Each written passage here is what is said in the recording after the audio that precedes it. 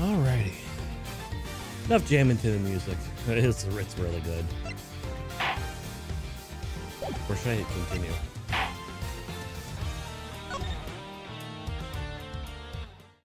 Alrighty, guys. Let's do this. Oh, yeah. Turnabout reminiscence. K. Faraday. Hold on. Ah.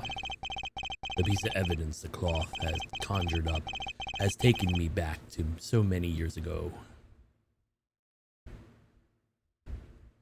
7 years earlier.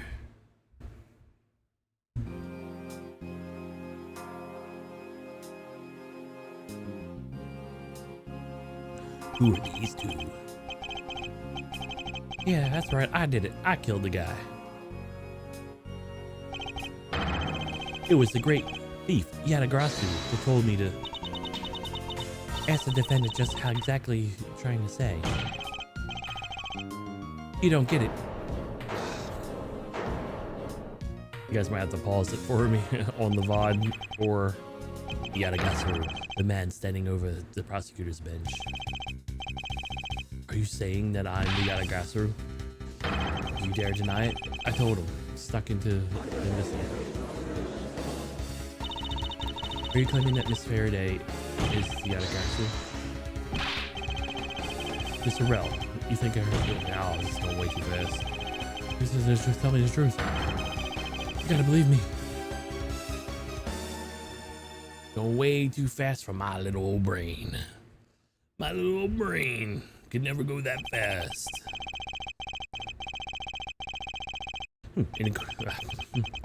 A new prosecutor should be called to replace Mr. Faraday.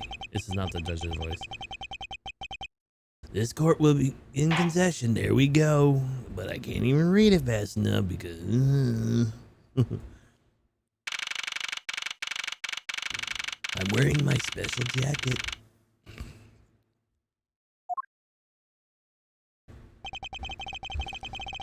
It's almost time for me to enter the courtroom.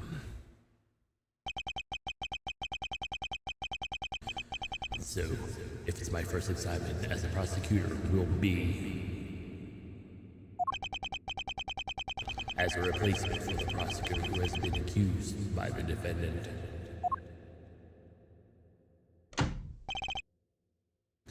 Wasn't his first actually with Mia?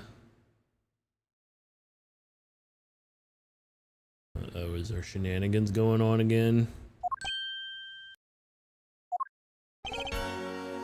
Sir.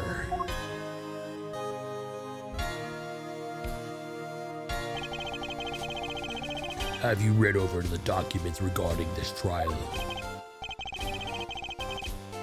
Yes, sir. I've memorized everything there is to know. Very good. The paperwork for the prosecutor's substitution is just about complete. Edgeworth, always bear in mind that your mentor, I, Manfred von Karma, will accept nothing short of perfection. I understand, sir. To have a chance to stand in court at such an early stage in my career, I am honored and proud.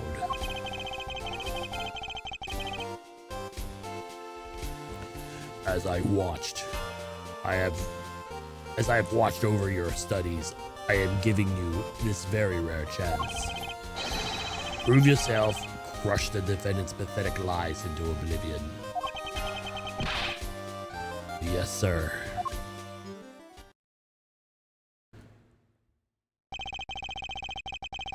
Such a legendary prosecutor will be watching and judging my performance. I have to be perfect in every way.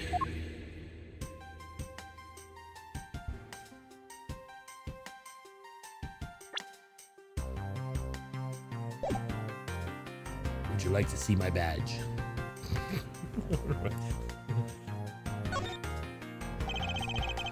Today's trial should have ended in just 1 minute.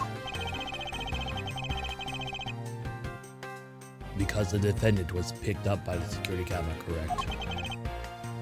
Exactly.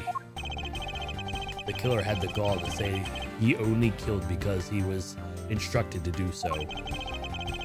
Even more outrageous, his claim to this case, prosecutor Byron Faraday gave the order. Faraday, such a fool. Because he's concerned by his very own prey. Sir, are you an acquaintance of Mr. Byron Faraday?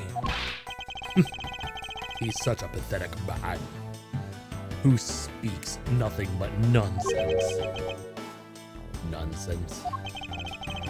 He once tried to explain to me the way of punishing those who cannot be brought to court. Those who cannot be brought to court. That is nonsense, for no man is above the law. Well, there's always a few exceptions. However, there is no reason to even deal with such individuals. The prosecutor is a guardian of the court, one with no obligation to outside matters. Thus, there's no reason to deal with such individuals, I see. Edgeworth, disgracing yourself as Faraday has, will not be forgiven.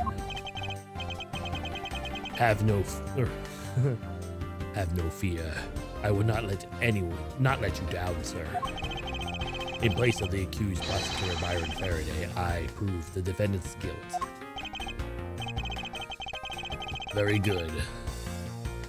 I've secured an hour of recess for you to prepare to do just that. Show them all the power of Unkarma.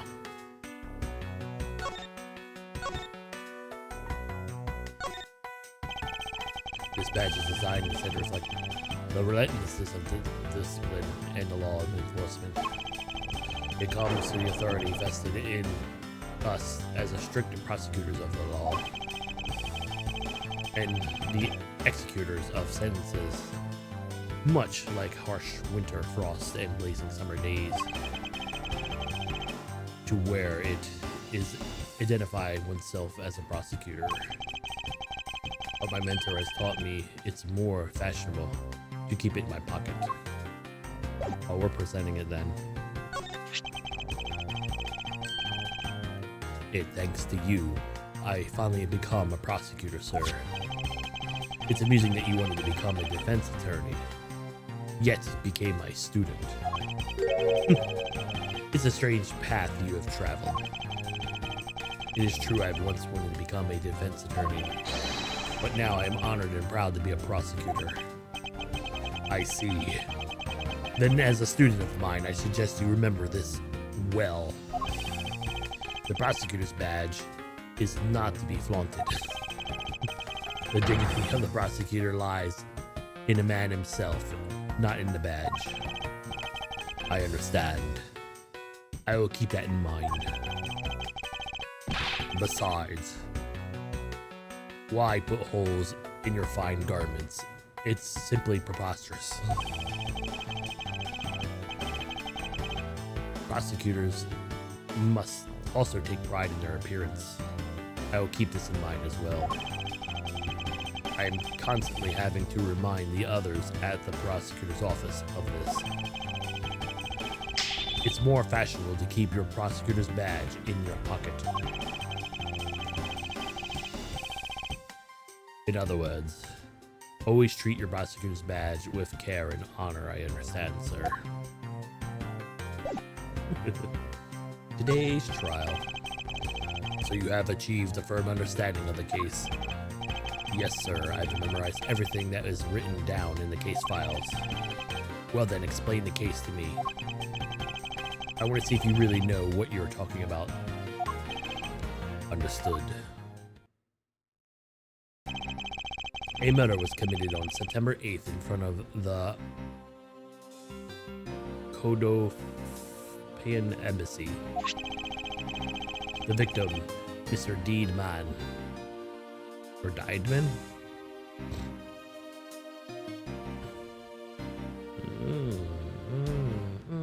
Died or deed? Nah, it don't matter. Was a staff member of the embassy. The defendant in the case, Mr. Mackerel.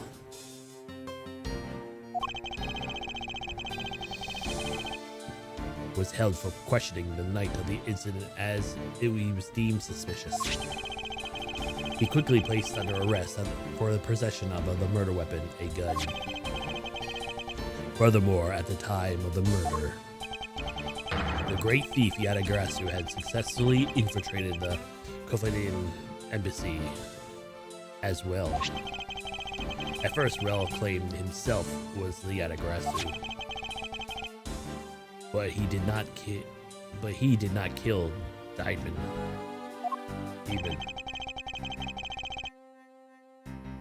I wonder what he expected to gain from such a desperate lie.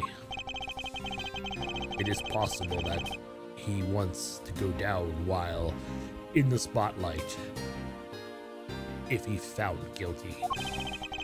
There is truly no limit to people's insanity. But I digress. Continue, Edgeworth. Yes, sir.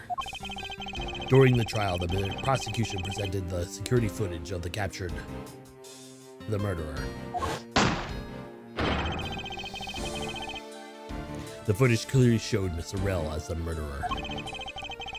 The act of Miss Rel firing the gun could have clearly seen from the visitors' gallery. Upon seeing that, the defendant retracted his statement and admitted to the murder. I did it because I was told to. By the real Yadagrasu, Byron Faraday. That sounds about right. However, you have forgotten one thing. While this may appear simply to be a murder of the I'm gonna keep messing this word up. Kodopian embassy staff member. People are actually referring it to the second KG-8 incident. The second KG-8 incident. I'm very sorry, sir. I fear I failed to study hard enough. Well, even among the police, it's information that only the select few are privy to. Could you please enlighten me, sir?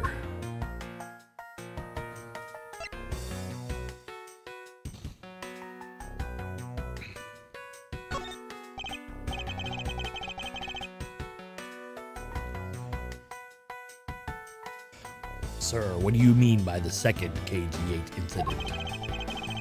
In order for me to tell you that, you must first learn about the original case. Take a look at these documents. This is a 3-year-old newspaper. Have you heard of the Amano Group scandal before, correct? Yes, I have. The secretary of Ernest Amano, of the Amano's group director, was arrested. Under suspicion of smuggling. Correct.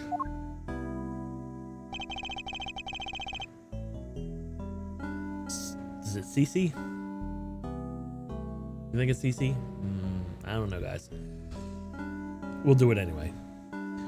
CCU was an employee of the Amano group and the sole witness of the smuggling operation. It was she who brought the crime to light. However, Miss Yu was silenced before she could testify in court. Wasn't the Kodopian embassy staff member arrested for the murder? Yes, Kodopian by the name of Manny Kochen was the suspect. However, due to lack of evidence, the case went unresolved.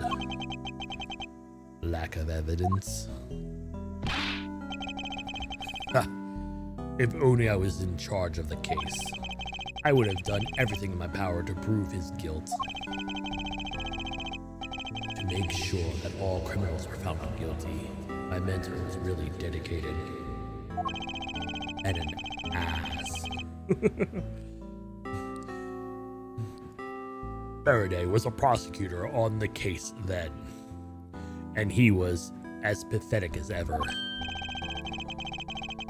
Mr. Faraday was in charge of the KG-8 incident as well. That's right.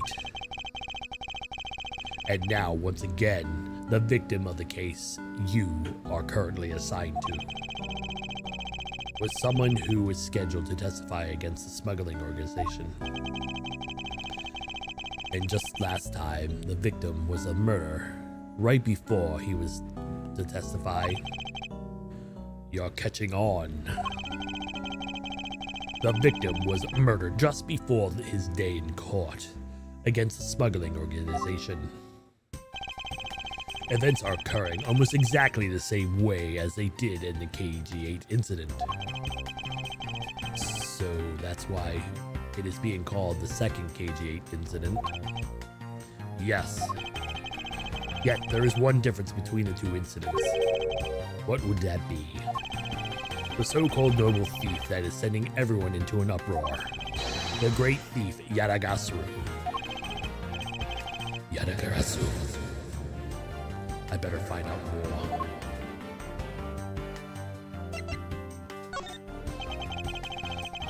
If it is true that the Yadagarasu showed up at the Codopian embassy,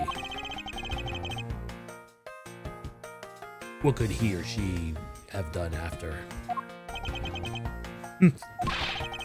No doubt to steal the suspicious accounting records and release them to publicity. Or more likely, to steal secrets from the Codopian embassy itself. Since the item the Yadagarasu stole from there was sent to the police. What was the Yadagarasu sent? What was it that the Yadagarasu sent to the police? I don't know the details. Anything related to the Yadagarasu is getting the top secret treatment. Still, I find it very ironic. By returning the stolen item to the police, it was proof and positive that the Yadagarasu had infiltrated the embassy. And on the same day, the staff member was killed. Criminals have a way of incriminating themselves, wouldn't you say? That would have been the first time the Yadagarasu has left evidence behind, correct? Yes, indeed. If you wish to learn more about the Yadagarasu, then I suggest you ask Faraday. Mr. Faraday. He happens to be a prosecutor in charge of the Yadagarasu case as well. He's the prosecutor in charge of both the KG-8 incident and the Yadagarasu case. Mr. Faraday really has a lot on his plate.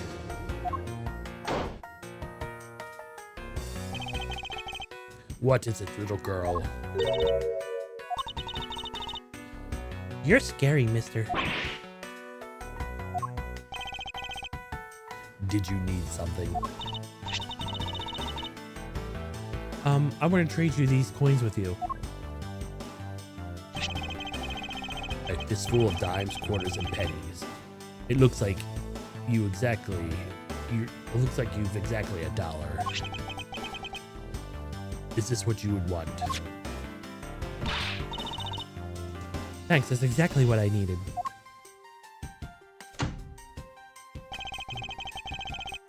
Could that child be here to watch the trial? How disrespectful for a child like that be running inside the courthouse. Does no one have the respect for this country's judicial system anymore?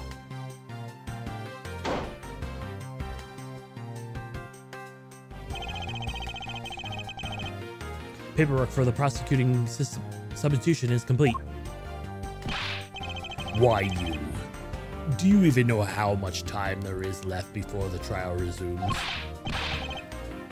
I'm so sorry. Have you been mopping up this courthouse instead of protecting it from an incident? Nope. It's no bother, sir. Not being completely prepared proves to be a perfect handicap for me. A proud one you are. You better collect evidence from Faraday and prepare yourself. It's time for your debut, Edgeworth. Wait, where is Faraday?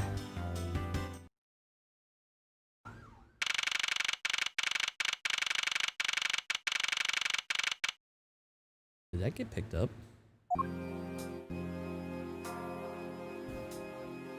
This is so odd. Having two people on the prosecutor's side.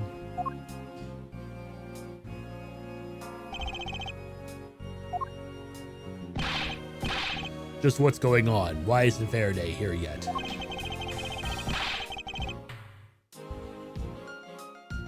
How is it possible that the defense is not prepared yet either? Bailiff, where's Mr. Faraday? I'm not sure. I wasn't really paying attention.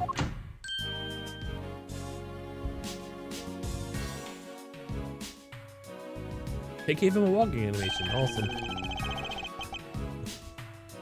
Ah, must you be the one Mr. Von Karma recommended? I hear this will be your first trial. I look forward to seeing how you perform. Oh, by the way, there is someone celebrating a birthday during the recess. I could have sworn I heard a popper going off. Come to think of it, the other day with my grandson. Sir, it looks like the trial is about to resume, however. Yes, it would be impossible to prove the witness a liar without the evidence from Faraday. What did a blasted buffoon up to? It's emergency, sirs! Oh no, it's Grimshoe. It's emergent. It's emergency, sirs. Silence! There shall be no yelling in the sacred hall of the law. Bailiff, remove this man from the courtroom at once. Please, wait. You have to listen to me. There's an emergency. The defendant in lobby number 2, Mr. Faraday, and the defendant. The whole two of them. They're both dead. What? What? What? It's so hard to do 3 whats and 3 different young judges for justice.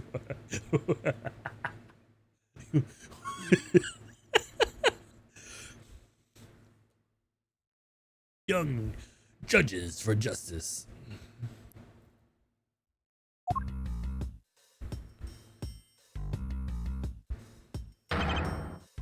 Stay back.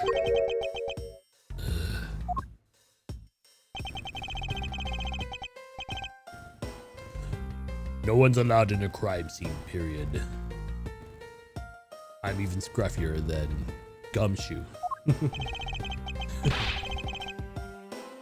Just who does this oddball think he is? This is becoming quite the hot spot. Isn't that Mr. Rell's defense attorney? Hey, you. Go running in the hallway, pal. And who are you to tell me what to do? I'll never find out what's going on like this. It's time for some civil disclosure. Or should I talk to new Mr. Scruffy? There's some ants over here. This sofa seems like it's needed some fair share of use. And it's another part of the courtroom that is visible from the window. Ah, my eyes. They have locked reflection in the barred window. As a student of Unkama, I refuse to back down. How do you give yourself? I won. I won. What is she talking about? Is he insane? I don't know. He looks a little crazy. I don't know this guy.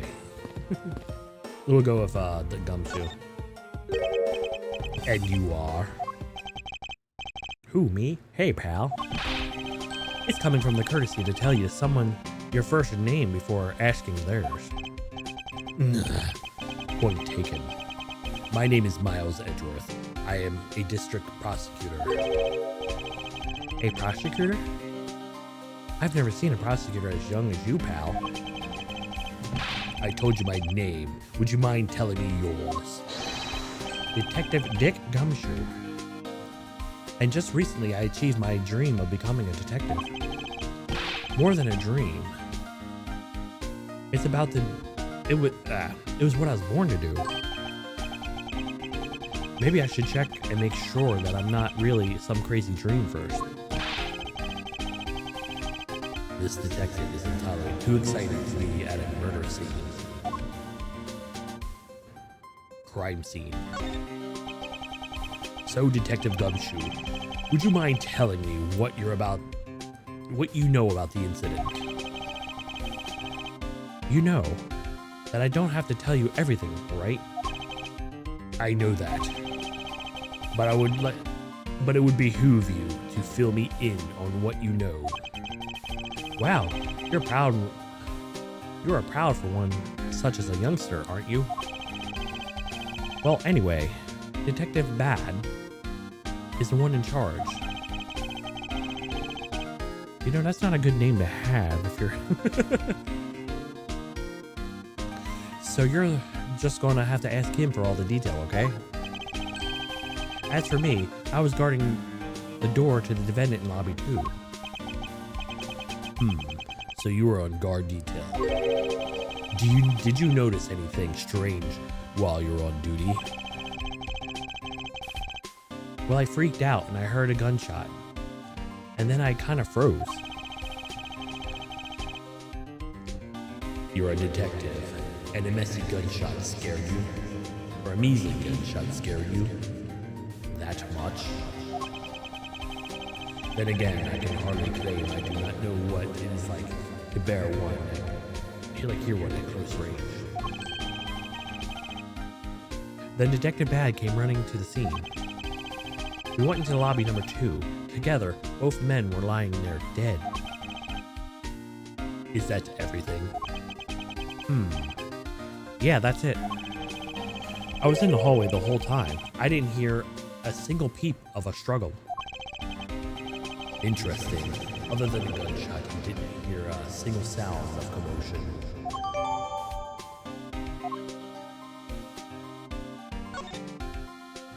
Look at this.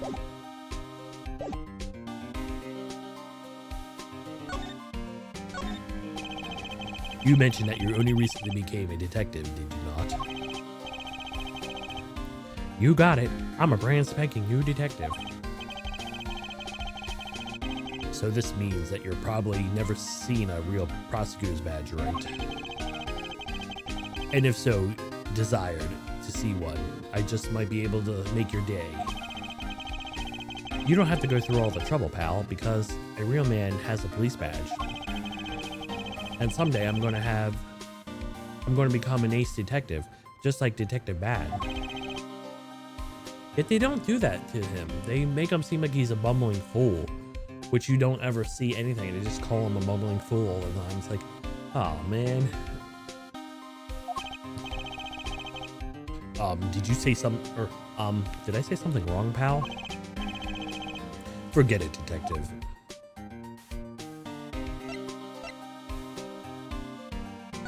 Why not?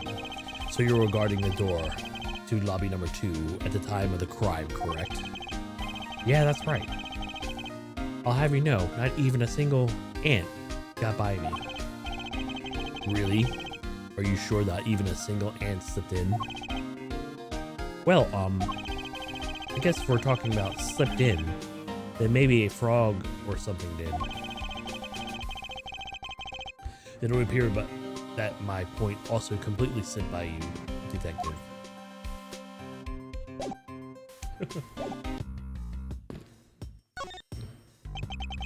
Do you have a minute? You know, I'm not really into talking to people I don't know. Especially at a time like this. I apologize. I did not introduce myself before bothering you. My name is Miles Edgeworth. I was to take Mr. Faraday's place in court. Edgeworth, huh? Never heard of you. So Faraday's substitute is a newbie, huh? I'll have you know, madam, that I studied under Manfred von Karma.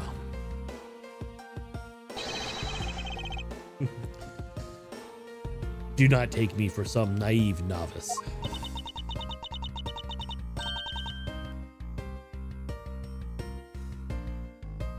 Oh man.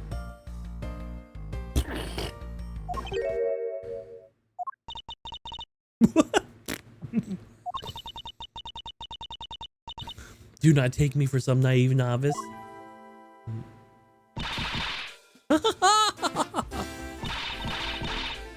You're a student of Von Karma? I should have... Those clothes are a dead giveaway. Stop it right there. These garments are the one who gallantly presents the facts. Oh, thanks for the great laugh. But I'll try not to make me laugh so much, okay? I wasn't trying to do anything of the sort. Just kidding. I was just goofing around. By the way, do you know who I am? My name is Callisto Yu. And if you're telling the truth, then we're about to go head-to-head in court. Ah, but of course. I have heard much about you, Miss Yu.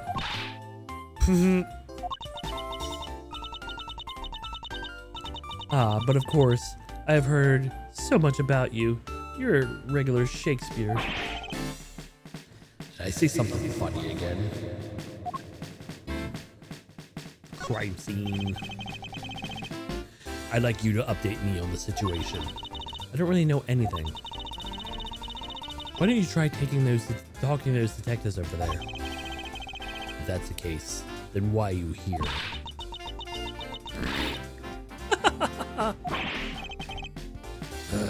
What's so funny? It's just, by the way you speak, it's so tactless. The person I was going against in court until only a little while ago was just murdered. It's not like I could just go back to the courtroom pretending as nothing happened. That's a good point. I apologize for asking such insensitive question. It's fine, don't worry about it. I guess I'll present. Miss Yu, what do you think about this piece of evidence? Actually, Edgeworth, I'm interested in finding out what you think about it. I don't really know much about it. Then I don't really know much about it either.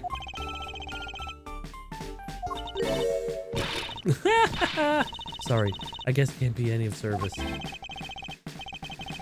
I shouldn't butcher too much. She'll just start laughing again. She's no help.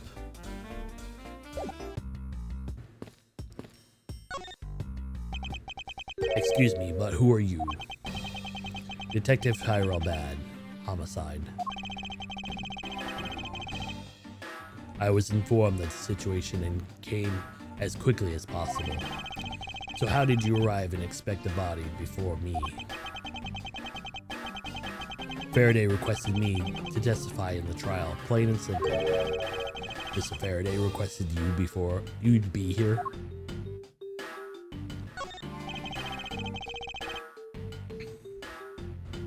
I've already contacted HQ about the situation. I've got nothing to say to you, kid. Kid? Mr. Faraday is a substitute in today's trial. Or I'm Mr. Faraday's substitute in trial. Therefore, I insist you update me on the situation. I can't back down here.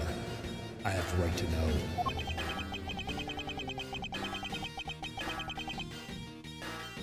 Do I need to teach you a thing or two about how to talk to adults, kid? Is he threatening me?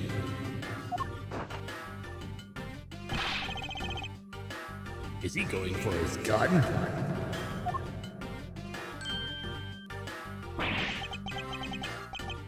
Is that just a mirror? How dare he trick me like that?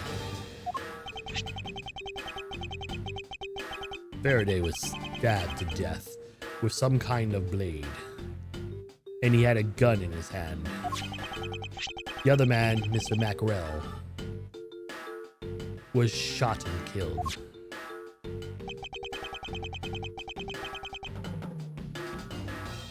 And he was found holding a bloody knife in his hand.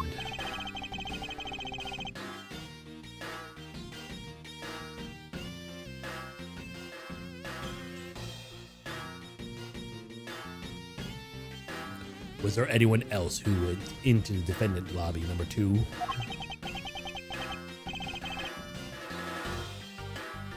Yeah, that big lug over there. His name is Gumshoe. He was in charge of guarding the place. He's claiming that no one else entered the room. If that's the case, then they must have killed each other, correct? Maybe.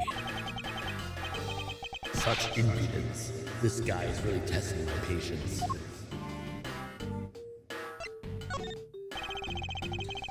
Why was I not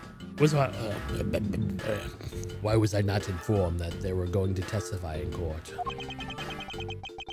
Homicides aren't my only gig. The Adagrasu case is also one of my assignments. So you are called upon the comment on the Adagrasu's characteristics in order to assess if Mr. Faraday was really the Yatagrasu or not. Well, looks like you just might have a brain after all in the heads of your son. Son? I'm not your son, Pops.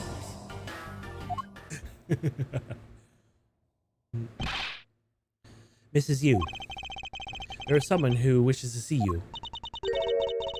Who is it?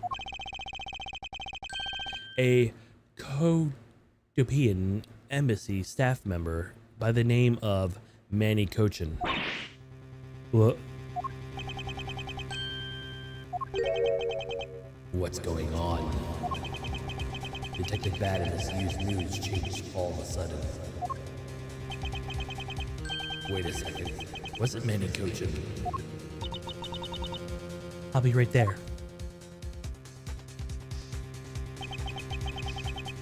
It's nice to meet you again, Mr. Wrong person. It's nice to meet you again, Miss Yu.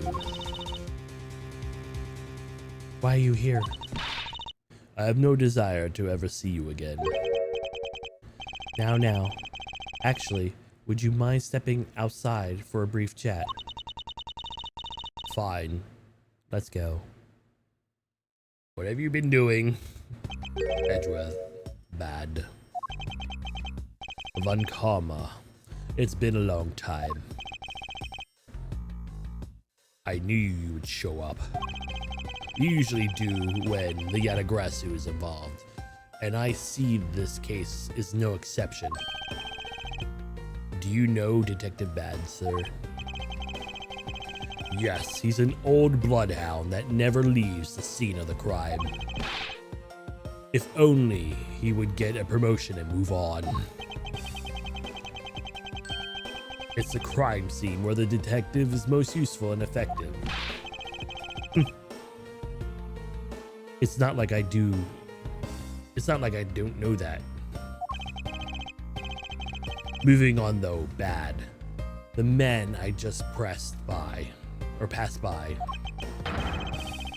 was not the suspect from the KG incident.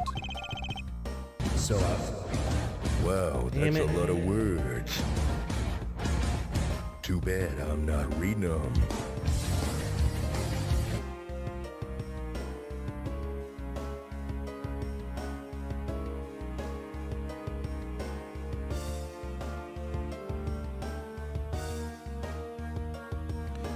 So I was right.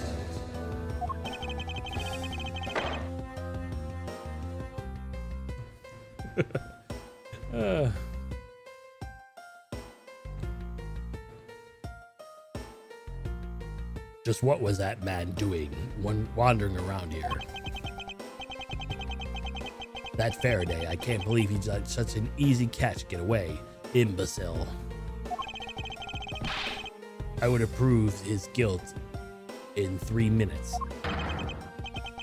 Von Karma, do you think you said enough for now? It is poor taste to speak like that about the departed. Very well. Back on topic.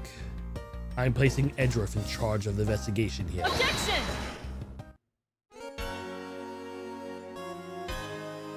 Wait, why is she here? Papa, how can you place him in charge? Franziska, what are you doing here? I'm here for summer vacation. What else? Okay. That's why she's here. Franziska von Karma. So she's here on vacation from Germany. She is the daughter of Landon von Karma and a student of his, who is a junior to me.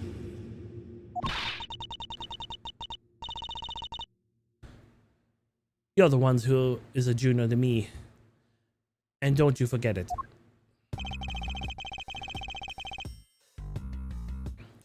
You're not conveniently avoiding the bar examination, are you?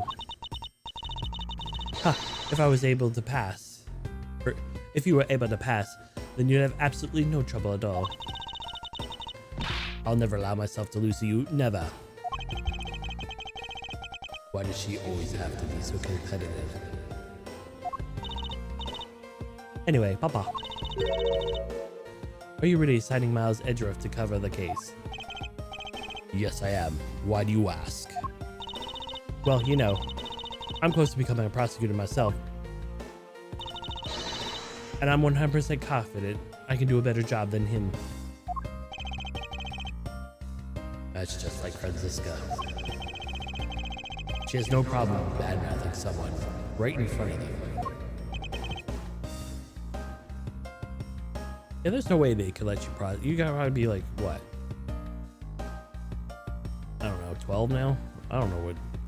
I'd have to. Bad. Yeah. These two will be conducting the investigation.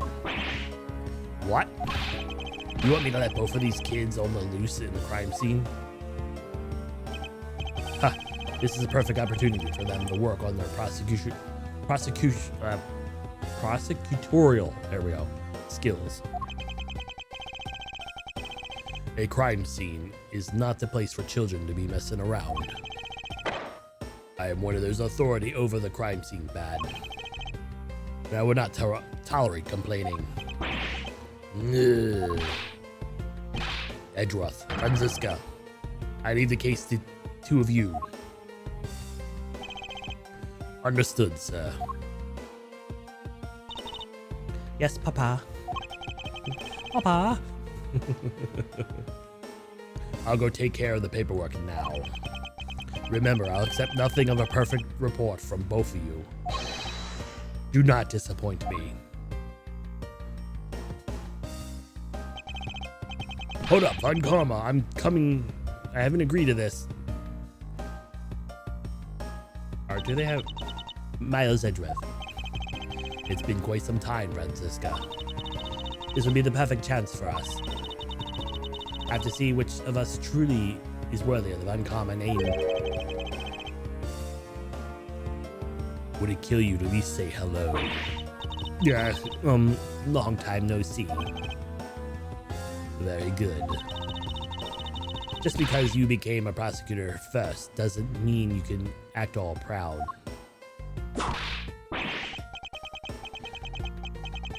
She hasn't changed a bit. Miles Edgeworth. As I was saying, we shall be the one in us worthy of the Von Karma name.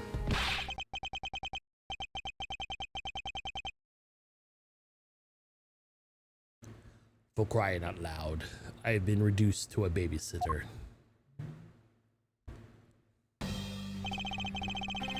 It looks like Mr. Montcalm is successful in his convincing of the detective. That's just like him. He never fails. Now I'd appreciate it if you would quickly run me through the facts, Detective Bad. You're better off checking things out on your own. Very well. It seems like I'm getting help from Detective Bad will be a most arduous task.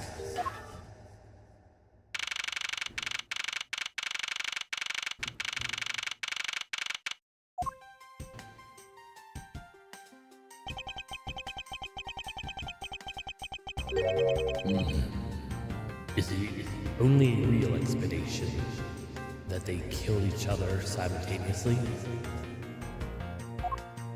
I don't know. We'll find out. I don't remember this case really that much. But the time jumping in this game is astounding. Like, they go back and forth like every case. So is technically the airplane the first one? And then I'm guessing the third one, and then the first one. And this takes place before everything else. Because this is supposed to be his first case, even though I thought his first case was against Mia in the third game. We'll get to that, I guess, eventually, but maybe they're retconning stuff that I guess maybe, who knows? Who knows? I'm not a timeline word keeper. I don't care. But I do like knowing things. So, I don't know. Miles Edgeworth, you should listen to someone until they're finished talking. What are you talking about? I'll only say it one more time. This is a competition to see who's truly worthy of the Von Karma name. A competition. The person who figures out the truth first wins. So the person who doesn't discover the truth is a dishonor to the name. Exactly, I don't care that you become a prosecutor before me. I simply refuse to hear any more foolish things that come from your foolishly foolish mouth. Fine, whatever makes you happy. I can take it that you're accepting my challenge.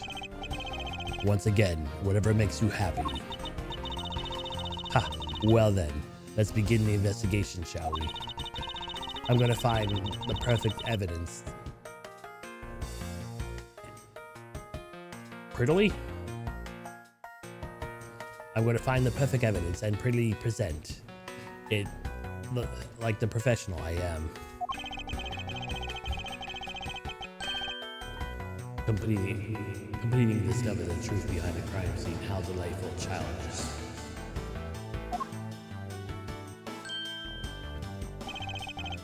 You kids over there, hold it, kid. Ha! Serves you right, Miles. He just called you a kid. I said kids, kid. How dare you call me a kid as well? I'll do what I please. And I won't allow you to cause a ruckus at my crime scene. I haven't even done anything yet. Hey, big guy, you're going to watch over these two. Yes, sir, Detective Mad, sir. Now do what I say from now on, kids, okay?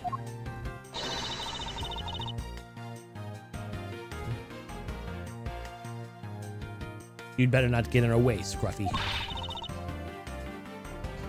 If you feel the bite of my whip, if you do. Eek! Then you, prosecutor boy. Let's get your investigation started already, alright? Great. Now even a detective treat me like a child. Alright, it's time to get investigating. Getting to move on, prosecutor boy. My name is Miles Edgeworth. And if you were to call me a prosecutor boy one more time, I will dock your pay. It will be my duty as a prosecutor to look into your monthly salary. Well, what? And you would do that? And what would you do with my salary after you saw how much it was? It's up to you now, isn't it? Really? Sounds good, pal. He's so naive. I'm gonna dock him $1,000.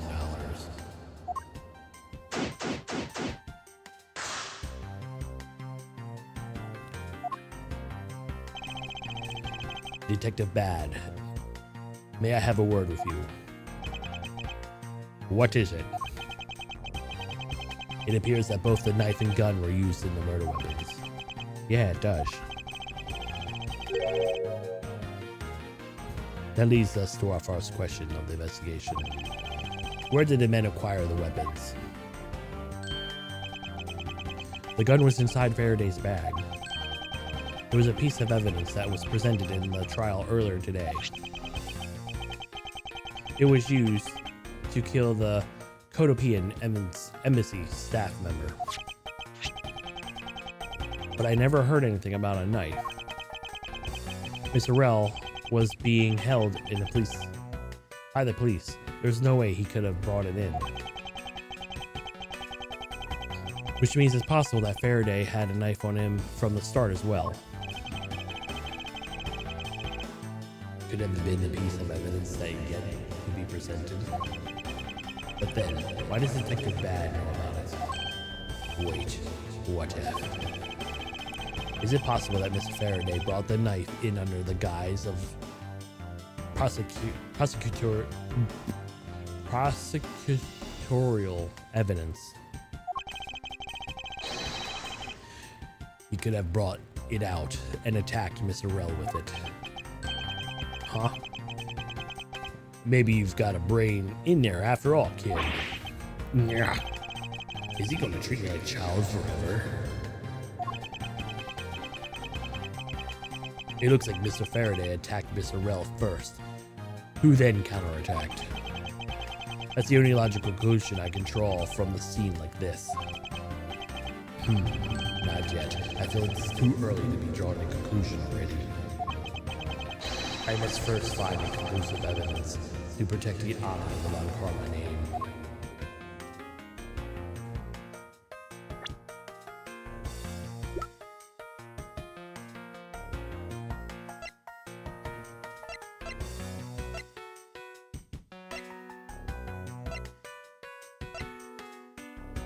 Okay, Dick is 26 here. I don't remember what he's in the first game, so I'm not sure how early this is. 22, 53. She's 13 here. I think you first see her 18 in the second game. She's 18. So this would be 5 years before the second game. Okay.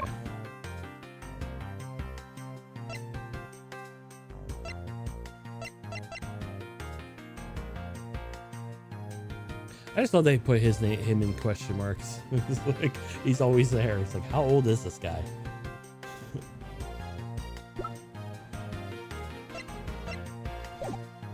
Okay.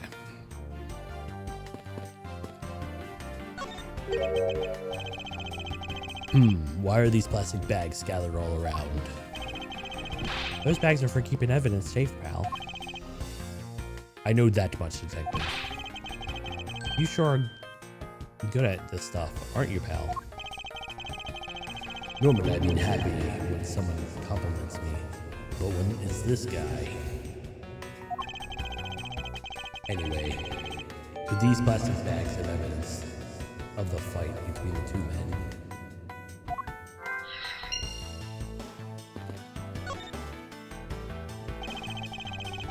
It looks like Mr. Faraday fell on top of Mr. Rell. At first glance, it seemed like the two must have killed each other, however.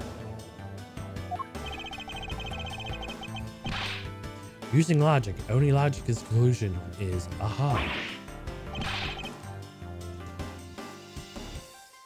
What was that outburst for? My detective instinct just hit me real hard. It was Mr. Rell who fell first. See? You don't need a detective's instinct for that. It's common sense. But I suppose we won't know much before that until after examination. After examining the bodies.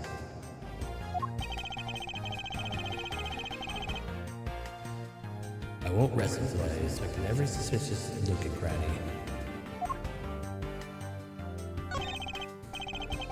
Mr. Faraday, how ironic for him to lose his life in the courthouse. Yeah, why did he have to be killed like this? I don't know what to say. I can't believe this happened while I was on watch, pal. Rather than beating yourself up, you should spend your time continuing the investigation. Didn't you become a Didn't you become a detective in order to solve crimes? Yeah. Then get back to work and find out the cause of this murder. Right, I'm on it, pal.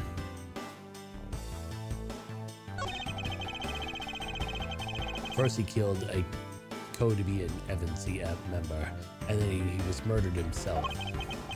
This guy wasn't exactly an angel, you know. Oh, what makes you say that? Well, he's been hauled to the precinct several times for theft and assault, pal. So yeah, he's definitely the type that's committed a murder or two. Well, he didn't admit killing Mr. Deedman. Or Dademan. I don't know. Hey, good point, pal. I knew the detective's intuition was telling me something. Detective's intuition? Yep. Do you know about it? It's a special feeling that all We don't have much time for this conversation right now. Let's return to the investigation. Alright. Looks like Mr. Rell died with the knife in his hand. There's some blood stuck on it. Then he must have used the weapon to, yep, no doubt about it. Was Mr. Faraday carrying this on his personage? Did he bring a piece of evidence for the trial? Or did he bring it with a very difficult intention in mind? I should jot down some notes about it. Knife obtained. Alright, let's do gun. Looks like Mr. Faraday died holding the gun in his right hand. Or looks like Mr. Faraday died while holding the gun in his right hand. So he shot Mr. Rell and then fell on top of him while still gripping the gun. I guess that does seem kind of strange, huh? I mean, why would Mr. Faraday know how to fire a gun? I don't want to be a jackass.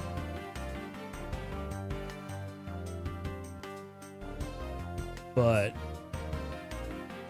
I've never fired a gun and I know how to fire a gun.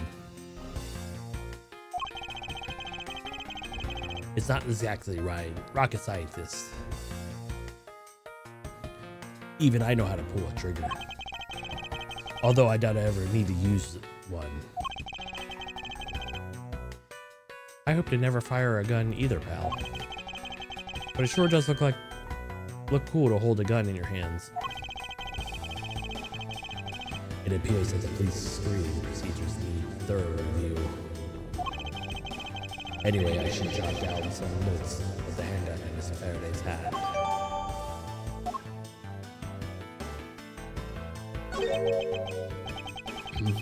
Why are these plastic bags scattered all around? Those bags are keeping evidence safe, pal. I know that much, detective. You sure are good at stuff, aren't you, pal? Normally I'd be happy when someone couples me. But when it's this guy? Anyway, I could put these plastic bags of evidence. A piece of bags of evidence of a fight between two men. Okay. Are we done?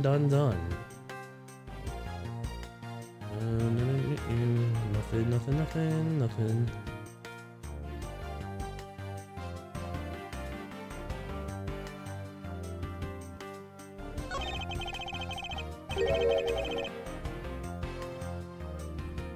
His hand is all black. Down here, you see? I wonder what it could be. If you look closely, this blotching pattern resembles an ink stain.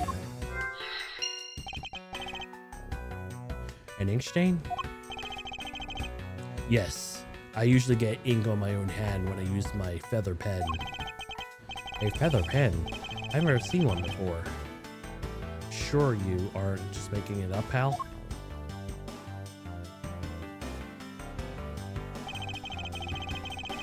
Mr. Rel's cause of death is being shot, correct?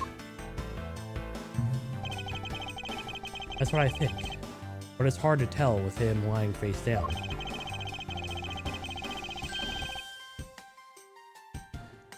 Death is bad enough. But if it was truly lamentable that someone would try to hide the truth. Are you sure what they're trying to hide is something? Are you sure they were trying to hide something? I cannot confirm Mr. Rel's death because his body's positioned like that. Detective Bad, I would like to examine the bodies in further detail if possible. What is this? You're not able to form a theory with them the way they are? I believe an examination of the bodies is vital to finding out the perfect evidence, don't you? I suppose you have a point. Well, hurry up and get on with it. Labby. Baby? Labby? Oh, okay. Yes, sir. We have taken enough photos of the scene, sir. And there you have it.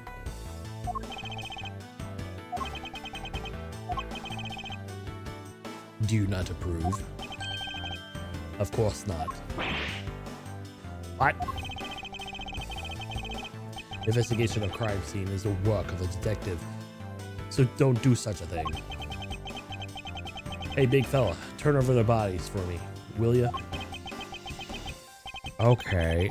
Please forgive me, Mr. Faraday, sir. Gumshoe, do not get emotional involved. Remember, you're a detective. Yes, sir. Understood, sir.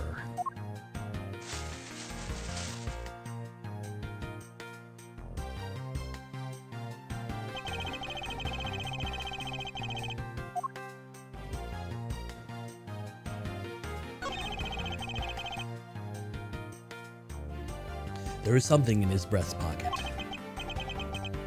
It's a fountain pen. Now you see this, Gumshoe? Hey, you know, I was always keep behind a pencil behind my ear. It's because Detective Bad is always telling me. You should always write down the name of everything you own. Yes, somehow you do strike me as a forgetful individual. Oop. Something different with the knife, maybe? It looks like Mr. Faraday was stabbed with this knife Mr. Rell was holding. Ouch. What's wrong, detective? My stomach started to hurt from thinking about being stabbed. Just keep in mind on the case, alright? Not really much. Nothing new. Okay, nothing there. Shot in the chest. It takes some guts to fire a gun in a courthouse. I mean, I've been a detective a whole week, and I still haven't fired a single round yet. There aren't any burn marks on his clothes. That must mean... Wait, burn marks? A round grows very hot when discharged from the firearm. Therefore, burn marks are usually left when the shot is fired from point-blank range. Ergo, Mr. Rell must have been shot from at least a yard or two away.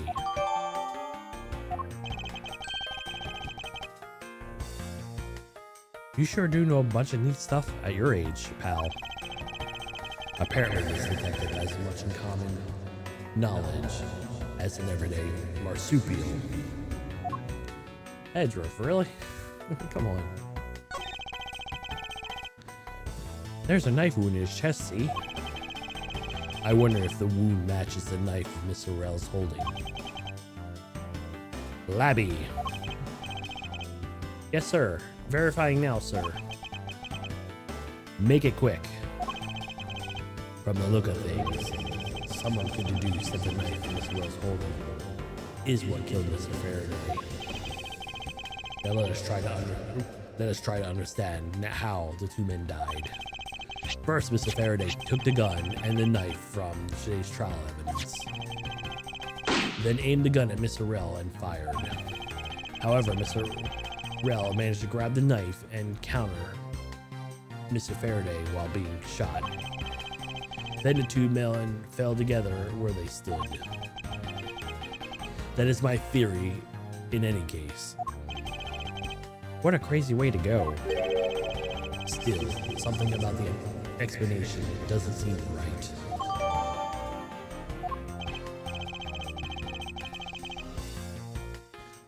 I believe I now have a firmer grasp on what happened here.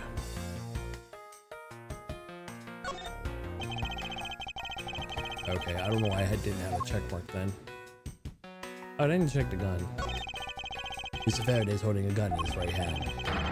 That's one way to... That's when Miss Orell got blown away, right? Labby, your answer? Yes, sir. We found that the ballistic markings do match that gun. Oh, ballistic markings are figurative fingerprints of a gun leaves on a bullet when fired. Every gun leaves its own unique ballistics marking. Therefore, by looking into the markings on the bullet, you can tell which gun it came from. Yeah, that's it. Of course. I already knew that all about that, pal. Maybe you're better off going back to the academy. Hey, come on, sir. Cut me some slack, will ya? So the bullet that was fired from the gun is what fell on Miss Orell.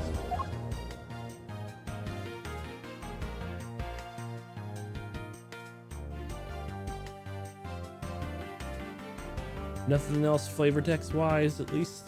Nah. Okay.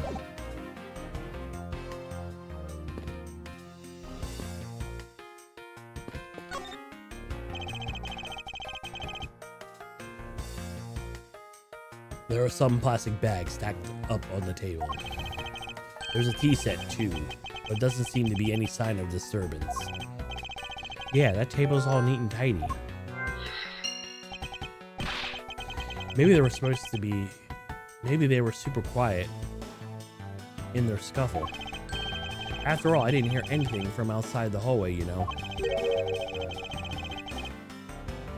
Maybe the plastic bags scattered on the floor are throwing us off.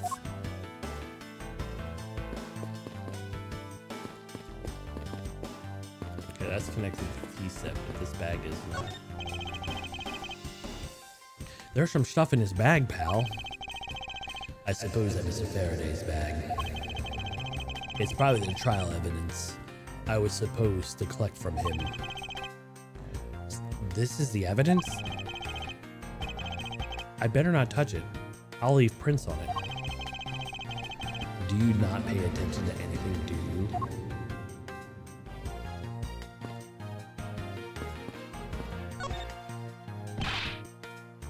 Whoa! What is it, Detective Gumshoe? My TV at home is so tiny compared to this one, pal. Then perhaps you should purchase a more normal-sized television like this one. Oh, let me see here. Wow, this thing's huge. Wow. And way too noisy. You're the noisy one, Scruffy. Don't touch it. You'll get your fingerprints all over it. But I didn't touch it. Preservation of the crime scene is foundation of detective work. The foundation. Sounds like something the rookie here needs to shore up on.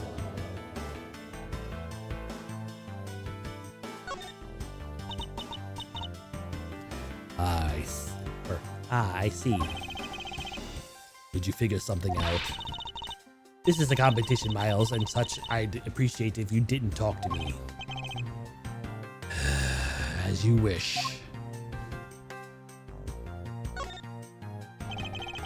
The TV has been left on. Why are you looking at me like... Why are you looking at me like that? It wasn't me. I didn't touch anything. Gumshoe. You do not know what will happen if you touch something again. Right? I didn't touch anything. I won't even go near a TV, sir. And you, get back to your investigation, all right? I was planning on doing all, so anyway.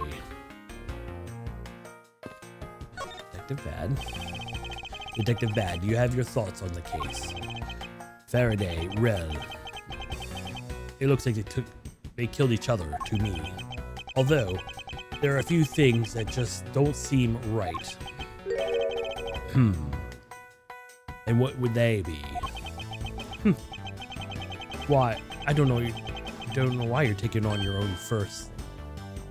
Take your own in first before you bother me, boy. Whoa.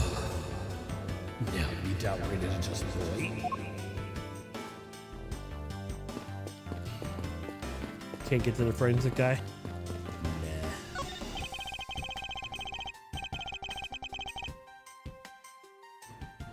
This decorative plant foliage is quite nice. It's actually some soothing around it.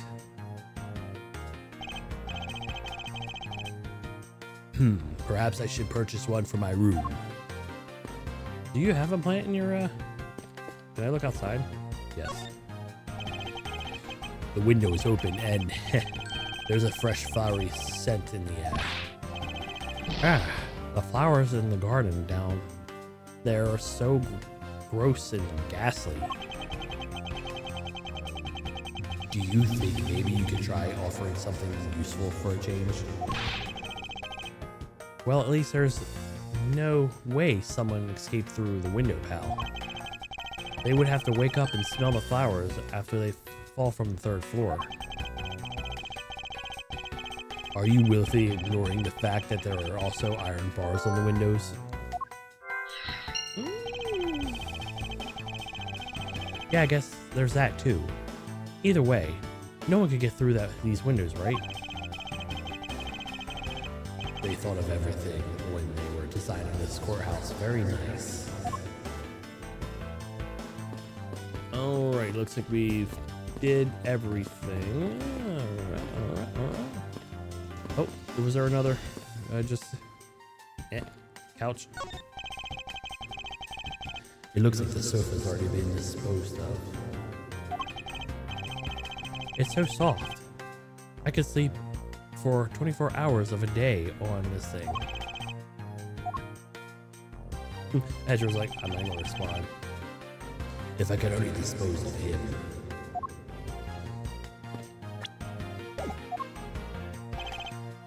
Yeah, pal? I'm so excited, pal. This is my first real crime scene.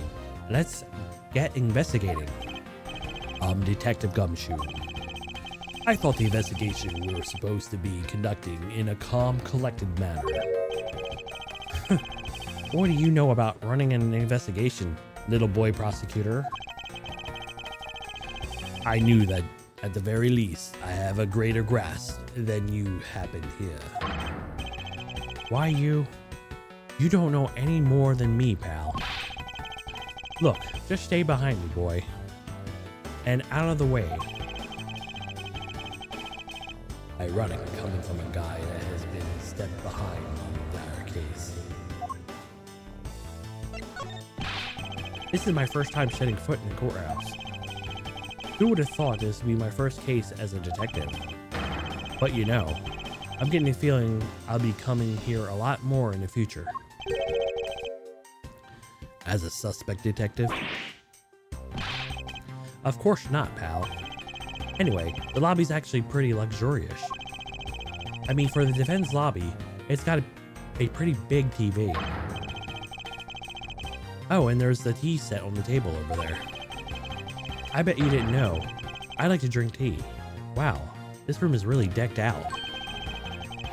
If it means spending time here, and maybe a suspect isn't such a bad thing after all.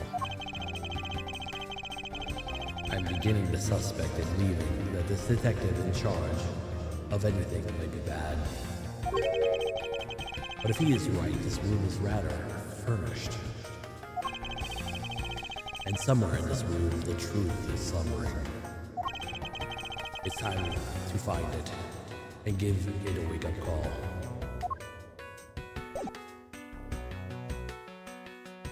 I wonder if I should present anything to him. How about this? Do you have any insight on this, Detective Gumshoe? Well, as a detective, I'd rather see something actually related to this case, pal. And here I thought this was related enough. I guess that's his, I don't have an answer for you, kind of thing.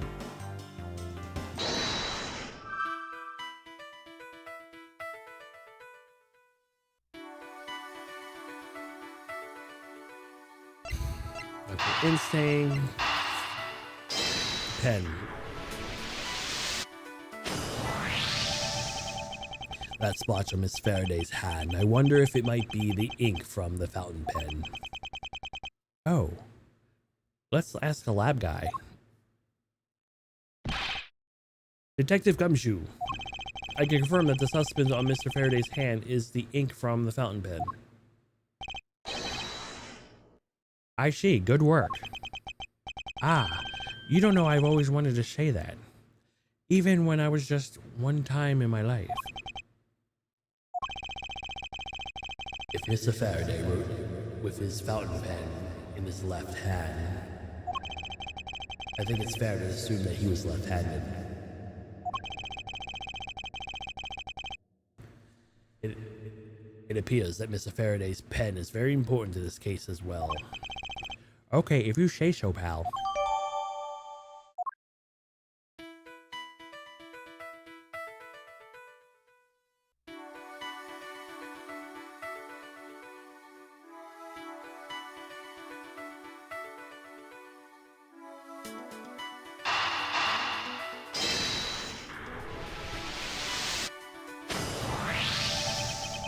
There's a very tidy pile of plastic bags on the table, and yet a portion of them wound scattered up on the floor as well. It's not likely that the ones on the floor were knocked over during a struggle, which is the case that might not be another explanation as to how they got there. Another reason? I believe it's possible that the blood on the outside of the bag was related somehow. Eek, please, get that blood away from me, pal. Detective Gumshoe, whose blood is on this bag? Hold on, let me ask the lab guy. Alright, hurry. Wait, to get a load of this. Pal, it's Mr. Faraday's. Oh, and the technician said he didn't find anything else on the bag. In the bag either. It would appear the bag is a very important piece of evidence. Okay, if you say so. I'll leave it in your hands, pal. I guess there's not much left to investigate, huh? They really did kill each other. No, we can't conclude that quite yet. There's still something I find very peculiar here. The theory that is simply killed one another is too simplistic in this case. In fact, there are actually a contradiction that shows there is another possibility. No way, pal, really? I suppose I will have to show you the contradiction in this crime scene.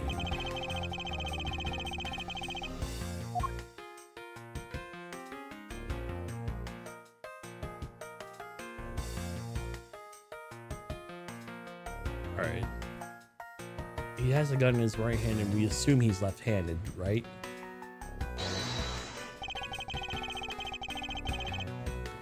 Is this spot somehow connected to any evidence I hold? Eureka! Now we come to face with the contradiction I spoke of, and it is this. Mr. Faraday used his left hand to write with his fountain pen. Ergo, he is left-handed. And yet this handgun is in his right hand. Don't you find that odd that a left-handed Mr. Faraday would hold the gun in his right? That, ladies and gentlemen, is a great contradiction haunting this crime scene. Hey, you're right, pal. Does that seem kind of strange? But could something like that happen? The facts add up to one conclusion, and one alone. Someone else put the gun in Mr. Faraday's hand after he died. Someone else? Plastic bags scattered on the floor and a gun in the wrong hand. I sense the presence of a shadowy figure behind this case. A person of vile intent who is serious about keeping the truth from us.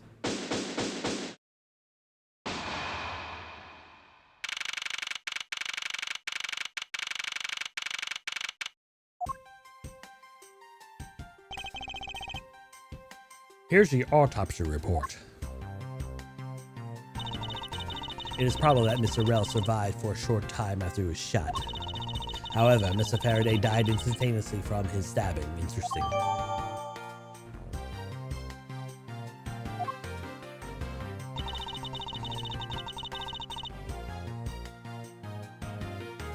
It looks like we now know everything we need to know about this case. Are you sure we know everything? Of course, the incident began with Mr. Faraday attempting to get his revenge. The prosecutor went into a rage from being accused and tried to kill the defendant. But the defendant fought back and ended up killing each other. It is all very clear and simple. There is absolutely no margin for doubt. Do you really believe that to be the truth? Ha! Are you saying that just because I figured out the truth before you? That you don't want to believe me, believe it's true?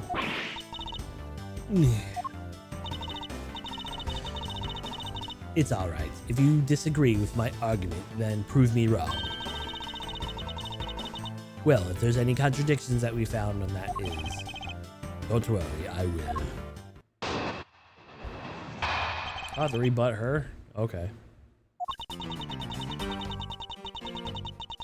Mr. Faraday's death was instantaneous, while Mr. Rell survived for a short time. From this, it is obvious that Mr. Faraday died after he shot Mr. Rell. And Mr. Rell, while in the brink of death, stole Mr. Faraday's knife and stabbed him. Those are the facts of this case. Mr. Faraday's death was instantaneous. Therefore, he must have attacked first. Proving that the logic to be false is probably the fastest way to show her that she's wrong. In fact, I should first look into any holes in her theory. Rebut.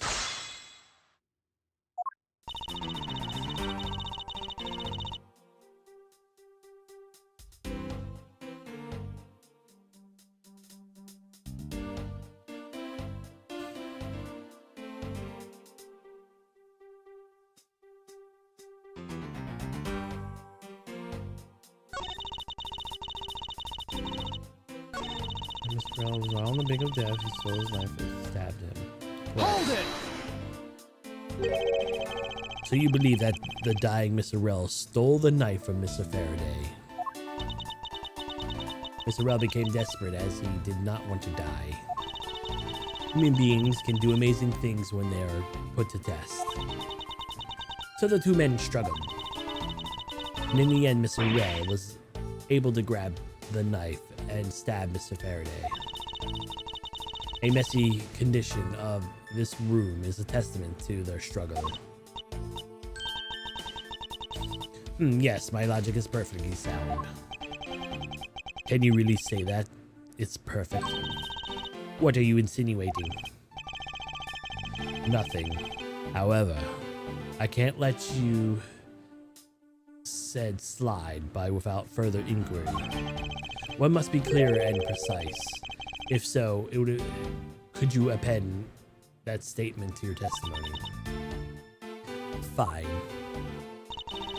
They struggled and Mr. Rell used the last of his strength to counterattack Mr. Faraday.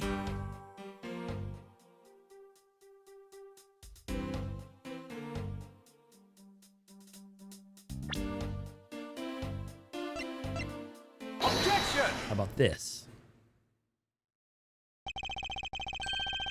If the two men were fighting, their struggle would have surely been cause for quite a bit of noise.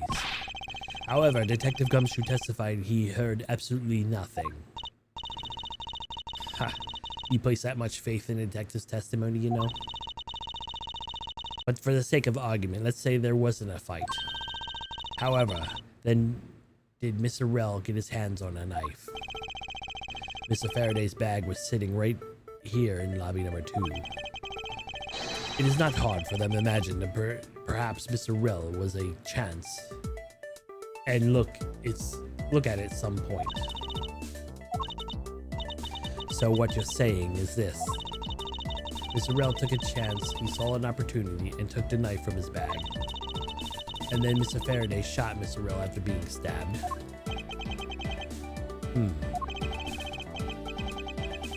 Isn't there something strange in this statement just now? I believe something is off. Wait, something doesn't add up. Oh, really? It's simply not possible for Mr. Faraday to shot Mr. Rell after being stabbed. Take that! According to the coroner's report, Mr. Faraday died instantaneously, meaning that he died immediately upon being stabbed by the knife. Ergo, he could have possibly not have fired the gun after that. Oh, you got me. But of course. Well then, if the report is correct, then there's only one correct explanation. If we suppose that Mr. Rell was attacked first, then Mr. Faraday, who died instantaneously, would have been unable to kill Mr. Rell. Therefore, Mr. Rell had stabbed Mr. Faraday after he was shot, and then both died. That's the only explanation that makes logical sense.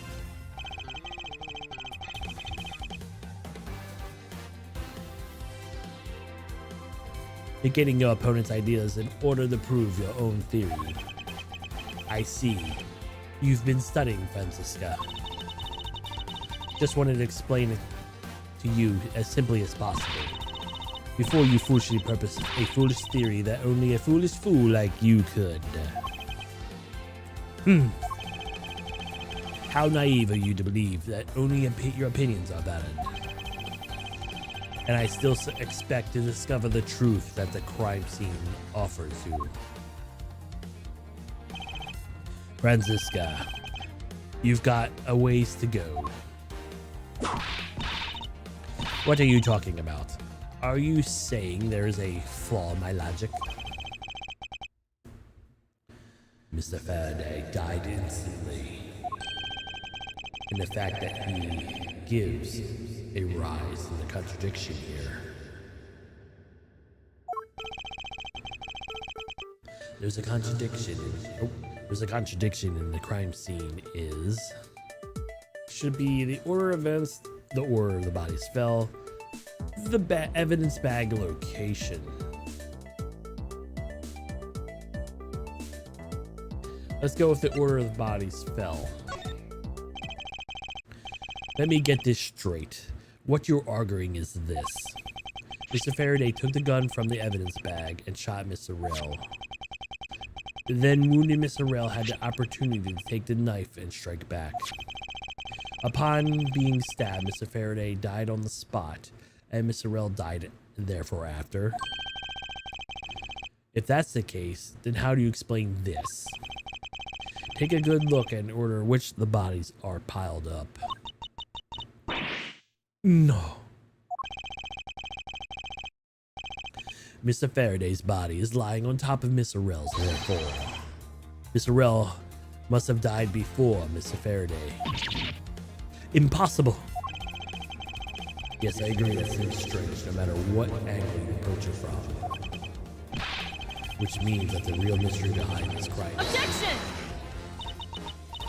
No, not so fast. Miles Edgeworth. What now? I simply think that you ought to think a bit more outside the box. And it's even clearer now that the incident started with Mr. Faraday's murderous intent. She sure bounces back quickly. An explanation won't be enough for this time. It's going to take some very decisive evidence to prove her wrong. What happened? Part 2. It is just a chance that Mr. Faraday's body fell on top of Mr. Rel's. The two bodies fell into a pile, which indicates that they attacked each other at the same time. It really doesn't matter the slightest. They fell in the opposite order.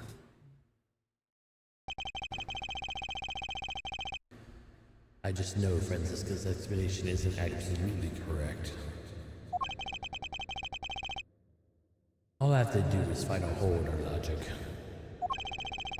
Once I do, I can present her with evidence that proves the contradiction.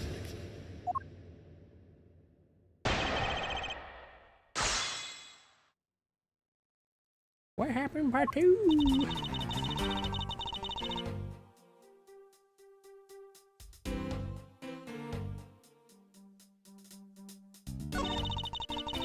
On a pile, which indicates they attacked each other at the same time. Hold it! What do you mean by they attacked each other at the same time? I assume that Mr. Faraday had two different weapons in his hands. He made an attack that Mr. Rel was holding both the knife and the revolver. And then, after Mr. Faraday fired the gun, Mr. Rel grabbed the knife as he was falling and stabbed Mr. Faraday. And that's how Mr. Rel went up on the bottom and Faraday on top. At close range, there's more than a possible. Yes, it's possible, but if you have any other ideas, then show me what you've got. Oh, I will. And to that extent, I'd like you to append what you just said in your testimony. I don't see any point to that, but please. The fact that indicates that they attacked each other at the same time from close range. Oh, let me go back.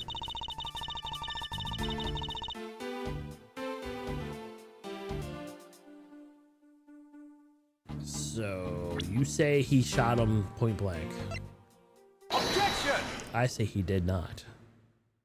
And so does Edgeworth. So you believe they killed each other at close range? Sorry, but that's impossible.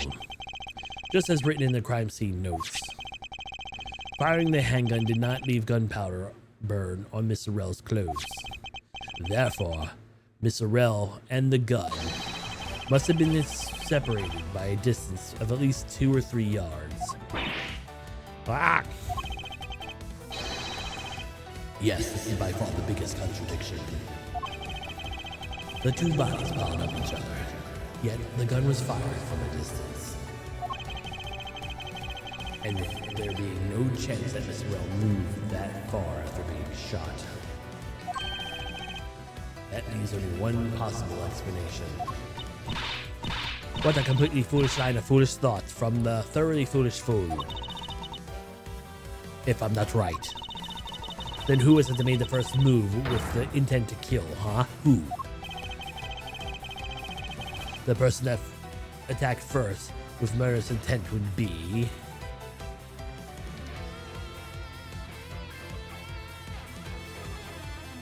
Neither of them?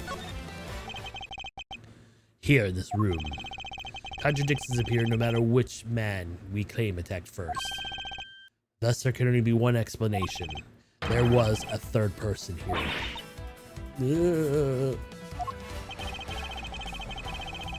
It's the third person who killed both Mr. Faraday and Mr. Rell, and set their bodies up to make it look like a double murder. The third person is the real culprit. Miles Edgeworth, there's just one thing you're missing. Evidence, correct? Exactly. Everything you said up until now is just nothing more but a story played out in your head.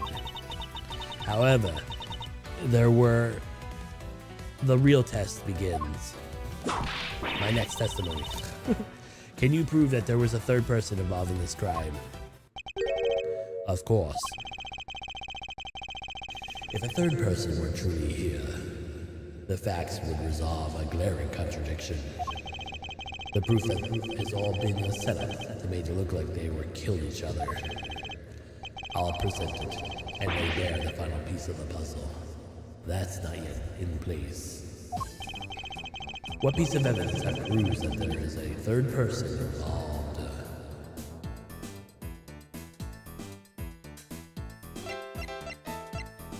Take that! The gun at Mr. Faraday's hand and plastic bag with the blood on it. These two items point to the presence of a third person. How so? Recall Detective Gumshoe's testimony. I was in the hallway the whole time, but I didn't hear a single peep of a struggle. If there wasn't a struggle in the courtroom, then there shouldn't be any plastic bags on the ground, meaning there's someone else that deliberately scattered them around. Do you not see the possibility of this?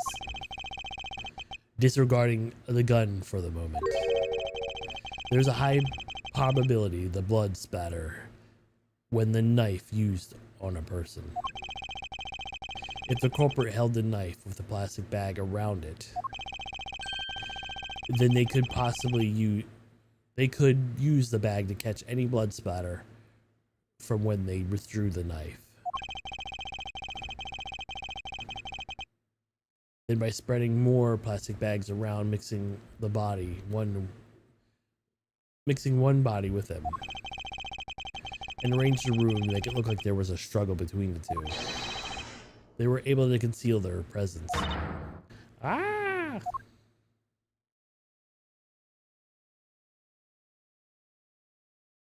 That's some good shit. Looks like we still got a long way into this investigation. Yes. Objection!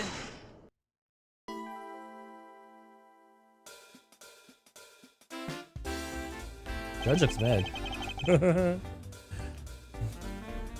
What the heck is up with you, pal?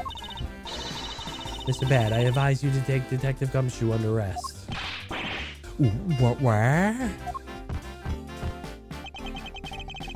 What's the meaning of this? Ha! Looks like you're not mad enough to discipline your own subordinates. Don't you dare. What? The detective claims that they were standing in front of a door the entire time. But I have a good authority that was a giant lie. Mrs. Yu, I ask you please explain that last statement. I'll let His Honor explain it himself. I saw it with my own eyes, I tell you. During the recess, there was a period of time when there was no one in the hallway. What? You see, Mr. Bad? So I ask you, Why is a detective who was supposedly doing his job the whole time? I want to fabricate such a lie. Gumshoe, did you kill Faraday? No. Of course not, sir. It would appear that the one who set the whole crime scene up is that detective, which basically renders his testimony a complete lie and wholesomely invalid. It is a perfect logic that has come tumbling down, Miles. Ugh. I was in the hallway the whole time, but I didn't hear a single peep of a struggle.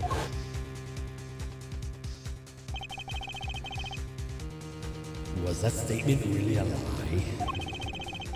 Detective Gumshoe, you are now suspect in the murder of 2 men. Now spit out the truth. So help me. I haven't lied to anyone, sir, honest. I really was there. I was really in the hallway the whole time. Hold it!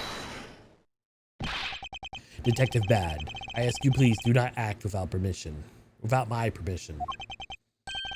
After all, I am the one who's heading up this investigation, am I not? Don't talk to me like you know where you're going on, boy. All I want for this investigation to run perfectly. Perfection is the only wish of a disciple of Bankama, after all. Therefore, before you take Detective Gumshoe into custody, I'd like to set the record straight on something. And what is that? Should I ask Detective Gumshoe about?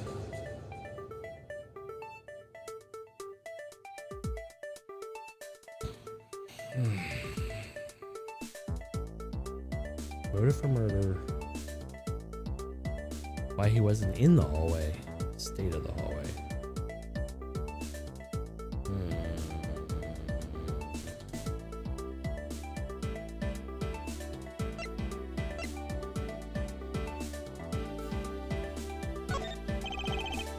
Detective Gumshoe.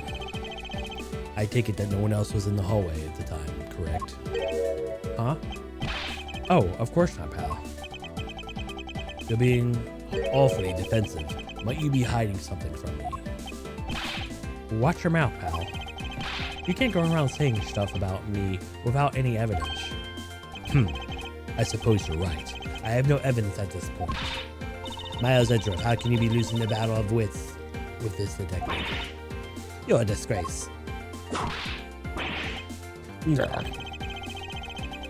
Maybe I should ask him about something else. Why he wasn't in the hallway? Detective Gumshoe, why were you missing from the hallway for a span of time? Look, pal, like I said, I was here the whole time, okay? Objection! Miles Edgeworth, why are you wasting your time with this completely useless question? The only logical reason as to why he was absent from he was busy committing the crime scene. Anyone who says otherwise is a fool. Yeah. Maybe I should ask him about something else. What should I ask Detective Gumshoe about? Motive for the murders. I suppose there's one thing I'd like to be clarified. Is Detective Gumshoe motive for committing this crime? Motive. Huh.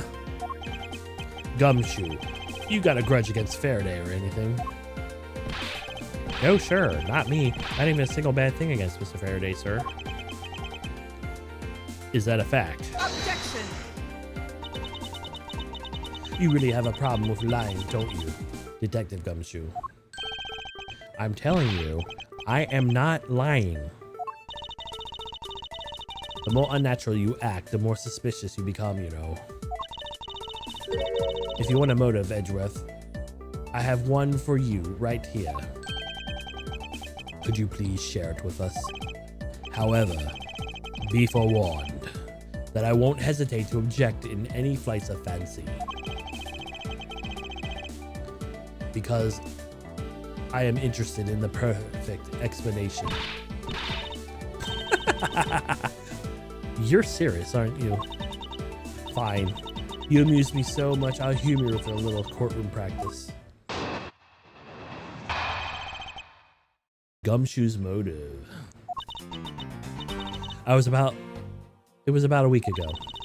I saw the detective get chewed out by a livid Faraday in front of the precinct. He stood there, super pale, as Mr. Faraday yelled, "That's a salary cut for you, you nitwit." A brand new detective suddenly getting his salary cut. That's a reason enough for a grudge. Well, how's that for your perfect explanation? You really misunderstood me, pal. No matter how mad I get, I could never hold a grudge. Quiet. We can't trust anything you say. Sir. There's nothing wrong with the motive she proposed per se.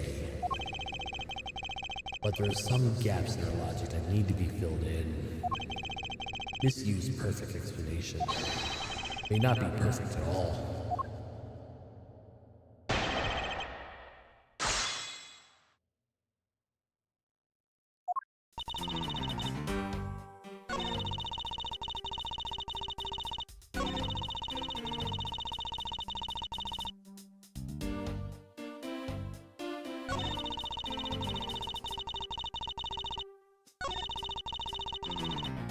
Hold it! You call this explanation perfect? Is it not to your liking? Unfortunately for you, it's just not up to my standards. Oh, is there something you wanted to clarify in that case? What should I do?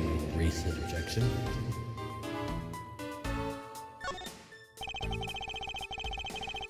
Alright, if you could be clear on this thing up for me.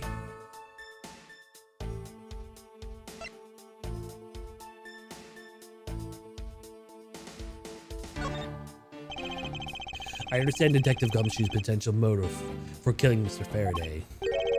However, what about his motive for killing Mr. Rell? His motive for killing Mr. Rell? Like, I would know.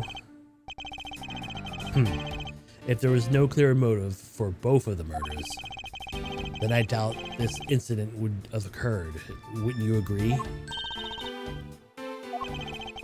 Is there anyone else who might have had a grudge against either two of the men?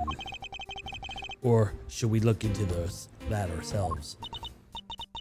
Oh, on that case, I have absolutely no idea. What? But that's impossible. She knows something.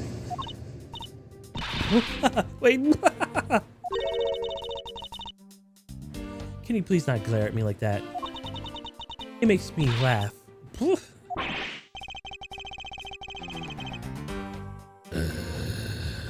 I didn't do anything, and that you're already laughing it away. Well, anyway, the way I see it, as long as he had a motive to kill one of the two, then the crime would have played out the way it did anyway. Oh, would you care to explain your logic? At this time, please try to provide truly perfect explanation. Perfect this, perfect that. Stop being so uptight. Or that I requisite trait for being a Von Karma. Miles Edgeworth, I demand that you shut this rude woman up. I wish that both of you would be quiet for 1 second. Ahem. Well, I guess I have to explain it to you kids. Motive to kill the men. There's one outside of motive to kill both Mr. Faraday and Rell. You really have to establish that someone had to... Or you really have to establish that someone had a grudge against one of the two men. Mr. Rell, who happened to be there because of the witness Mr. Faraday's murder. Therefore, he was killed out of necessity to set up like they both killed each other. I wonder if that's really true. Is there no one out there with a grudge against both men? I should take another hard look at the evidence for this morning's case. The second KG incident, as people are calling it, involved the embassy staff member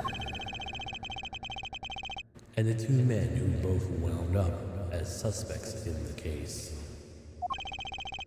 Is there someone else I'm overlooking who's somehow related to them? Would it be that one guy who just randomly showed up and we haven't talked about since? That guy?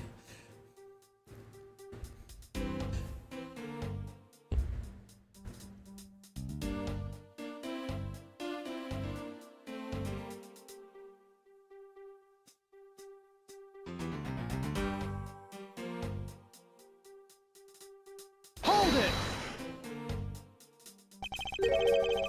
So there's no one else who might have a grudge against both Mr. Faraday and Mr. Rell. I suppose no one is a bit of a stretch, but I'm pretty sure no one like that was here in this courthouse today. She's lying through her teeth. We just saw someone like that earlier. Besides, you don't need to prove that the killer had a grudge against both men.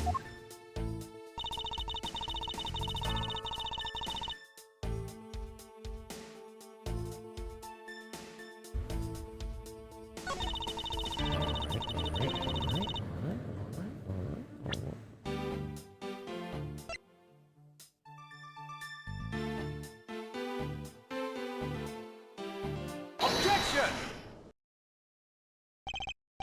Miss Yu, I believe that's someone you overlooked in making your statement. Or rather, is it because you'd rather not bring this person up?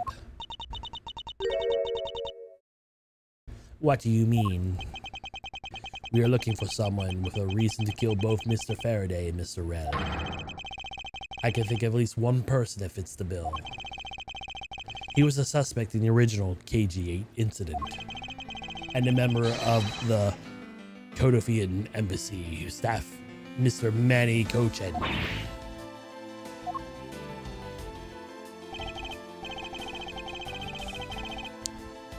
That's right, the very man who came to visit you earlier out in the hallway. The man who killed the member of the Kodofian embassy staff member, Mr. Rell. And the man who was lead prosecutor of that KG incident, Mr. Faraday. Are you telling me that Mr. Kochen has no reason at all to kill both of these two men? Well, I suppose he might have a reason or two. You covered for me, pal. Maybe you're not such a bad guy after all. Don't get ahead of yourself. You're still a suspect, making no mistake about that. But the perfect evidence, the perfect testimony, these are the only things I wish to hold. But I didn't do it. You'll stay under my authority and go investigate Mr. Manny Kochen for me. And remember, I would not be very forgiving of something that I get to finish. You want to investigate Kochen?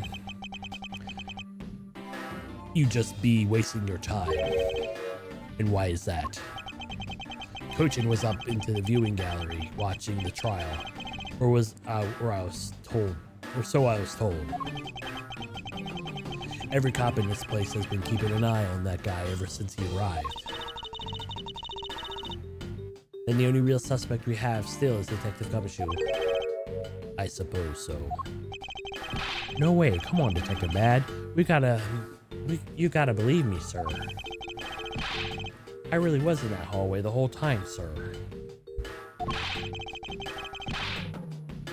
I never took a single step in this room, sir.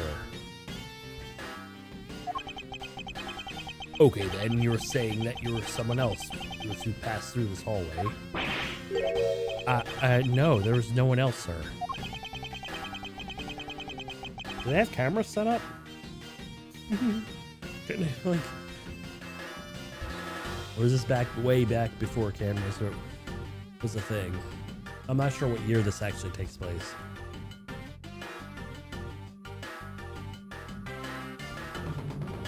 Then why should I believe you didn't do it? That one is incredibly foolish detective. Standing right in front of the crime scene, all by himself. As good as a confession of guilt. I have to admit, it is a bit strange. Most criminals will fabricate some sort of lie to escape their crimes.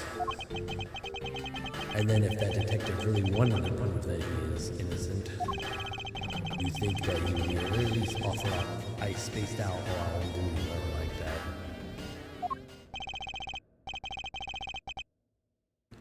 Come on, Gumshoe. Time for your interrogation. Detective Bad. Or Detective Bad. There we go. Josh looks pissed. This is weird. Miles Edgeworth, I will go ahead and report this to Papa. Papa. And that, as I say, it is right, everyone. Or, not Francisca.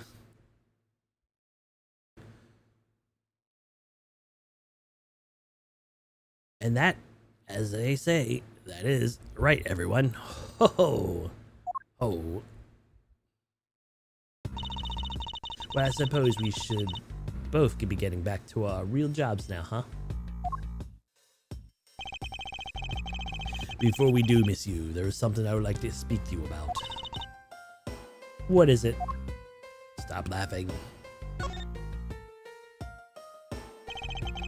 Everything's neat and tidy on top of the table, with not a single disturbance in sight. Stop laughing. So what did you want me asking about? The current case of the murder of the Kodofian embassy staff member. I've heard that people have begun calling it the second KG incident. Only among the law enforcement types. And what about it? I would like for you to tell me everything you know about the original KG incident. I'm afraid I can't help you. I don't know anything beyond what was reported in those papers. No, I believe you know much more since you are directly tied to the KG incident. I'd appreciate it if you'd stop with the false accusations. Baseless outbursts are useless in both inside and outside the courtroom. Don't you know? I do. But I also know that I do have a leg to stand on here.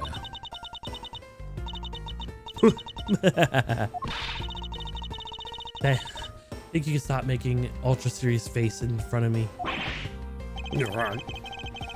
If you could please stop laughing for just 1 second. I'm not going to make any headway like this.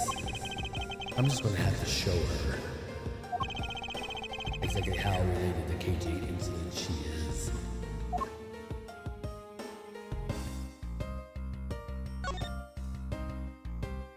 Take that. Miss Yu. I believe you have proof of your connection to the KG incident. That file is your proof. Very well then. Why don't you tell me exactly how it's related to the KG incident?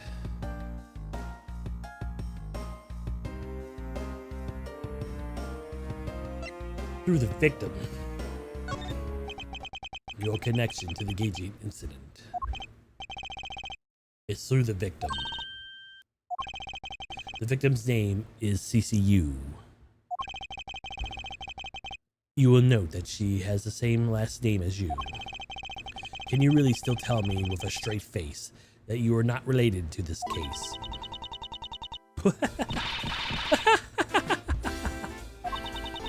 Sorry, but we're not related. Just kidding.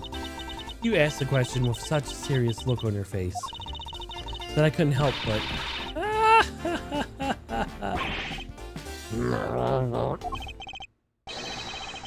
Miss Yu, I ask that you please tell me the truth.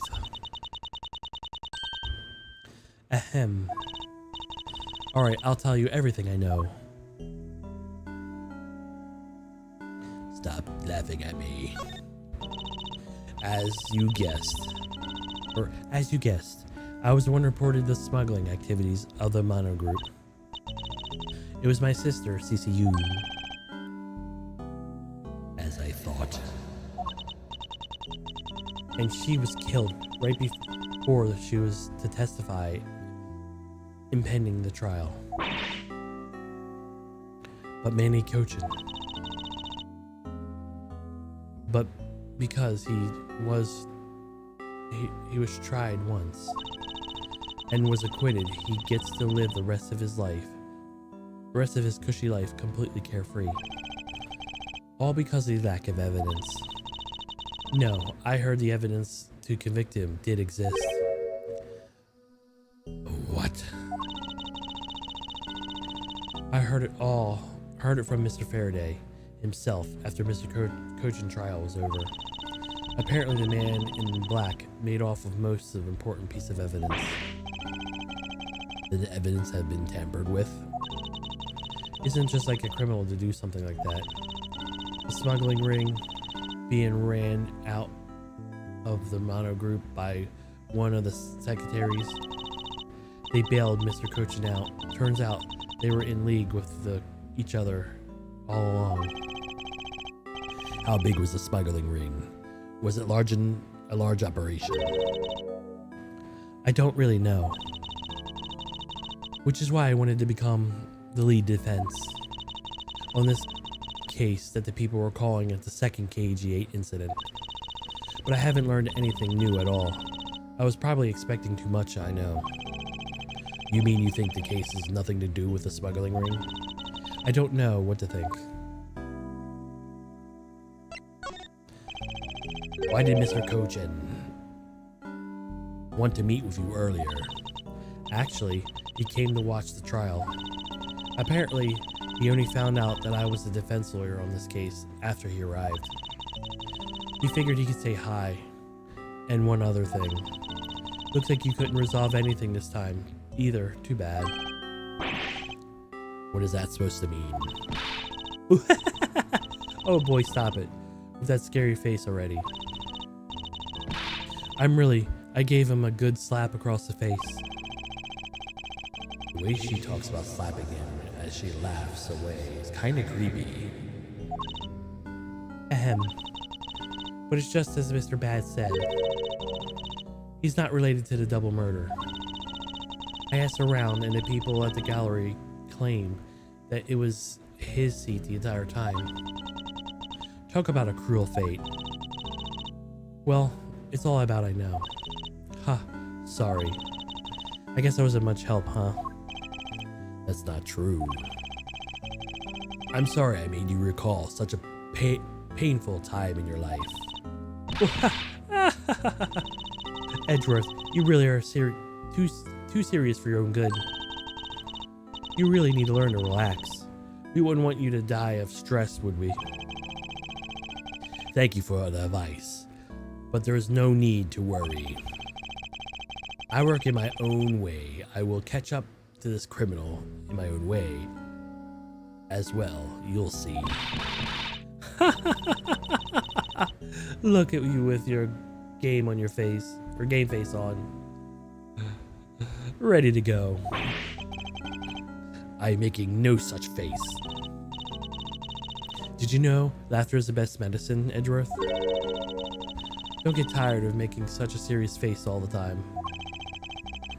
I'm in charge of making sure that the criminals of this world are found guilty. I have no need for laughter. There you go, making that face again. Oh well. I've got to get going. I still have a few loose ends I need to tie up.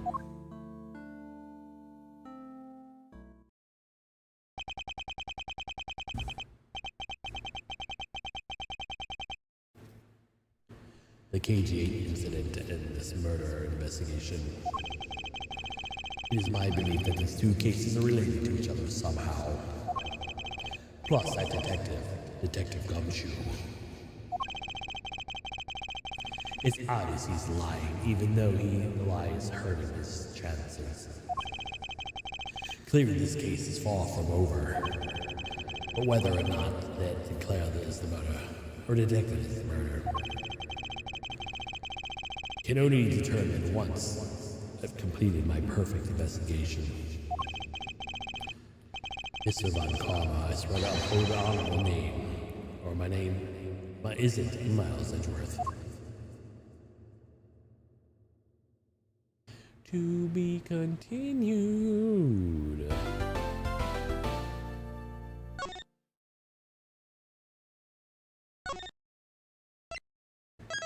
Alright guys, give me 1 second, let me get a stretch on. You guys get a stretch. Get up. Get some popcorn if you need to. Get something to eat. Pet your cat. I will be right back. Probably won't be that long.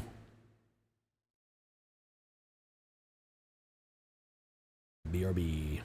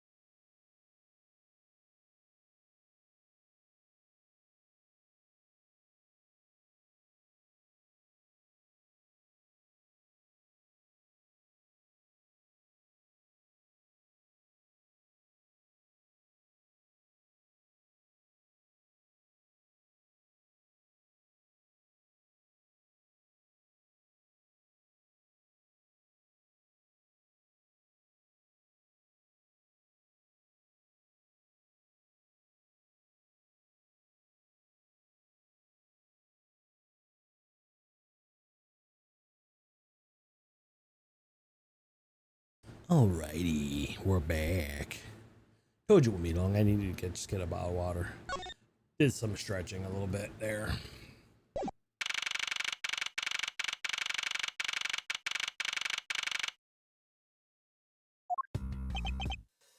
Sir, what is to become of the trial of into the Codified emissary staff murderer? Indeed, both the suspect and the prosecutor are now dead. The case will be dismissed. In other words, the trial ends here prematurely. Ha! Looks like you'll have to just wait a bit longer for your big debut. Oh, okay, so this doesn't actually happen, so Nia is the first one. Okay. That makes more sense now. I suppose it can't be helped. The evidence for this trial will be transferred to you in a little while. Sir, what do you think of the murder of the Codified Embassy staff member? And the murders of Miss Faraday and Mr. Rell? What an outrageous circus this all become. That Faraday brought it all upon himself with his naivety. An outrageous circus, right, sir? I grow very weary of this topic, Edgeworth. I will have you assigned to a different case. Papa, You'll come to watch my courtroom debut next, won't you? I'll consider it. Sir, if I may please allow me to continue my investigation. Whatever for. I know that there's already a suspect in the murder of Mr. Faraday and Mr. Rell. However, there is not enough evidence to prove that it was he who committed the crime. I'll continue investigating in order to find the perfect proof of his guilt.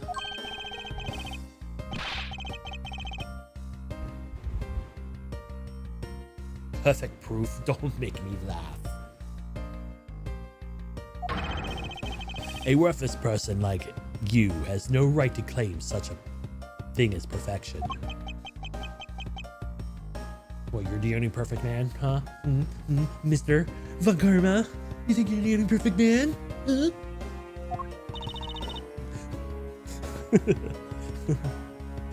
Papa? Who do you think is the real culprit behind these murders?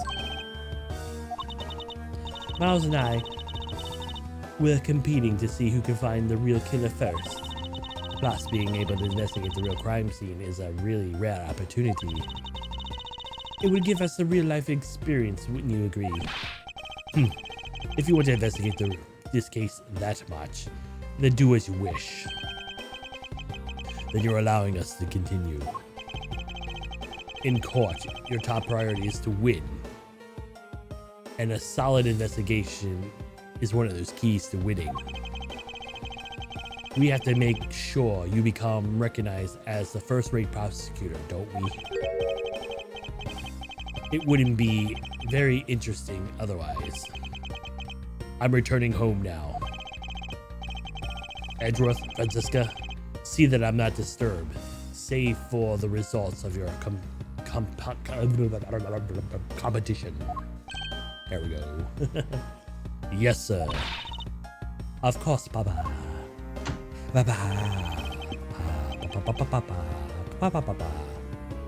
Francisca, thank you. What are you thanking me for? Your logic area was built on that scruffy detective's lie.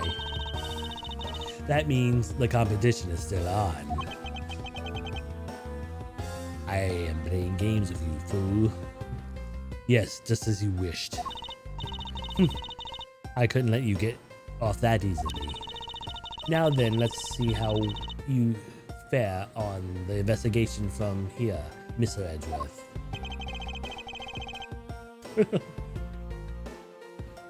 I know I don't have enough information yet. So my first order of business is to question anyone involved in this case.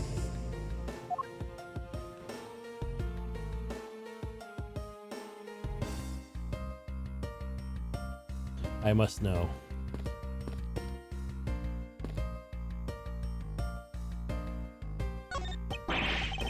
I can't stop the water, sir. It seems the man who was here earlier broke it by drinking from it too much. A bunch of fools who pretended to not see the foolish actions of a foolish fool. Well then, why don't you lend an officer a hand? As I should have anything to do with this. Besides, that water drinking fool's mouth is a thing that the officer should be covering. Let's give that officer a description of the water guzzler later. She seems to have quite a grudge. It sounds to me like someone wanted to drink.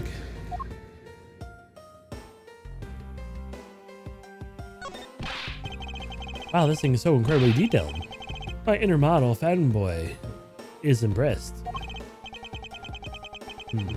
Not exactly a fan of plastic models per se. But even I can sense a superb quality in this model.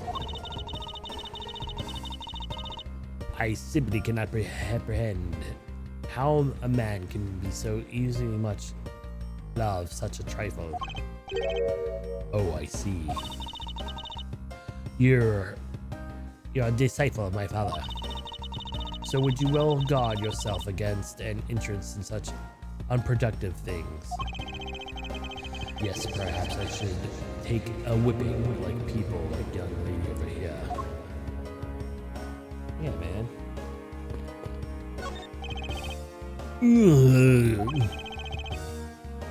What is the matter, officer?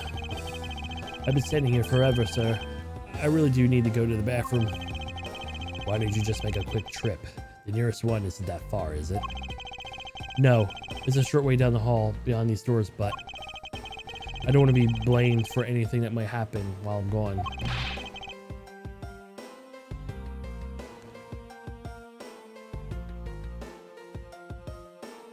So I'm going to hold it.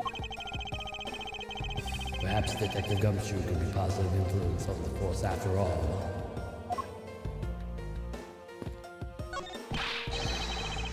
Sir, nothing to report, sir.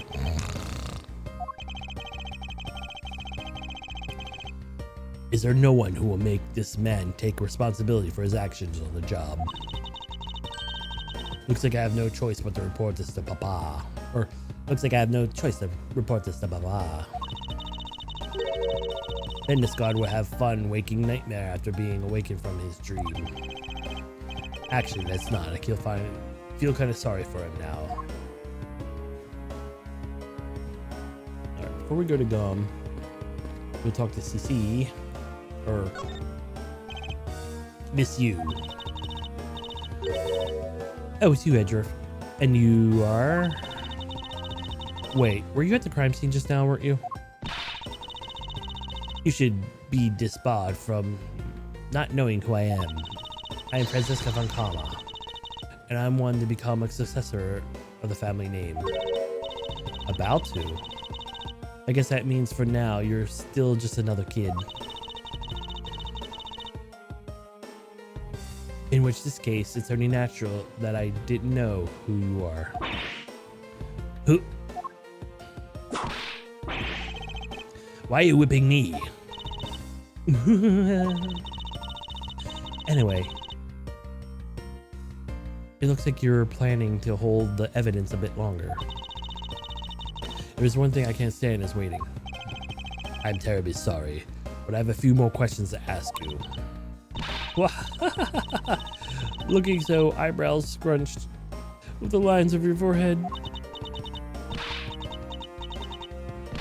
And that to ask you, what are you exactly so funny? Sorry, I'm just bad dealing with super serious atmosphere. Apparently, they failed to teach you the proper behavior at a crime scene in law school.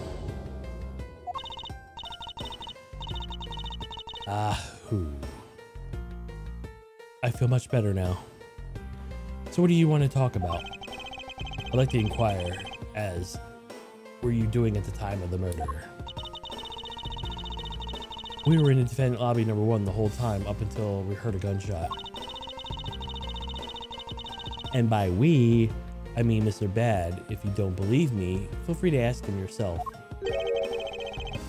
You were with Detective Bad? Why? We had a little something to discuss, that's all. What was it about, huh?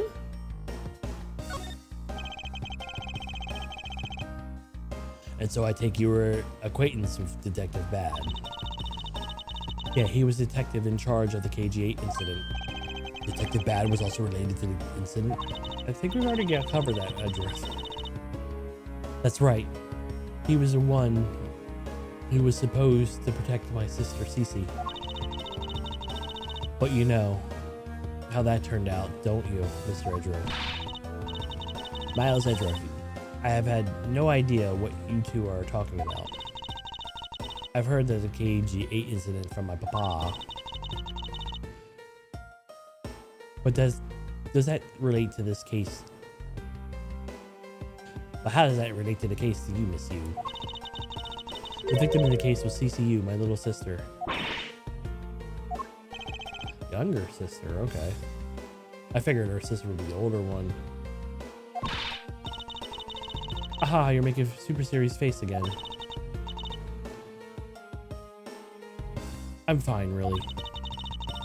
I just make it a point to rub some more salt into his wound to pride every time I see him. the way she talks about that as she laughs is kind of creepy. Oh, speaking of Mr. Bad, he and Mr. Faraday,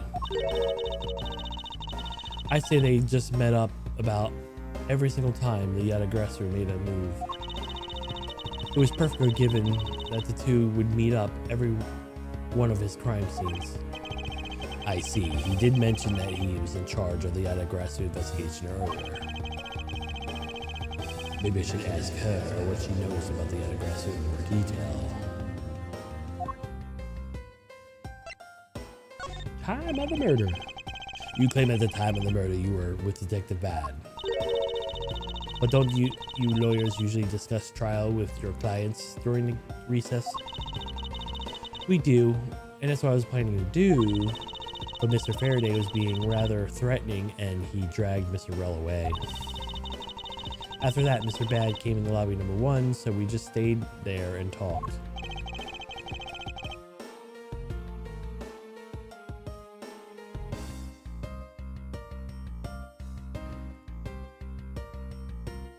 And what did you talk to Mr.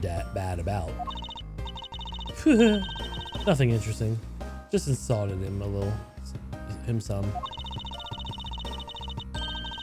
Talked about how the trial was going on, and then I insulted him some more. Bloody. When is she not laughing? Her mouth seemingly spews nothing but insults. Anyway, Mr. Bad and I were in the defendant lobby number 1 when the murders occurred. So I really can't tell you that the hallway. I can't tell you anything about the hallway or lobby number 2. I see. Mackerel.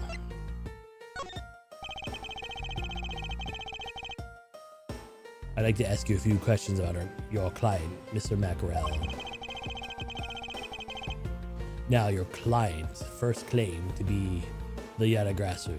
Is that correct? Yeah. Once I heard that it was the Yatagrasu that made off with the evidence from the KJ incident, I began to ask Mr. Rell all sorts of questions, but to no avail. Turns out that Mr. Rell was not the Yatagrasu. He had just made that up. He made it up. Mr. Rell's crime was caught on tape on the security camera, but there was no footage of him sneaking into the Kodavian embassy himself. Hold it just for 1 second. Then you mean to say that you knew that he was not the real Yatagrasu? And he was just another cold-blooded killer? And you were ready to defend him? Yes, that's right. I see. So the defense lawyer is actually someone whose just job is to cover for criminals. That's why the defense lawyers are so detestable. But they are no match for us fun commas. I don't believe it, you're serious. Why don't you save that face for something really worth being serious about? And Edgeworth, do remember what I said earlier. My own agenda. I'm still on the hunt for leads regarding the KG8 incident, alright? And for that, you have not a single qualm about defending a known killer? Don't put my words in my mouth. I said no such thing. The only way I had to get close to Mr. Rell was to be his lawyer. I had no intention covering for him, ever. So don't you dare suggest I was going to. I'm sorry, I forgive my rashness.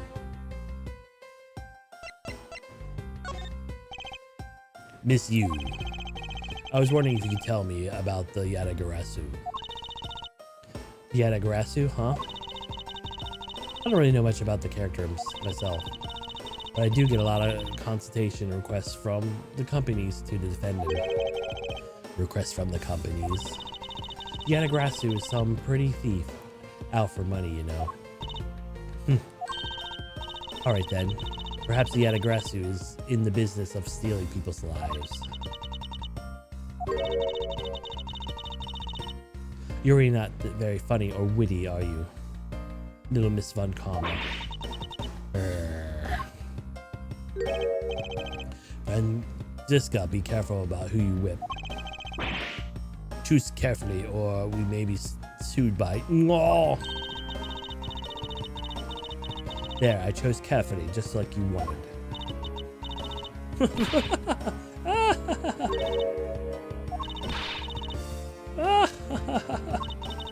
That's just now. It was hilarious, little missy. Of course it was. What is wrong with these two women? Why didn't you give me a pain? Give them the light.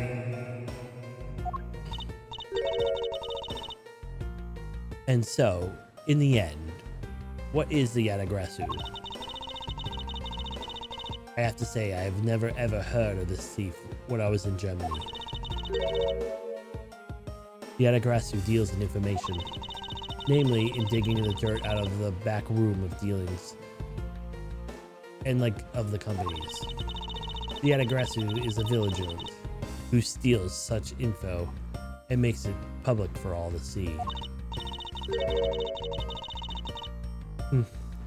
Vigilant or not, this person sounds just like another criminal to me. I suppose you could put it that way too. But either way, I get more clients now, thanks to that thief. Sounds like Miss Yu is profiting nicely. I suppose I've gotten all I can out of Miss Yu.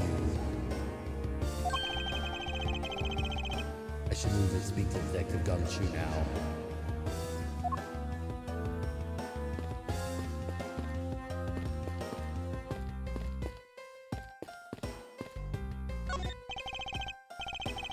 It's a bookshelf. What is this? A judge's trial exchange log. It appears to be a journal. Various judges share their thoughts and ideas.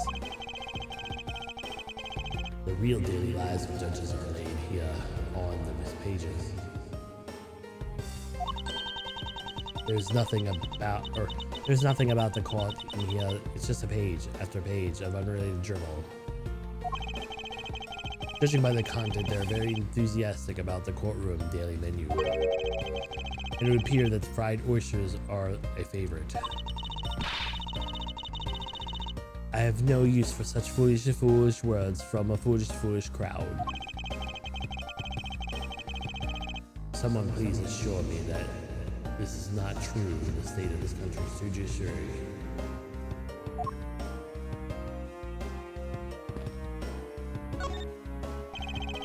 Detective Gumshoe. Hey, Shoe Pal. You're here. Youch. As am I. I don't think you need to whip him to let him know that. I didn't do it, pal. I swear on my honor as a detective. I really didn't. Your words are useless. I place my trust in only the evidence, detective. Once the investigation is fully over, we should find out that you are the real killer. There will be no mercy to be had for you. I have a heart, pal. But you're not worried, right? After all, you have nothing to worry about if you really are innocent, that is. That's right. Hey, pal, go into your perfect investigation thing and get the real killer for me, will ya? I would have done so, even if I had not requested it to me, detective.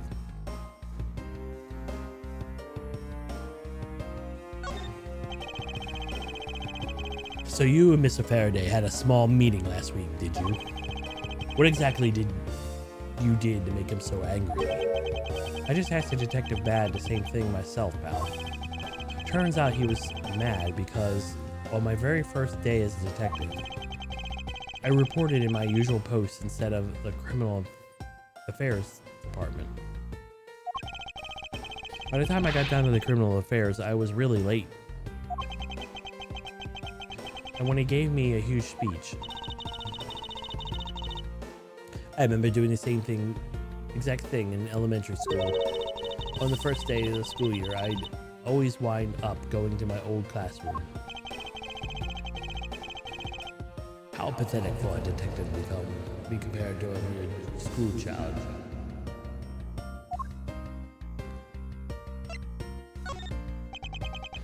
You claim to be standing in guard in front of the door in lobby 2 during the recess.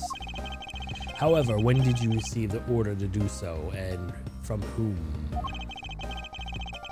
Earlier it was around 3:20, and from the detective Bad Pal.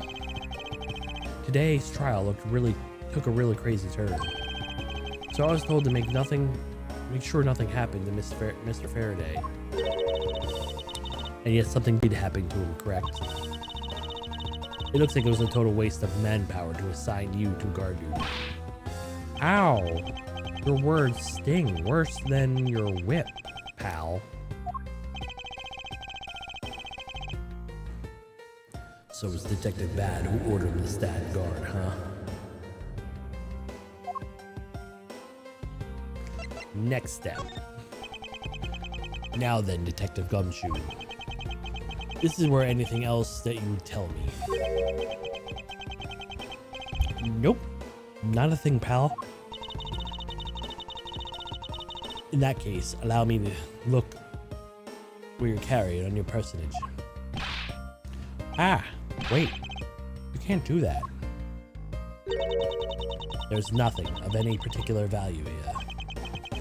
Well, my handcuffs and badge are confiscated by Detective Bad, so you know. And what is that open envelope sticking out of your coat pocket? Ah, hands off, pal. Just show it to us already. Yow! Annual check within $5 total, except there's no check inside. You had your look. Now give it back, pal. It's my first bonus as a brand new detective. I just got it and cashed it today. I literally had no cash on me up until I did, you know? So that envelope is really special to me. Now give it back. You don't need rubbish like this. Don't worry. We'll throw it away for you later. How could you...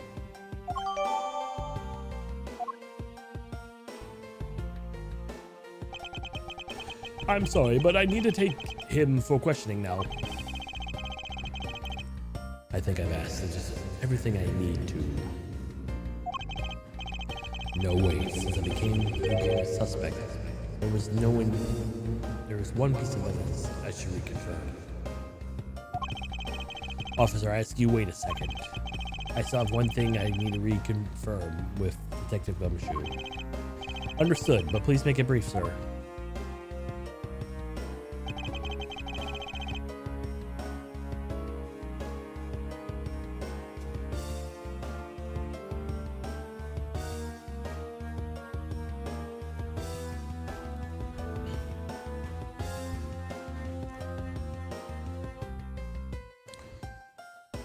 I want to hear it from the horse's mouth.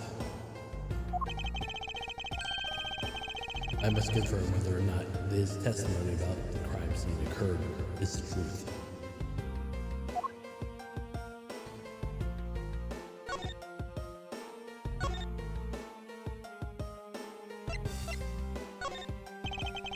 You told me earlier that you heard no sound from other than a gunshot out in the hallway. Is that correct? No mistake about it, pal. Then you're claiming that no one passed through the hallway either. Is that also correct? Yep, not even a single ant passed through the hall while I was on duty. You do realize that the lie you're telling is only making life more difficult for yourself. Huh? Oh.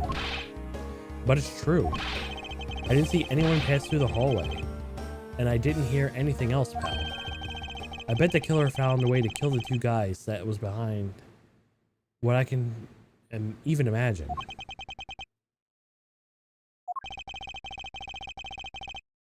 So he intends to continue telling this ridiculous lie. But why would he even do so, given the situation he's in? I believe a thorough investigation of the hallway in the defendant's lobby is in order.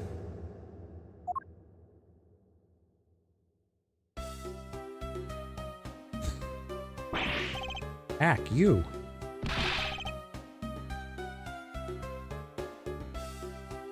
No! Rasputin.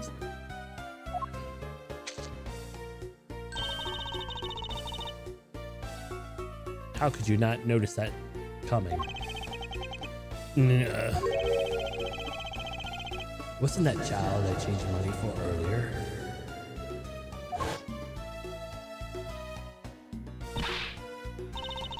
Thanks, exactly what I needed. Kids can sometimes be so cruel. It looks like she dropped something. Swiss rolls. Shot in my organizer. Maybe we should arrest that girl. She might turn out to be a valuable lead. I believe some sort of punishment may need to be dealt next time we meet. I believe I've asked that I need this man now for Detective Bad and the judge. We have to confirm who's correct. The judge or that scruffy-faced right? I suppose we could expect the hallway in front of lobby number 2 next then. I suppose so. Shall we head over there, Francisca? Okay. Did I get my inventory thingy? Yeah, it says courthouse special on it. Ooh, is it specially made for the courthouse? Does not have her name, okay.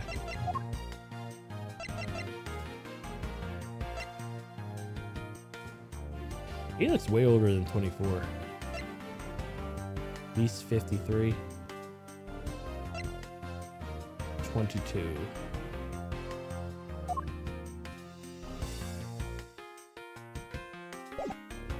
Okay.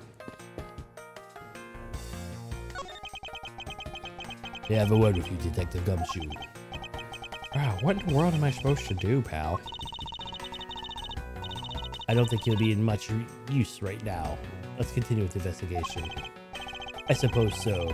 I propose we go inspect the hallway. We can come in here. Hell yeah. This is the defense attorney's bench. I'd probably be standing on this side of the courtroom if that incident hadn't happened. What are you thinking about? Lately, more wrinkly face becomes less. I'm able to read what you're thinking. Well, I never. I have you know that I don't have a single wrinkle upon my youthful brow.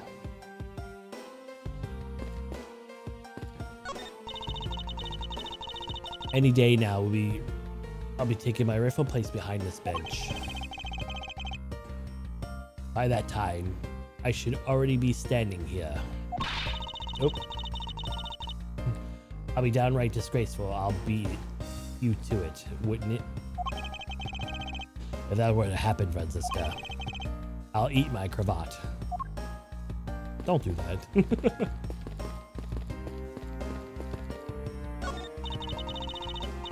This must be the judge's desk. You could tell by the gavel sitting on top. I had a dream once I was being squashed from above his gavel. You're such a weakling, Miles Edgeworth. You have no idea how frightening it was.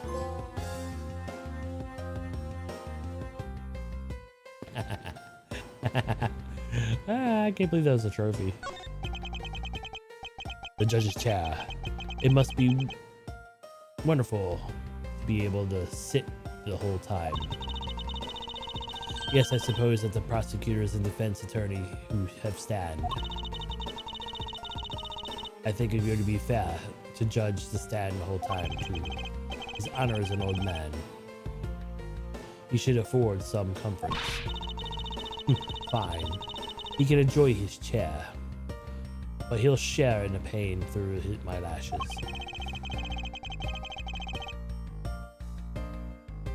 She must have a really long-ass whip if this is the exact same court in all the games. Because if she's standing from down there, then she can whip him. I feel for the judge at Francisco whether to ever become a real prosecutor.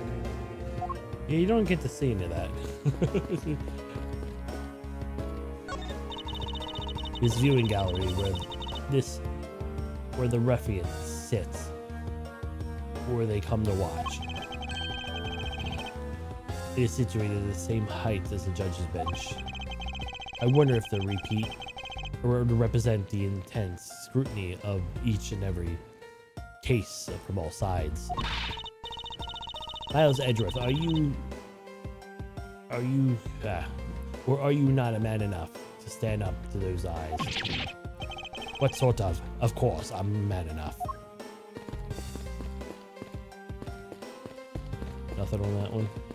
What about here? Because they don't ever show this. Nothing. The witness stand. I'll make sure each and every person that ever stands here will be found guilty. There are others besides the defendant that stand at this podium, you know. I don't care. I'll just make sure you never end up standing at one of these. Foreshadowing. Well, you'll be sorry. I'll keep that in mind.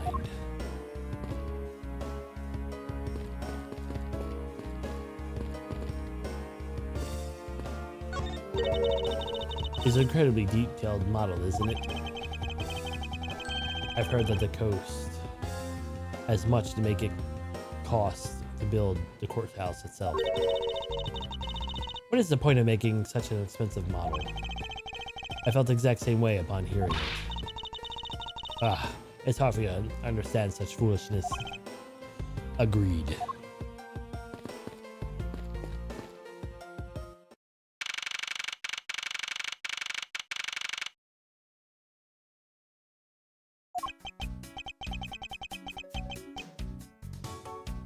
So did you hear anything else?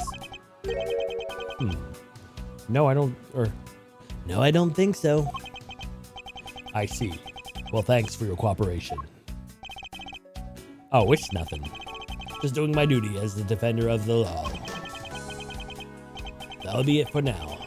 I'll ask again if there are any further questions. Any time, detective.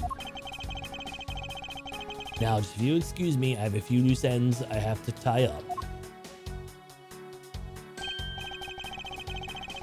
Oh, you're that new prosecutor Mr. Von Karma recommended, right? My name is Miles Edgeworth, Your Honor. And I'm Manfred Von Karma's daughter, Francisca Von Karma. I am set to become the successor to my genius father any day now, Your Honor.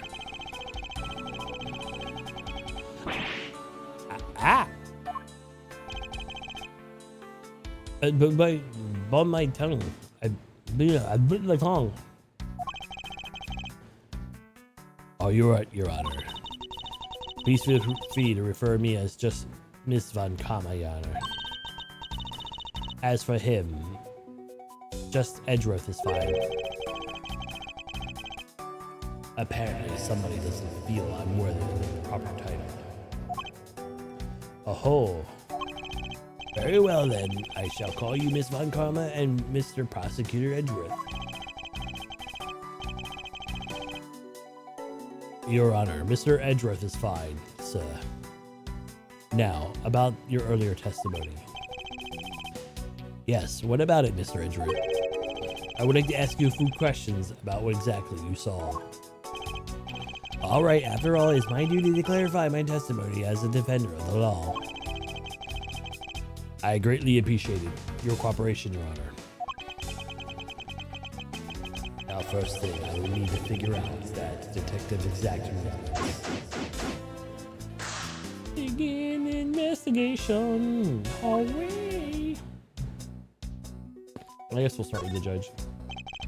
Your Honor, I would like to ask you a few questions if you don't mind. Where were you at the time of the murder? Do you expect me or something? No, nothing of the sort, Your Honor. Ahem, very well. You may continue with your testimony. Your Honor, it's your testimony I'm after. Oh! I had no idea we were chasing after me or my testimony. I'm beginning to sense that I might want to avoid being in trial run by this judge. Time of the murder. Let's see here now. Then how should I put this? When you get my age, you need to pay more frequent visits to the restroom.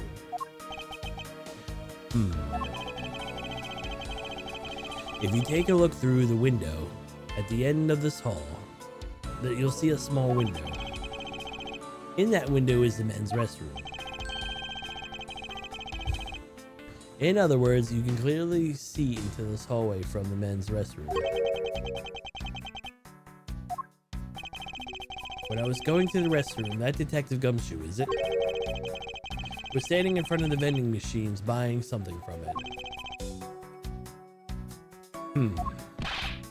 However, and this I couldn't believe, when I was about to exit the restroom, there was not a soul in the hallway anymore. Your Honor, if you could please calm down and explain to me rationally. Oh, I'm really sorry. Please let me regain my composure. It was really suspicious that my finely honored judge intuition said. Although, well, the murders occurred, I just sort of brushed it off.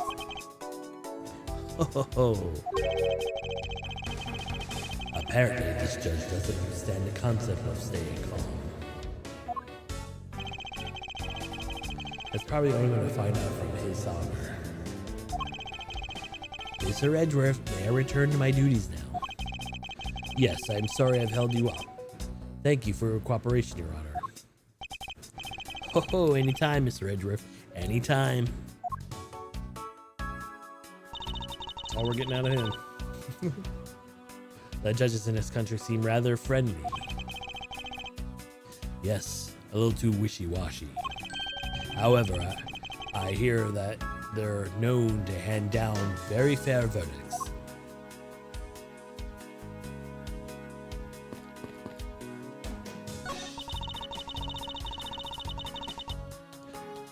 Doesn't look like there's anything contradictory left in this area. I suppose not. Perhaps I should check somewhere else.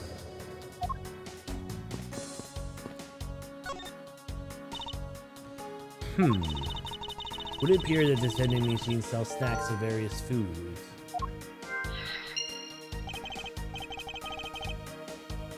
Just lovely. What do you think of next? Don't be a jerk Don't be a jerk in this court like these beef jerks. One packet is for $9. The defendant's fresh milk is 1/2 pint for $7. Stay neutral as a Swiss.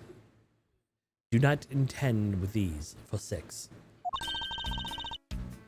They're awfully overpriced. The lineup is simply awful, period. Speaking of snacks, I wonder if a Swiss roll that little girl dropped is from this machine. I was wondering that myself. Probably. Stay neutral as the Swiss do until the end with these. The end of what? But I assume it means the end of the trial. I suppose this means that one should eat one of these during recess. Oh, you can't eat during the trial. I suppose that the only time you can eat them is now, huh? I wouldn't mind if I wanted to eat one now, but they come in packs of 2 after all. We're in the middle of an investigation. Besides, you don't have $6 on me. If you want, I can pool our money together or buy a pack together. If we have to split it with you, then I don't want it. Ow. I gotta be so mean, Francisca. The defendant's fresh milk. Or defendant's fresh milk. What exactly is that supposed to mean? I bet it means that the milk is freshly milked by the various defendants on trial right now. No, I think it might mean that it was milked right here from the various defendants. Miles Edgeworth, you can't possibly be serious. Of course not.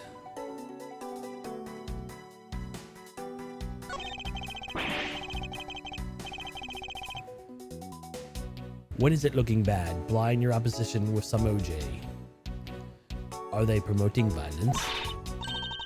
Don't worry, my whip will make sure that anybody following this advice won't be for long.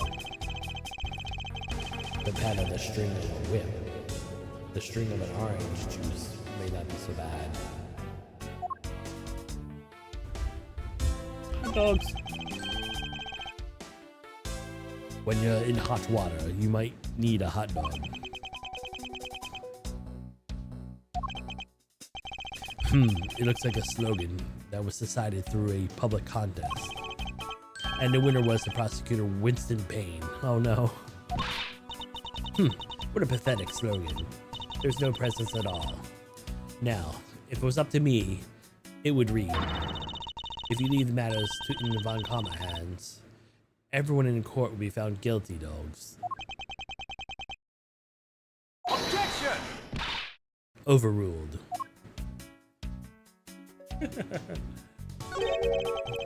Don't be a jerk in a court with these beef jerks. I see. Objection! Miles Edgeworth, wouldn't you agree that it's a very clever pun? Do you really think that much in effort for a product name? Even foolish fool could understand the foolish thinking of a fool who made it up. You're acting so foolishly that I got thoroughly mad. And now I'm utterly famished. If you wanted a pack of these, all you had to do was ask like a normal person. Ham sandwich, $8. Don't let the prosecution and the defense make a ham sandwich out of you. It sounds like it was directed at a ham of a judge. But it certainly isn't directed at me. I can outmaneuver him any day. Oh, we got all them. Anything over here? No. Looks like we are done. Yeah.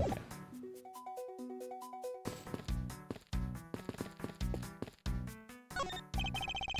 Have you found any suspicious fingerprints, officer? Nope, just fingerprints of those involved in the case, sir. I guess we know all the players in this case then, huh? It would appear that way, but I have a nagging feeling we're missing something. And a suspect that what we're missing is hiding here in the criminal scene somewhere.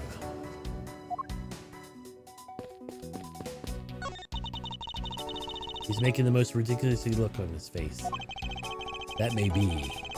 At least he doesn't look like someone who would tell a lie on purpose. I suppose, but Von Karma's evidence is the only thing that carries any weight. Of course, at any rate, this poster seems to be of no use right now. There are no signs of a fire extinguisher used in the crime. If you could already tell from a distance, why are you wasting your time examining it? Francisca, let's not try to rush to absolutely genius. Okay, let's do this.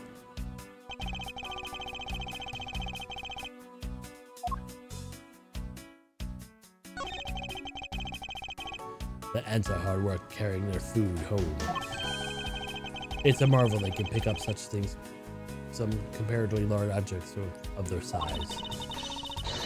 Well, if you want to carry a mighty uncommon name and may not be squished under it, you better work extra hard like these ants.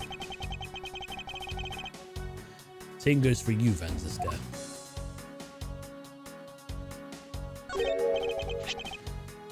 What is this? It's a pink-colored trash made of rubber. I feel like something like this before. Well, all I see is a piece of garbage. But you know, the fact that there was a little running loose inside this courthouse, simply unforgivable. Ah! It's not like I was the one who littered. Rubbish belonged in a rubbish bin. Nyark. Gah. What is the matter? I pricked myself on one of the cactus needles. I didn't think the needles were a thing that would be so sharp. Well, what did you expect?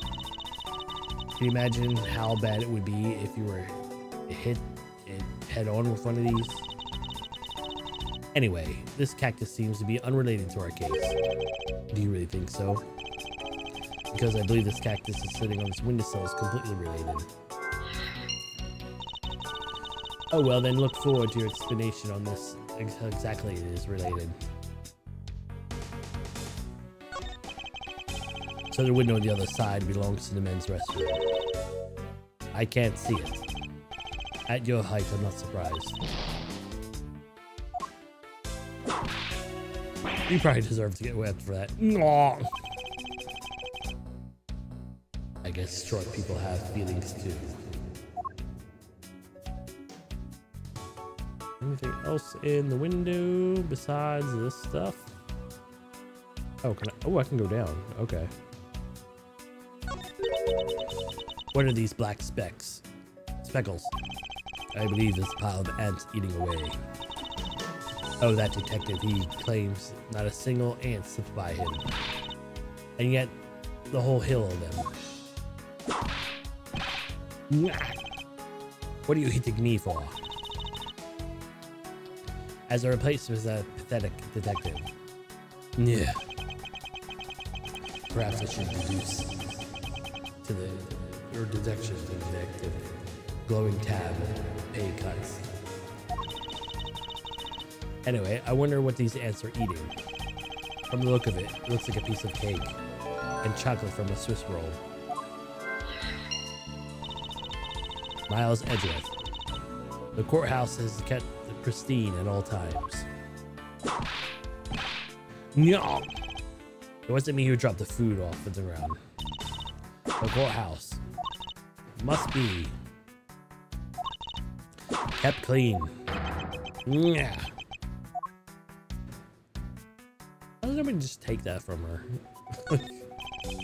The dirt on this bench smells like some sort of sweet substance. I can't believe someone's going around dirtying the courthouse. Hold it! Calm down, Franziska. Now take a good look. Doesn't look like this smudge kind of a handprint to you.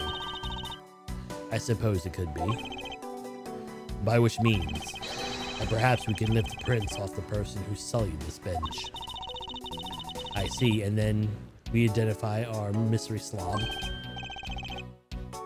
You there, lab technician. Could you please find who the handprint belongs to? Sir, yes sir.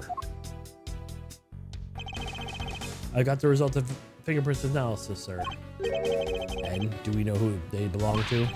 Sir, the fingerprints belong to Detective Gumshoe. Oh, that's interesting. Good work, officer.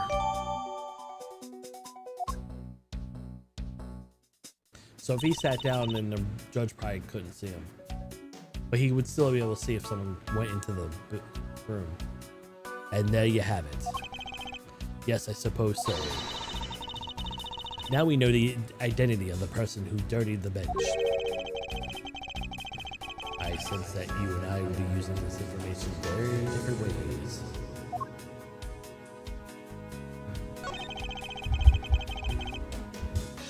Ants are pouring out of the hole in this bench as well. I wonder if inside the bench consists of nothing but ants. Don't you dare continue with that gross line of thought. Urk, I'm sorry.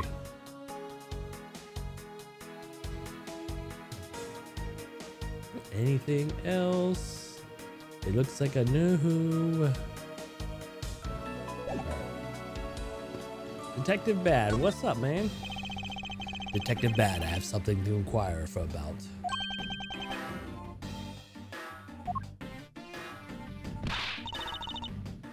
Hey, how about doing some actual work, you? I wish to inquire Detective Gumshoe's movements during the recess. You're getting away in investigation. I have an order from Mr. Von Karma himself, plus I still hold the investigation authority.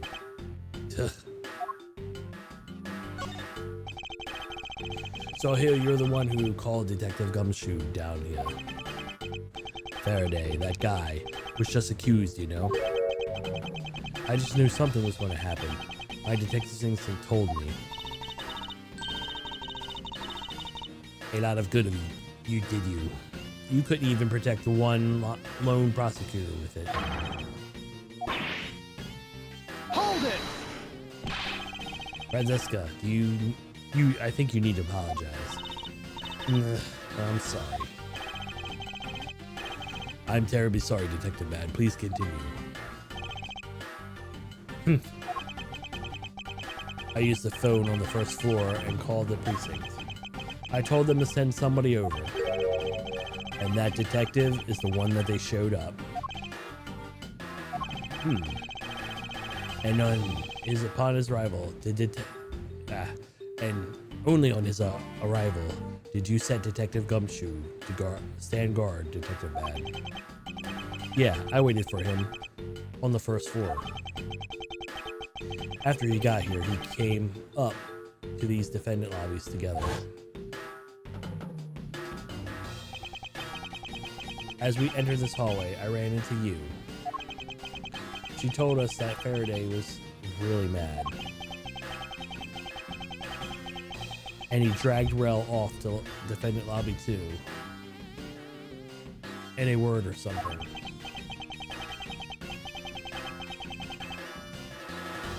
And that Faraday had said not to let anyone interrupt them.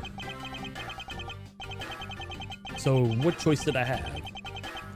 I could have tell the big lug to stand guard outside. And around what time did this tale take place? Let's see, I think it was about 30 minutes before I heard the gunshot. After giving the big lug his assignment, he never left the hallway, not once. Oh? And how can you make such a claim? One of the guards out on this floor main swore to me he didn't. The detective never left this hallway. Then where did he disappear off to? That's simple. He must get gone to lobby number 2 just as expected. You and I were in lobby number 1 next door. The only one without an alibi is Gumshoe. It would seem that I'm still missing some key piece of information here. The gunshot. Detective Bad. You also heard a gunshot, did you not? Yeah. I heard it when I was in defendant lobby number 1. That's why I came running towards lobby number 2, together with you. How much time elapsed between hearing the gunshot and your arrival to the scene? Less than a minute. What were you moved upon hearing the gunshot? I grabbed the big lug who was walking around in the hall and raced to lobby number 2. And that's when we discovered the bodies. In that order. What makes you discover the crime scene, right? Yeah, I guess it does. Little miss. I'm about to become a prosecutor soon, very soon. You would treat me with dignity I deserve, or else. You wave that thing around anymore, and I'll have you arrested for obstruction. Little miss. You wouldn't dare. Ha. Just joking.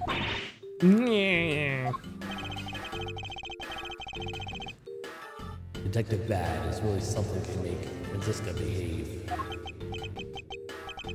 Are we about done? Is there anything else I should ask him about?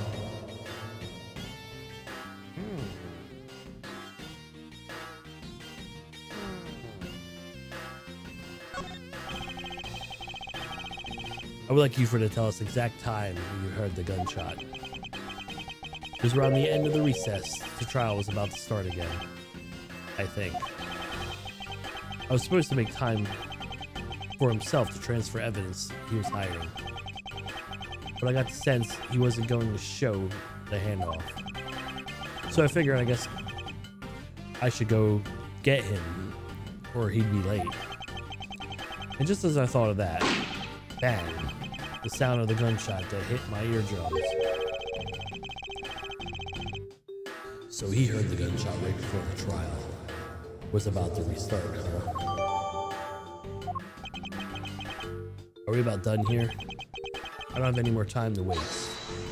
Hold it. Come on. All you're doing is standing in front of the door, doing nothing.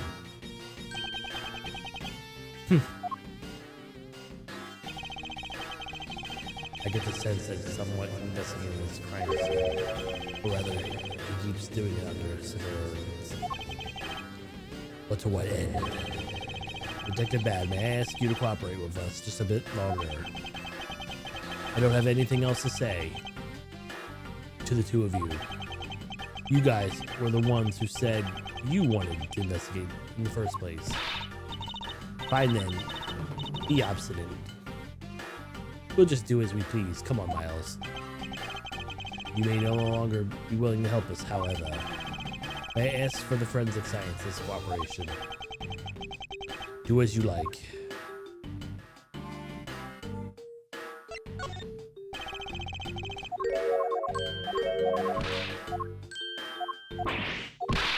Can I ask him about the other two? Or does it always... place he heard the gunshot? Detective Bad, where were you when you heard the gunshot? How many times are you going to ask that? I was in the defendant lobby number 1 when I heard the gunshot. Is that exactly the same place you said earlier when I asked? Now get out of here. Now get out of here. You're getting in my way. Hold it! I'm not through questioning you yet. Is there anything else I should ask him about? I'd like to a little bit know about the circumstances and under which you heard the gunshot. Like I said, I was in lobby number 1 with you. I have nothing else to add. Will this testimony certainly corroborates what you said? Miles, you already asked him about that, remember? I suppose I asked him something else. Is there anything else I should ask him about? I'd like to ask you for the exact... Okay, we did this already. We did this already. So we'll just go through it real quick.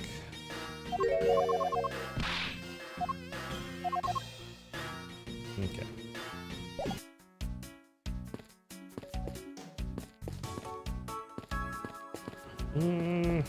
Can I go in? No. Can I go in number 1? No, because he's standing in the way.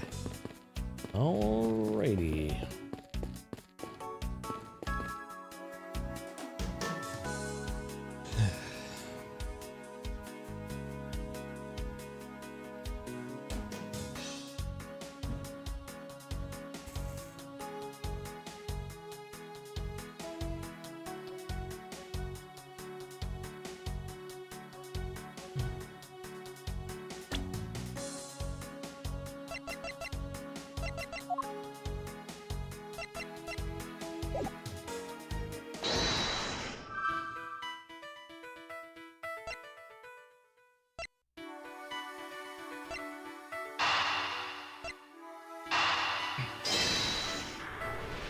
So the balloon popped on that.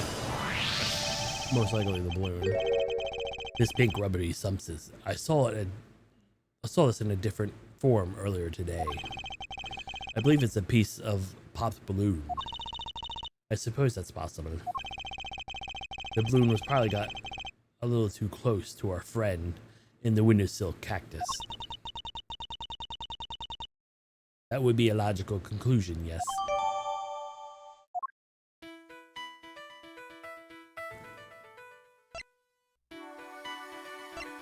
Should I do vending machine and crumbs?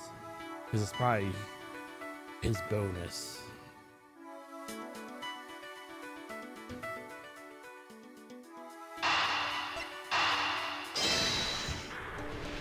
Gumshoe?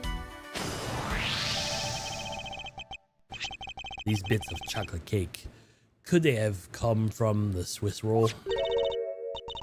A Swiss roll? Why would the courthouse sell such a thing like that? We already went over this. Yes, they do. It would not seem like the right venue. However, this is being sold right over there. The vending machine, I see. Stay neutral as the Swiss do until the end of these. 2 for $6. Talk about expensive. Leaving the fact that it's on the expensive side aside. The fact is the cake crumbles of chocolate bits were found in this hallway. Suggests they came from the Swiss roll that was purchased from this machine.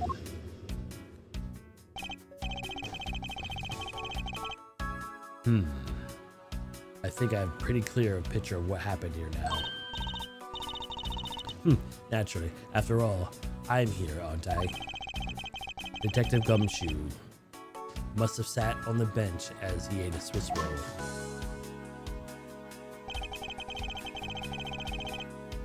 As he ate, he dropped it on the floor and sullied it. The bench.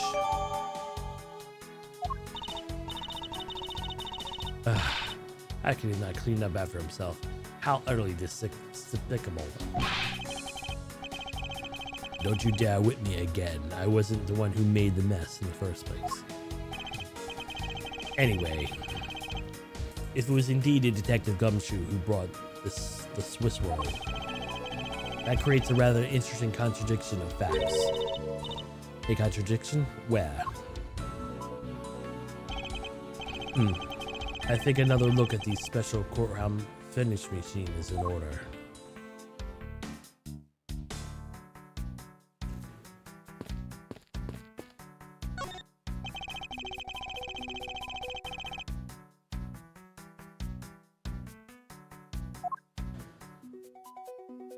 There they are.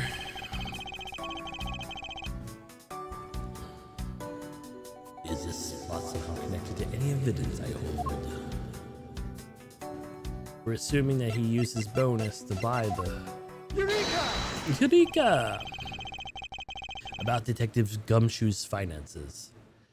He said until this morning, he didn't have a single penny on his personage. Just how poor is that guy? If his bonus was really only $5, then he should have not been able to purchase a pack of Swiss rolls. However, the facts as they are, we found the cake crumbs on the floor. Meaning Scruffy must have bought the pack somehow. Indeed. That detective should not have been able to purchase that pack. And yet he did. The question is, how?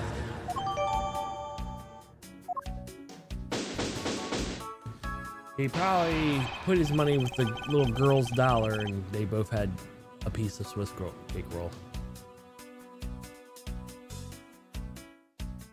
Unless there's a Swiss cake roll in that package and maybe she hasn't ate it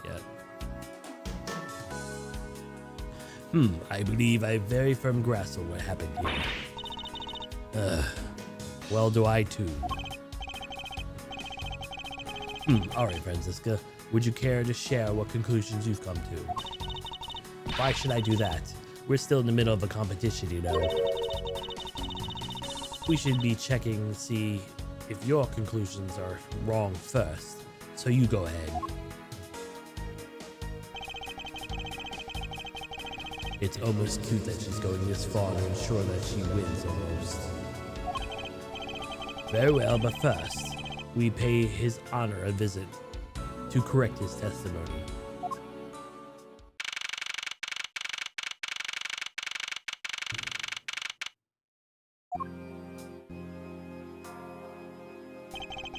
Your Honor, if I may, I would like to test your witness testimony to see if his health stands up.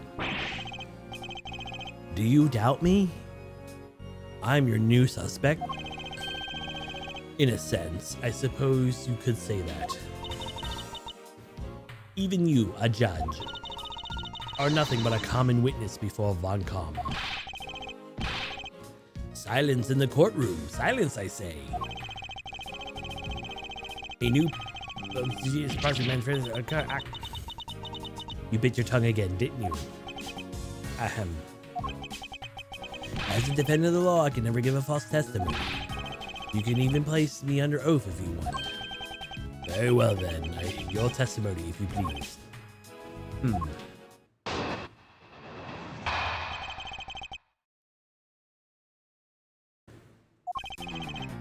During the recess, I went to the restroom. There is the window in the hallway in the side of the room. I could see in the hallway. As I entered, I saw the detective buying something from the vending machine. But then I was about to exit the restroom. He had completely disappeared.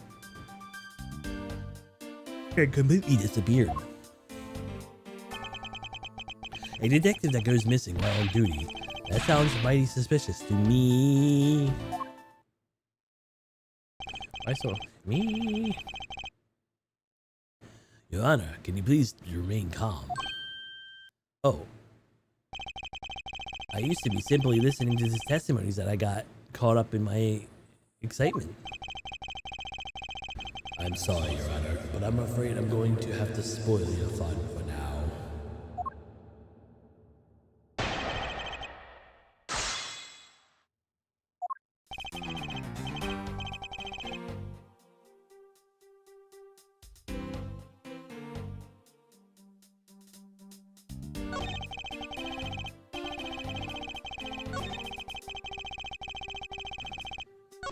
But when I was about to exit the room, he had completely disappeared. But what if I press? He disappeared? But Your Honor, didn't you just say I saw the detective buying something from the vending machines? Why, yes, I did. Oh. Why, yes, I did. The restroom window looks over the courtyard and right into the hallway. But just as I was about to exit, I took another look, and there was no one in sight. That led me to the only solution to this mystery. A detective must have gone into the crime scene number 2 at that point.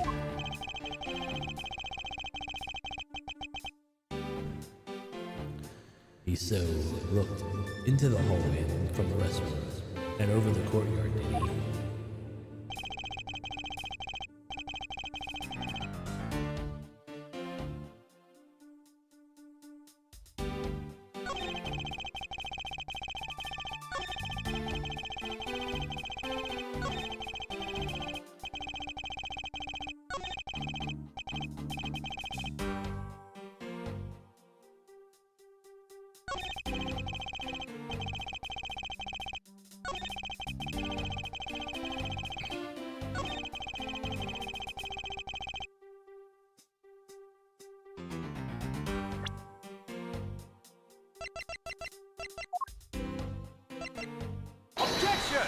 Objection!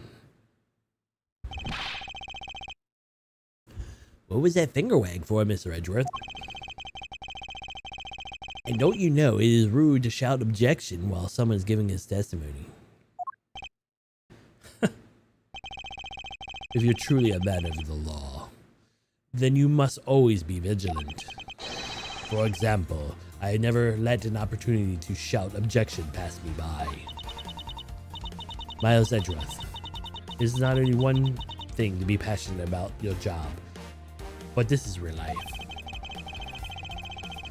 This is what some people may say with pot calling the kettle black. Your Honor, I wonder if you might take a look at this for me. What is that filth? How dare someone dirty the hallway bench like that? Who is the culprit? The party hereby found guilty of uncleanliness. If you must know, the uncouth bench seller has already been placed under arrest thanks to your early testimony, Your Honor. Oh, well that's good. But who was it? We were able to discover something from the smudge on the bench, namely Detective Gumshoe's fingerprints. Not happy with committing just murder, he had to go dirty the courthouse too? Guilty. Your Honor, please calm down.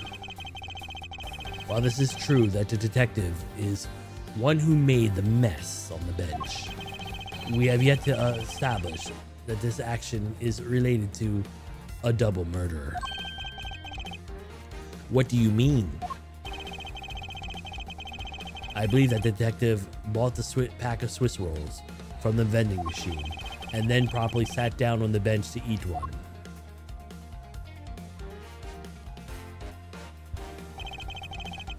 The cake crumbs and the piece of chocolate on the floor under the bench, and the detective's fingerprints prove my conclusions to be true. Oh, but I still don't understand. Is this whole thing related to how I couldn't see him as I was leaving the restroom? It is indeed. The window in the hallway was built rather high up, into the wall, at around a grown adult's chest height. As evidence, I submit that Franziska herself was unable to see out that window.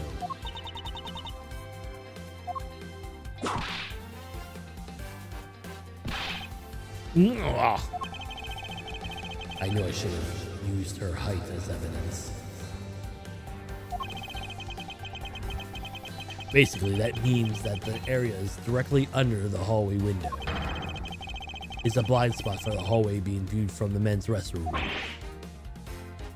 Then, it seems that you have made the connection. If someone were to sit on the bench under the window, yes, even someone large as the Detective Gumshoe would have been effectively disappear from sight. What? Do you finally see, Your Honor?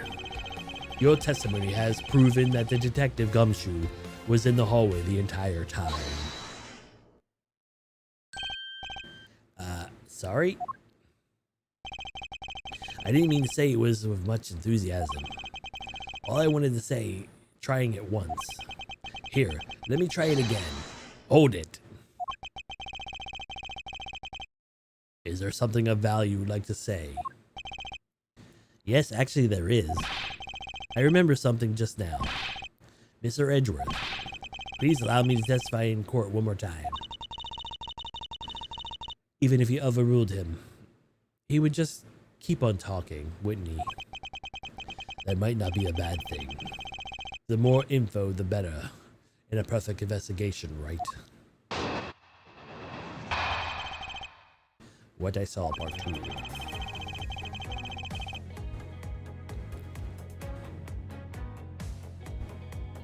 I suppose it's possible you can't see a seated person from the restroom window. However, that doesn't mean the detective was sitting there when I looked. Anyway, I forget to testify earlier about probably the most important detail. As I was leaving the courtroom, I heard a loud bang of a gunshot.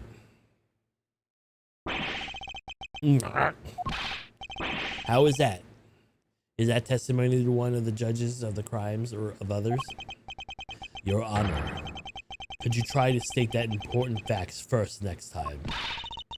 I agree. Before you just go around judging others, you should learn to judge your own words.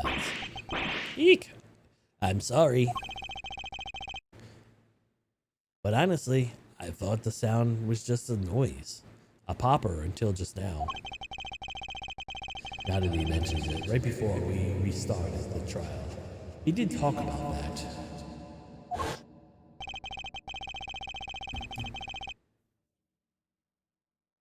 Oh, by the way, was there someone celebrating a birthday during the recess? I could have sworn I heard a popper going off. Come to think of it, the other day, with my grandson. The most crucial point of this argument is when did the judge look into the hallway? And whether that lines up with the gun was actually fired. Your Honor, if I may, I would like to clarify a few details in your testimony.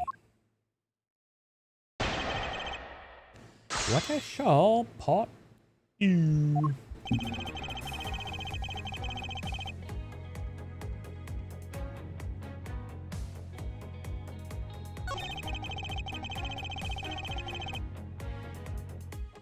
Hold it! As we established, you went into the restroom during the recess.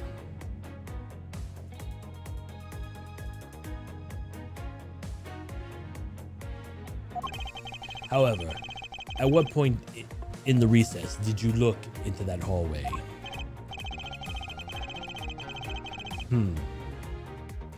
After I called for recess, I handled the change of the prosecutor's paperwork. Maybe about 20 minutes until we reconvened. Yes, that sounds about right. Just as I expected.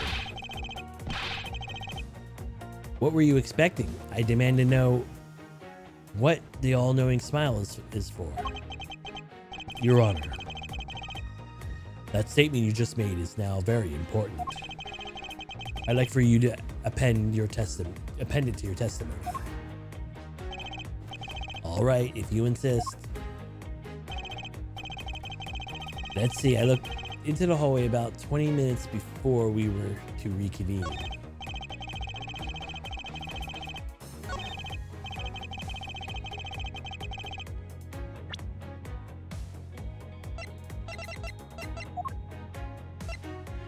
Objection! That statement right now just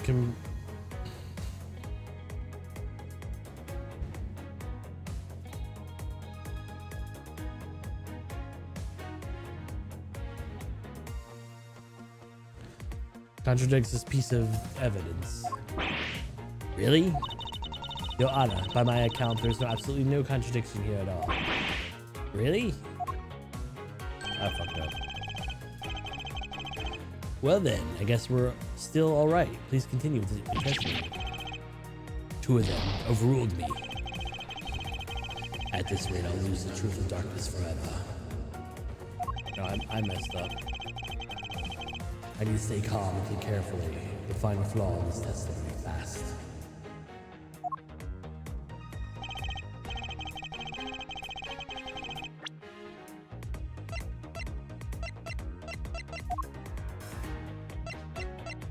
Objection!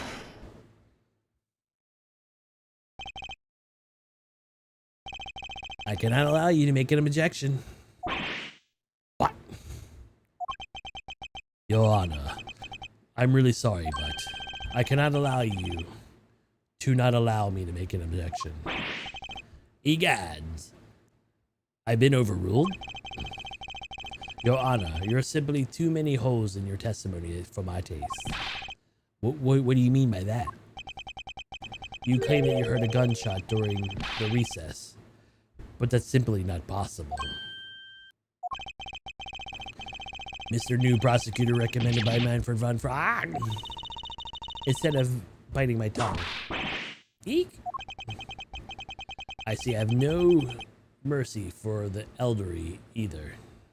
Franziska. Don't talk back to me, unless you want to be whipped in the back. With your height, you'll need a stepladder or 4 to accomplish that. Ahem, Mr. Edgeworth. My ears are not that far gone yet. I'll have you know, I can still hear just fine. And I heard the sound of a gunshot loud and clear with my own ears. Your Honor, I have an interesting bit of testimony from the detective Ban. And according to him, he heard the gunshot right before the trial was about to start again. What did you just say? Your Honor, you said you heard the gunshot 20 minutes before we were to reconvene. How do you explain that glaring contradiction? That can't be. Unfortunately, that's the truth. But I heard it clear as day. Bang. The loud shot of a gunshot. The sound of that gunshot keep returning to this point of contention. And that piece of evidence always did wonder why I found it where I did. However, now I understand what the gunshot Judge heard really was. Unfortunately, Your Honor, this is what you really produced, the gunshot you heard. Take that! I found this object in the hallway earlier. What is that, a pink substance? It may not look like it, but it's actually a piece of balloon. I see. And I suppose that would you like me to accept that pink balloon into the court record? Your Honor, I present this piece of evidence in order to overrule your testimony. Ooh, what? Your Honor, your argument goes as follows. You saw the one in the hallway. You saw no one in the hallway when you heard the gunshot. Now, there's no guarantee the detective was sitting on the bench at that time. Therefore, you believe he must have been at the crime scene in defendant lobby number 2. Am I correct? Yes, it's exactly right.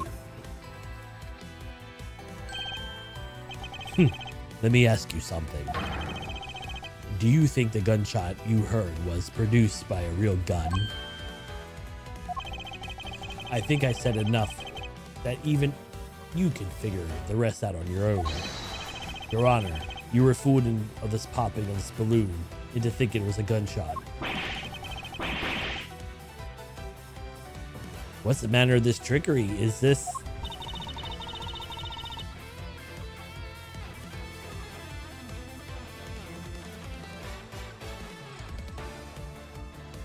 That was good effort put forth, Miles. But that was me. But if that was me, I would have wrapped this thing up before the judge even testified. Can't elaborate how this ends something before it even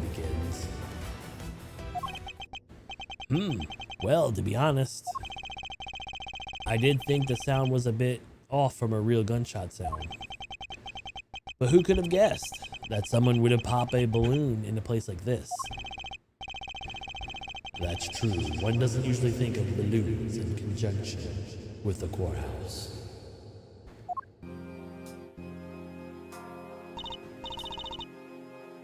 I'm going to trade coins with you. That's it. That balloon that girl was holding explains everything. Your Honor, if it makes you feel any better, you didn't lie once in your testimony. However, I can't really vouch for its accuracy. Who knew that giving the testimony could be such a difficult thing to do? What have I done? I owe Detective Gumshoe a very, very big apology. I will see it to myself that he is released. Wait. There's still a few things I've yet to resolve about what happened in the hallway. Your Honor, I request your permission to further question Detective Gumshoe. But why? I thought he was just cleared of his. We just cleared his name. Whether we just did or not, I still cannot say. The only thing I can do for now is continue my quest for the perfect explanation. And to that end, I must resolve the remaining issues pertaining the events that occurred in the hallway. Very well, Bailiff. Please bring Detective Gumshoe into the courtroom. I must fulfill my mission. Find the perfect explanation to this case.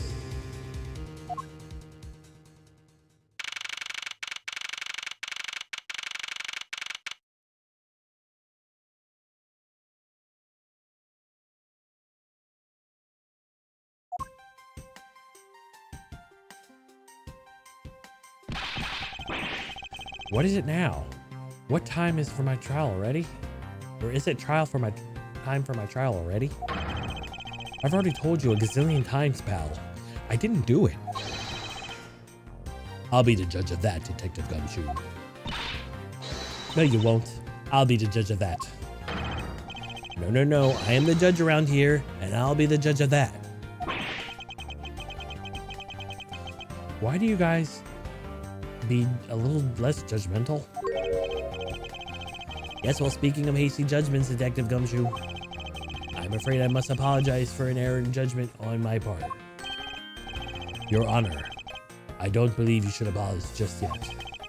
We have to prove he is completely innocent of this crime. I guess so. What are you guys talking about? In any case, I would like you to testify your actions while you were in guard duty. And please remember, you are not on trial. This is all part of an investigation. As such, you may still be found innocent. However, if you should give a false testimony. Yow. My whip will eject it loud and clear. If you are found to be lying, you'll be held indefinitely understood. I gotcha, pal. Thinking back to the state of the crime scene of the judge's testimony, it is obvious that the detective Gumshoe is lying. And if I can't break his lie, then we'll never get a break in the case.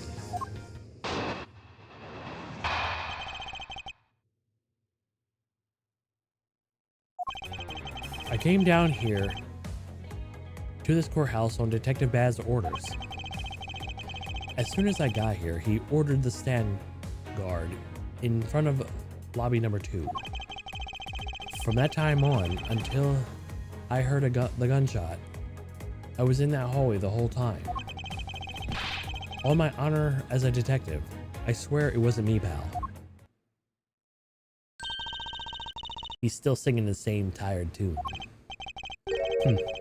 In that case, I'll just have to change the melody. I know he's lying, and it's time I pulled information I need out of him.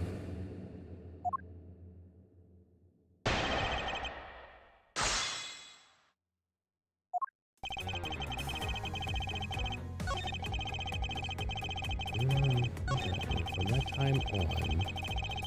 Hold it! You claim you have been in that hallway the whole time. However, if it's not a fact that you did something while you were in that hallway. Of course I did something. I guarded the door to lobby number 2, pal. What else? Very well then. And what exactly does guarding that door entail? Well, to put it simply, oh, I know. My job was to stand in front of that door without moving an inch. Oh, Detective Gumshoe, you mean to tell me that you didn't take a single step away from that door to lobby number 2?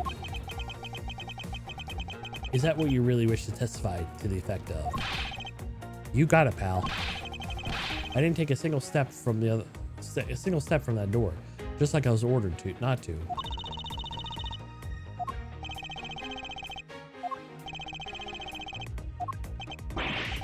Why is everyone quiet all of a sudden? Because we're all in shock. And in awe of your utter stupidity.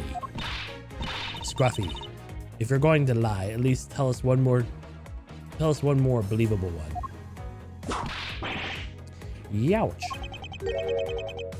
But I'm not lying. I should hurry up and bring up this incepitescent up close.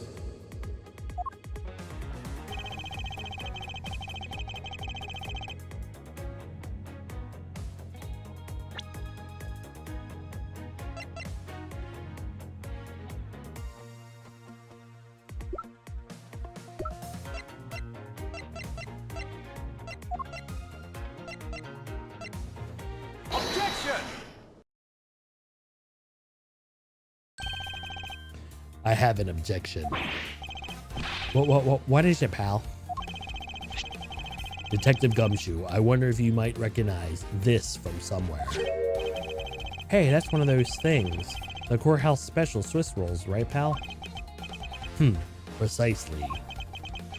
In that case, I suppose that you also recall the sullied hallway bench. Hey, you know what? I think it was probably me that did that. Detective Gumshoe, you know you can't go around dirtying up the courthouse like this. You inconsiderate slovenly pig. Eek! I promise I'll clean it up later, I swear. Now then, should we get down to business? About the fact that you didn't even move a single step from the front of the door. If that really were the case, then how were you able to buy a pack of Swiss rolls? Ah! Furthermore, if you didn't move a single step from in the front of the door, how did you manage to get to the bench dirty with your grubby hands? Youch! It appears that Franziska can do more damage than my words alone can. Alright, I confess, pal. I was hungry, so I bought a pack for myself, okay?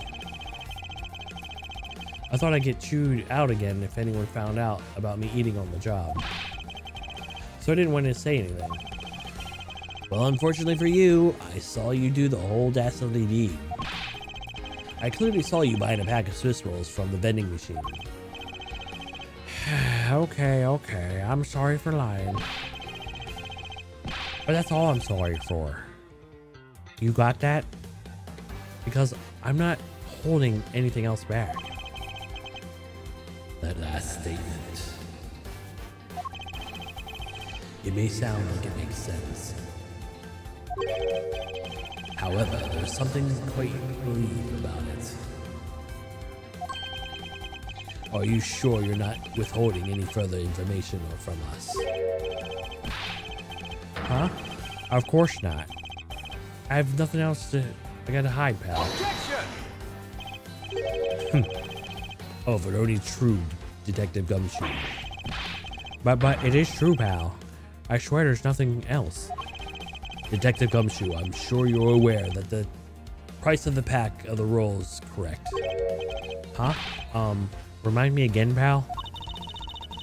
At the vending machine out in the hallway is selling the pack of 2 Swiss rolls for $6 a pack. And yet, according to you, you didn't have any cash on you until you cashed your $5 annual bonus check. Isn't that right?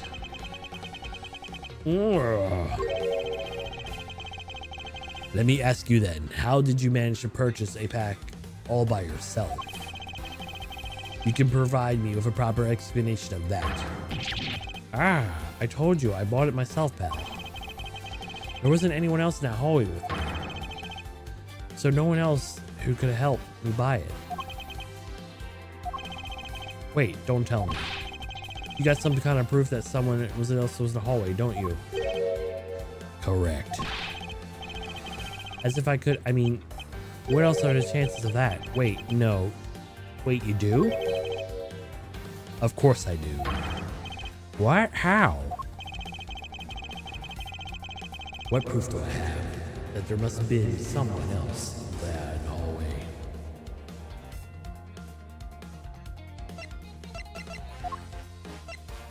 Take that!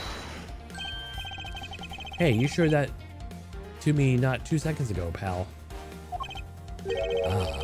I think you're under mistaking the impression that I bought this pack of rolls. Wait, you didn't buy it? Then that means you must have stolen it. You thief. What? I would never do such a thing. All you liars are the same. You start out as thieves, under arrest, pal. I believe I meant to assert that all thieves start out as liars. And in that case, what does that say about you, detective? This particular Swiss roll was dropped by a certain someone. Oh. There were 2 Swiss rolls in this package. You ate one of them. But then you gave the other one to a certain other person, didn't you? No way, pal. You've got it all wrong. I ate both of them.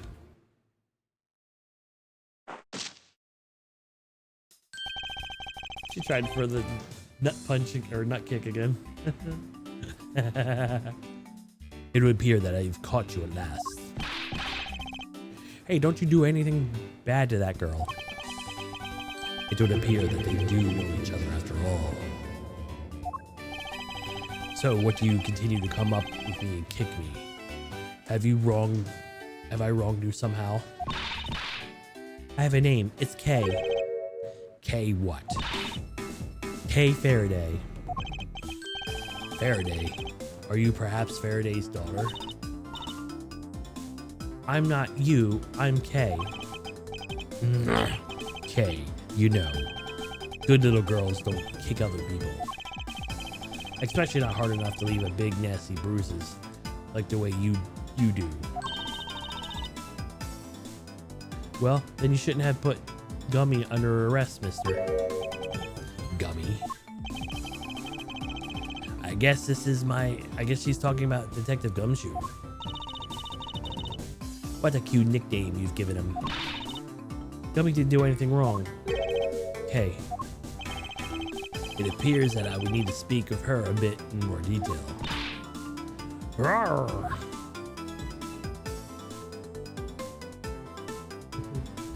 Kick him in the nuts. Kick him right in the... What?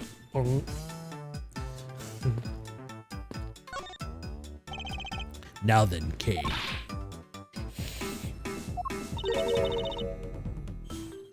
She's like a stray cat.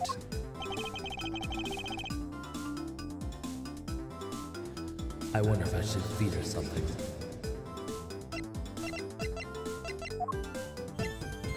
Take that! Kay, I promise to give this to you if you calm down. Oh, Swiss roll. Wait, why did I move? I was right. Whatever. It really belongs to you though, doesn't it? Yeah, I was saving it for Daddy.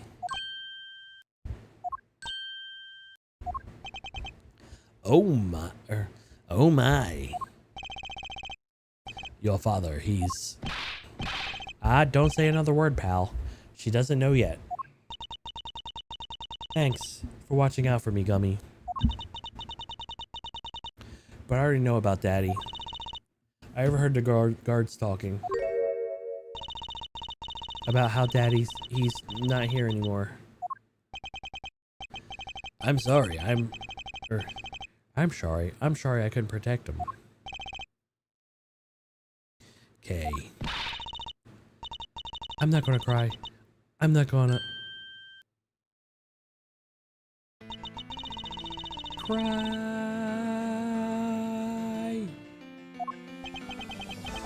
It's alright. Let it out. Your father passed away after all.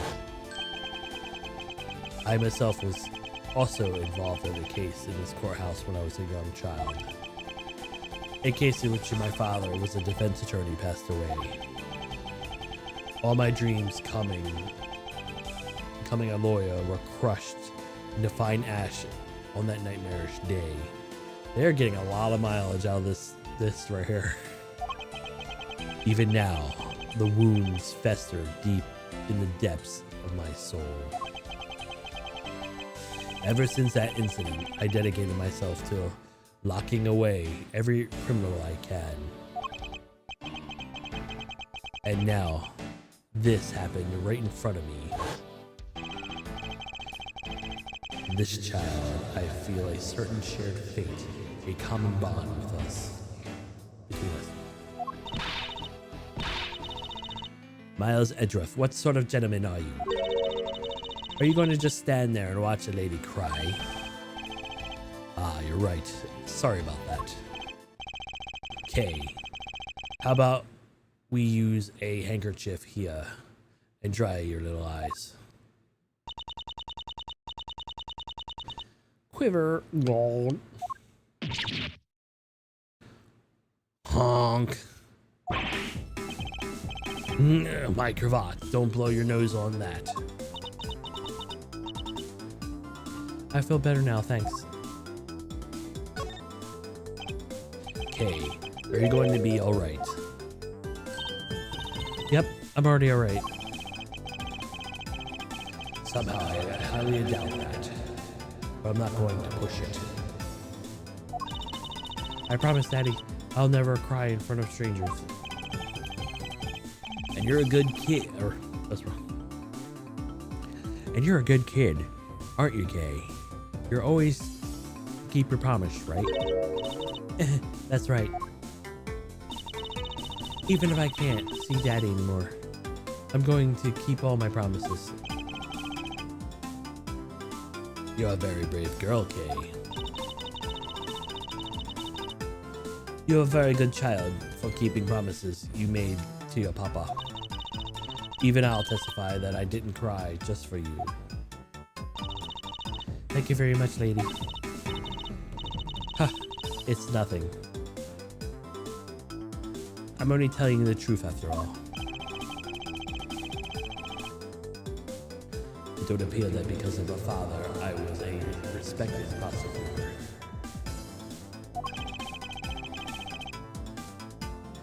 Franziska is sympathetic to Kay's feelings.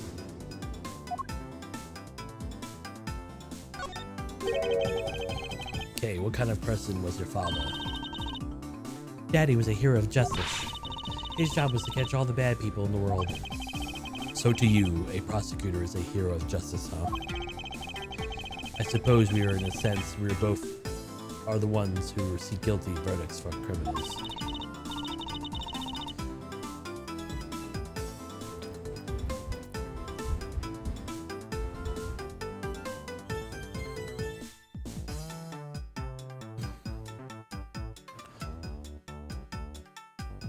Plus, you know what? Whenever I came to the courthouse, Daddy would buy me my absolute favorite treat, Swiss rolls. Oh. I want to be a hero of justice someday, just like Daddy. So I've been working really hard. I see. And what have you been working hard on? I've been working hard to keep all my promises Daddy and I made together. A promise notebook? May I take a look inside, Kay? Sure, okay. It appears to be an exchange diary of sorts between father and daughter. Mr. Faraday's writing conveys a sense of kind of man he was. A little notebook just might come out handy later.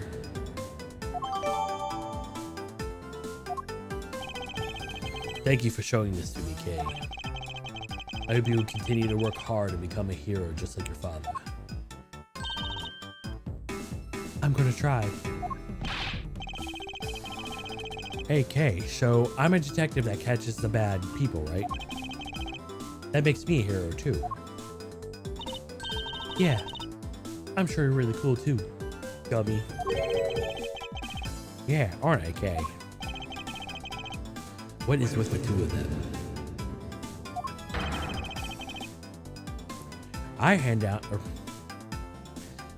down verdicts of justice, so that makes me a hero too. Yes, and thanks to your so heroic testimony, you almost painted a detective as a vile criminal and sent him off to jail. I'm really sorry about that. Gummy's not a bad man, okay? That poor judge. He's being treated like a vile criminal rather than a hero of justice. It appears that you and Detective Gumshoe are good friends, Kay. Yeah, we're friends. In that case, would you mind telling me more about him?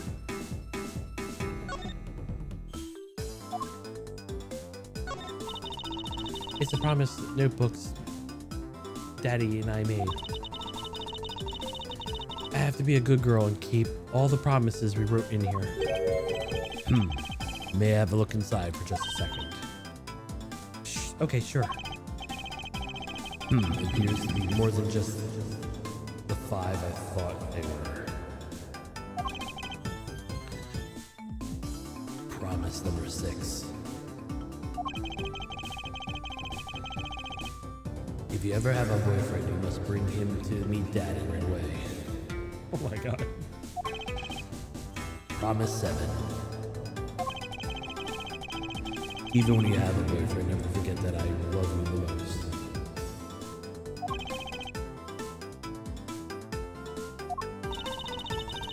I certainly don't even envy the poor sap who falls in love with.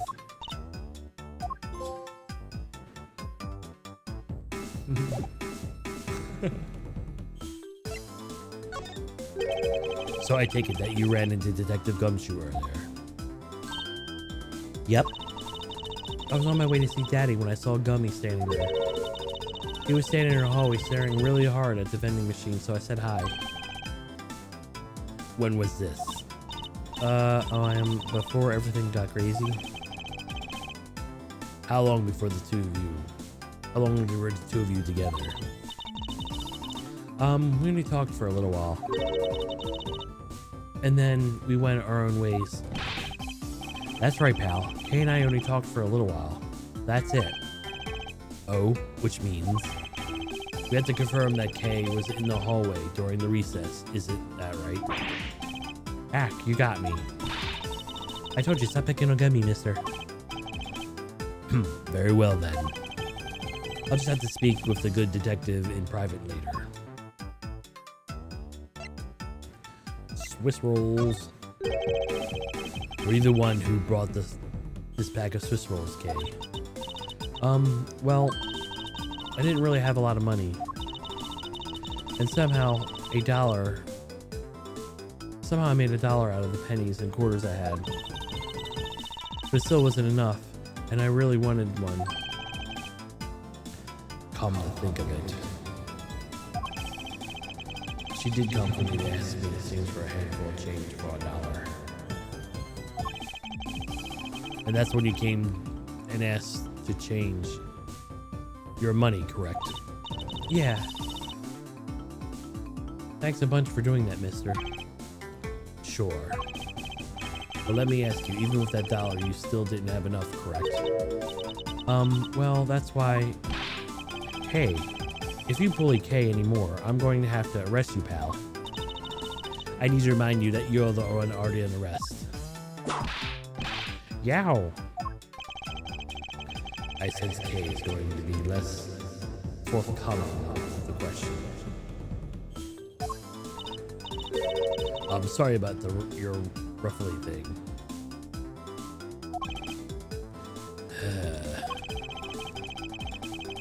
Yes, well now it's positively drenched in your nasal mucus. Why does that sound worse than... Don't worry, Kay. I have a spare. So here, you can have this one.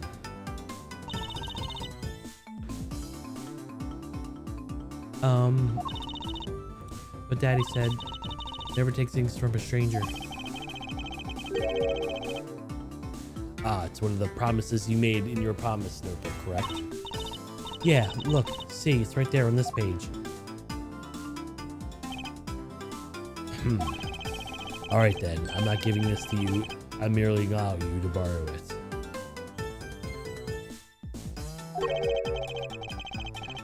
You can take it home, wash it, and clean it.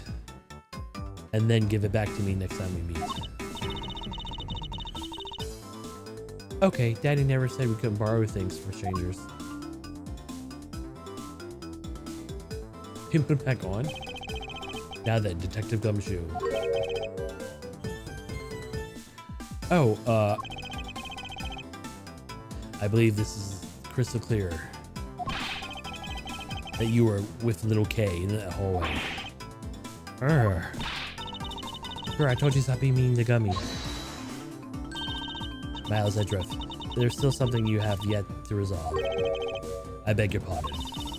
You still haven't offered an explanation for what that man could lie to us. That's well. Gummy, don't tell me you lied for my sake. Hey, don't worry about it, Kay. Everything's going to be okay. And so that's why.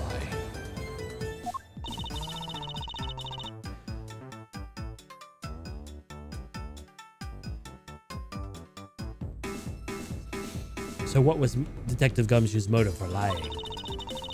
If you can't explain that, then you can't call this a perfect investigation. His reason for lying is very simple. Well, what? Here's what I believe to be his reason. From the simple observation of the detective's actions and his interactions with Kay, it is obvious that the detective is lying young girl's safe. This piece of evidence will show you exactly why. Which piece of evidence proves that this detective was lying on account of Kay?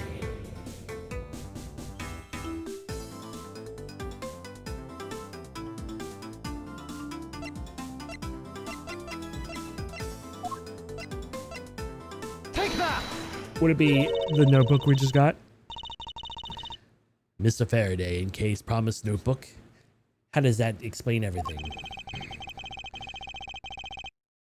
If you could take a look at this page, it's clearly written that Kay should never take things from a stranger.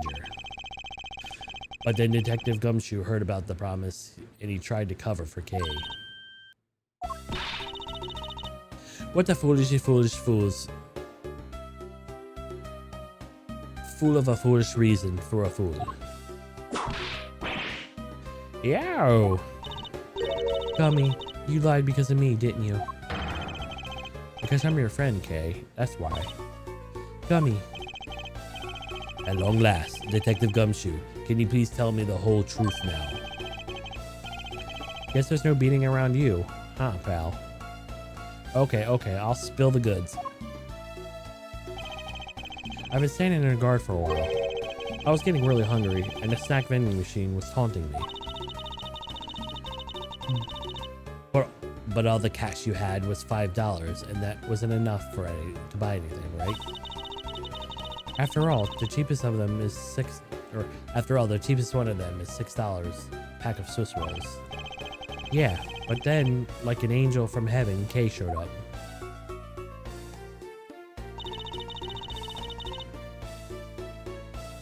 I was thinking about sharing a snack with Daddy. So I wanted to buy a Swiss roll, but I only have about $1 in coins. So we pulled my $5 and her $1 together, and we bought a pack of Swiss rolls together. But I was worried about breaking one of my promises. So then Gummy said, Mr. Faraday's one scary guy when he gets mad. But don't worry, you won't get in trouble if you don't tell him, right? Besides, you bought it with me. So you didn't really get it from me, you know? He told me it'd be okay. And then I gave him a whole roll to save to give to Daddy. Who knew that Scruffy could be so considerate? Indeed. Detective Gumshoe, I take it that you were sat down at the bench and ate the rolls together. Yeah, we split the roll. We split the other roll, and I ate ate it right then. So the sweet taste of the cake's chocolate. Never forget, as long as I live, pal. Anyway, Kay, I believe this belongs to you. Oh, it's from my balloon I popped. It is bad manners to leave garbage lying around, Kay. I'm sorry. Well, I guess I can't blame you for not throwing this one piece away. It was sitting there up on the windowsill where you couldn't see it.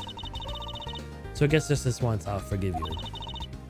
But that balloon, I wanted to surprise Gummy a little, so I popped it on purpose. That's because of me, Gummy dropped half of the sweet roll.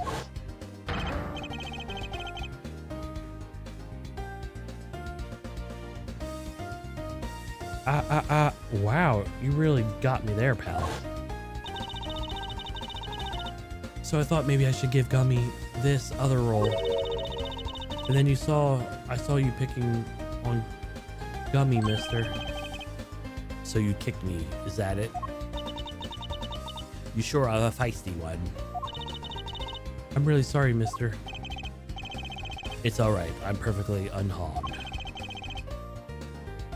But about the Swiss roll,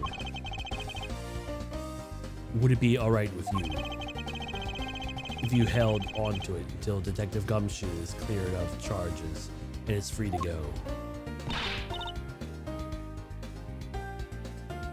Yeah, sure. Just make sure you give it to Gummy afterwards, okay? Of course, I promise. Now then, I believe we have proven beyond the shadow of a doubt that Detective Gumshoe was in the hallway for the entire duration of his duty, which is undeniably proves that Detective Gumshoe could not have committed the double murder. Objection! Will you get out of here?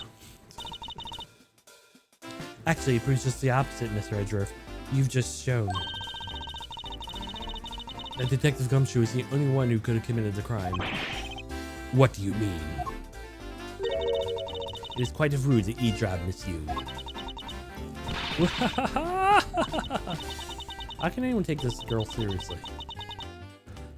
I'm getting lectured on manners by a girl with a penchant for whipping people. What? How dare you talk back with such insolence? You're wrong, lady. Gummy's not a bad guy. Oh, and what do we have here? What is a child doing here in the courthouse? Bailiff, please take this child away.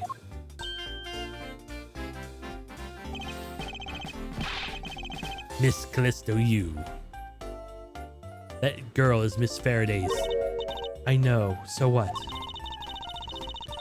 You think just because she's the victim's daughter, she gets to run wild at the crime scene? I think actually quite dangerous for her to speak nothing of getting underfoot. But I was not. I suppose you're right, however. As long as we're in agreement at the point, let's get back to the real issue at hand. Now then, detective, you were in front of the door in lobby 2 the entire time, correct? Yeah, but you see, isn't it obvious that it could only be the detective? He's the only person that could have gone in the lobby number 2 at the time of the murders. Yeah. I have no counter argument to that. Do worry, or don't worry. I've already put some necessary paperwork for his formal arrest. But the investigation is far from over. Oh, that's right. I was going to speak with you about that. Don't you think it's reckless to talk about the suspect out in the open without a guard?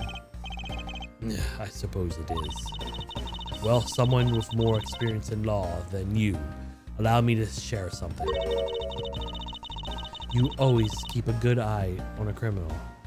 You may regret what comes of your negligence. Oh, Miles. I can't believe you're letting this woman lecture you like this. This is unforgivable as a disgraceful Montcalm. Down, Tigress. Now then, I'll be looking forward to the results of your investigation.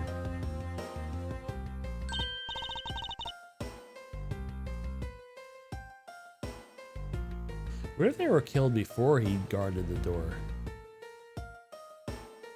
No one's thought of that angle yet. So, we're back to square one. Actually, this is our last chance. I can tell that if we fail to solve this case, Detective Gumshoe will be formally charged under all of the circumstantial evidence. This investigation is not over yet. There is still one location I yet to inspect. It's where Detective Vad and Miss Yu were at the time of the crime, defendant's lobby number 1. Like, who says they were there the entire time? Or why did they murder them before? They haven't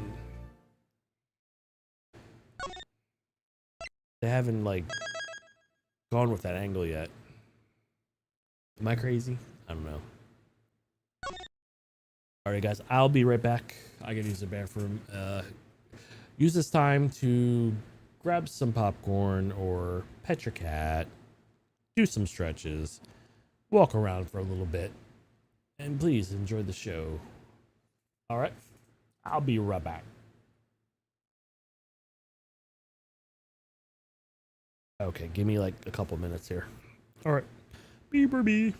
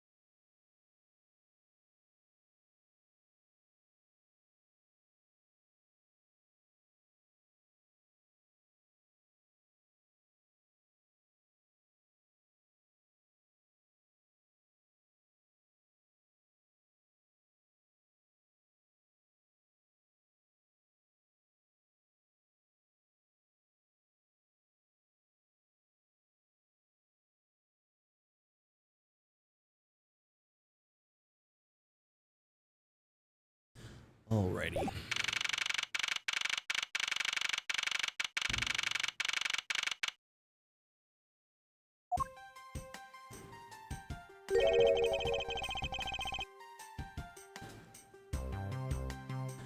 What is an incredibly overpowering sweet scent?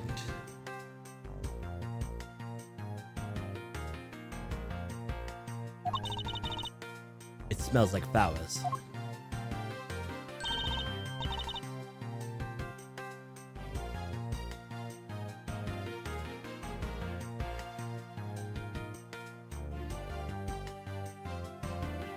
Uncle Bad, isn't it?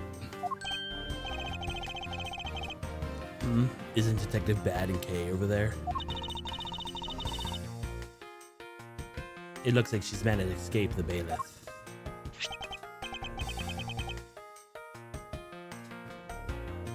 No, that's not quite it. Oh, too bad. But it's so pretty. I think you're still a bit young to be wearing that. But since you found it, I guess I can let you keep it. But I guess since you found it, I guess you can keep it.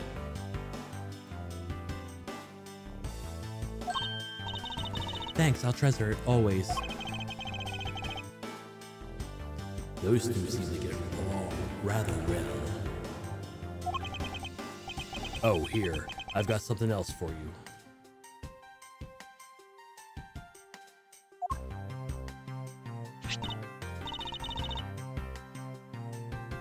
Yay, thank you, Uncle Bad.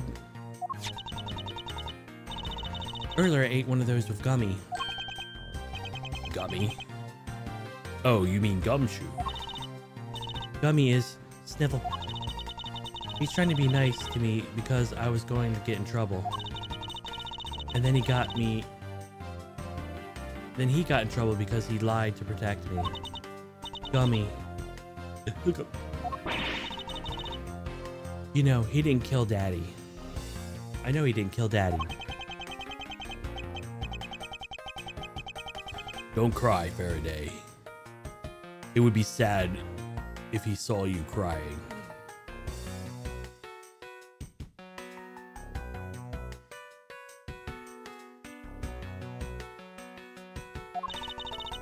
I'm not crying. Kay. Or Kay. Oh, it's the mister from before, the lady too. Don't you think it would be a good idea for you to go home for the time being?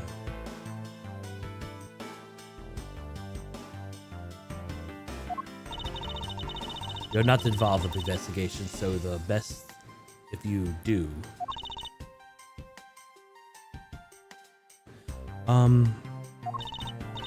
Actually, I'm Uncle Bad's assistant. Since when? I'm related to the investigation. Is that so, Detective Bad?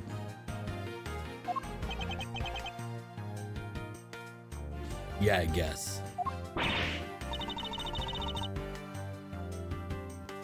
What, you're just scolding us like kids not to mess up the crime scene? And now you let this child run free? Why?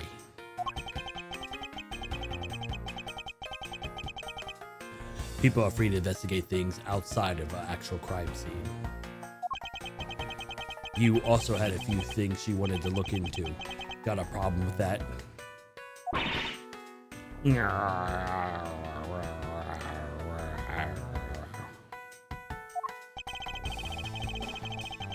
I don't have a problem with that, but I am curious as to what Miss Yu is looking into.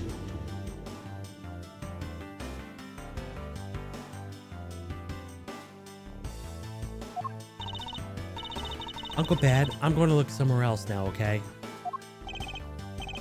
Alright, I'm counting on you. Oh, that's right. Hey, mister. Yes. What is it? I know Gummy really isn't a bad guy. I mean it. So please find the real bad guy, okay?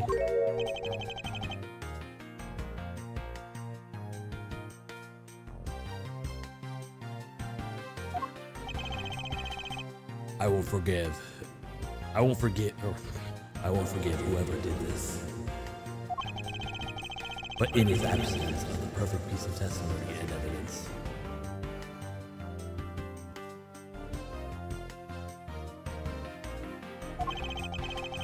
there is no one else that could be the true culprit other than Detective Gumshoe.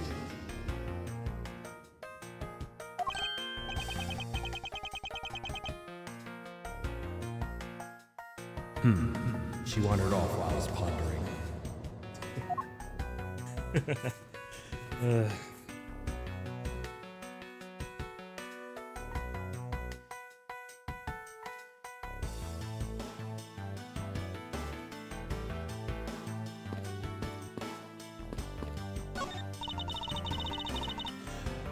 But an incredibly strong scented herbal tea.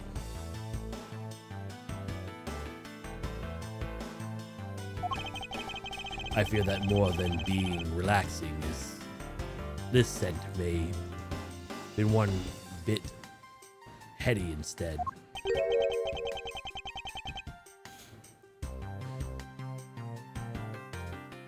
You put in a special request for that. No wonder she's so violent. She's been drinking this stuff the whole time.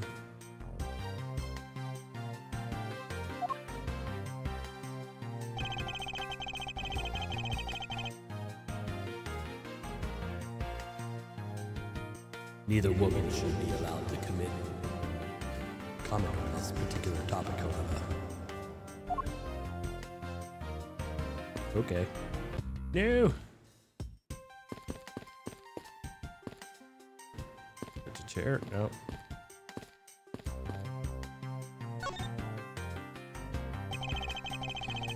It may not look like much, but I find that ordinary tables like this one is very useful.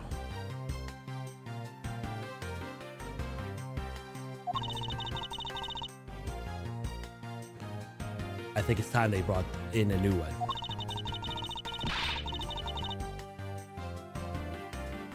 I wonder if they would replace this table if I hit enough with my whip. Why would you do that?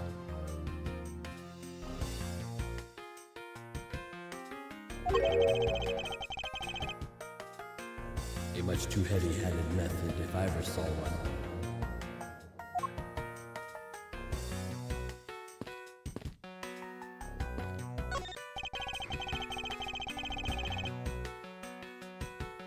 This television is the same model as the one in Defendant Lobby number 2.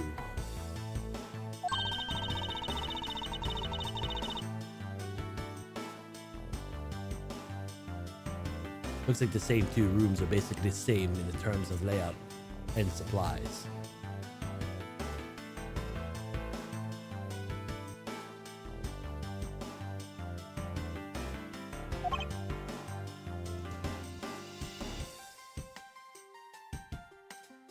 Yes.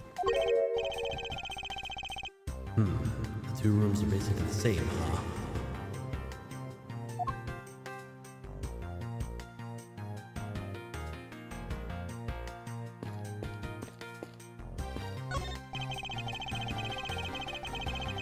This decorative plant leaves are shinier than the ones in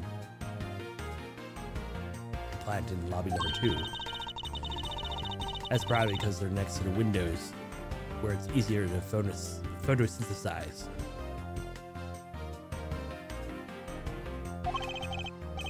You may be right, but the curtains are always drawn in lobby number 2. The caretakers of this courthouse don't think enough about the plants, do they? I mean, was that... That's because they're the courthouse caretakers, not a bunch of botanists. Exactly.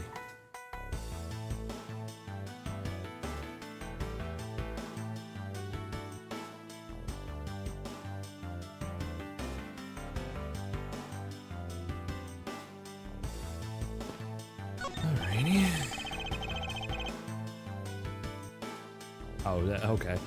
I can see down in the courthouse courtyard from here.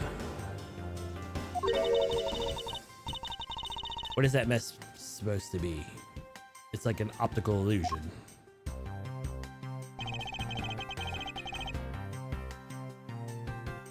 I believe it's supposed to be a postmodern in design.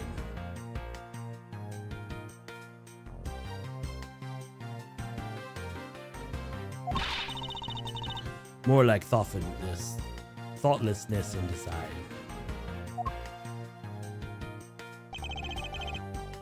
I can't disagree there.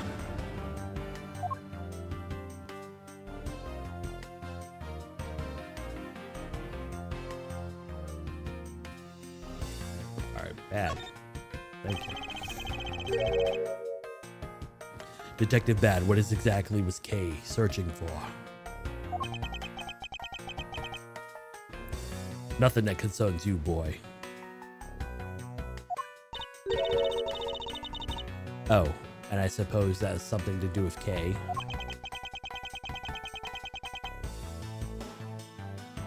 It does, because she's Faraday's daughter. Anyway, hurry up and get to the point. I don't have the time to waste.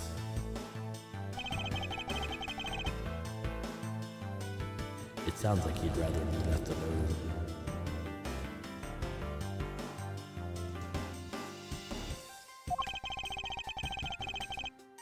I have something I'd like to confirm with you once again.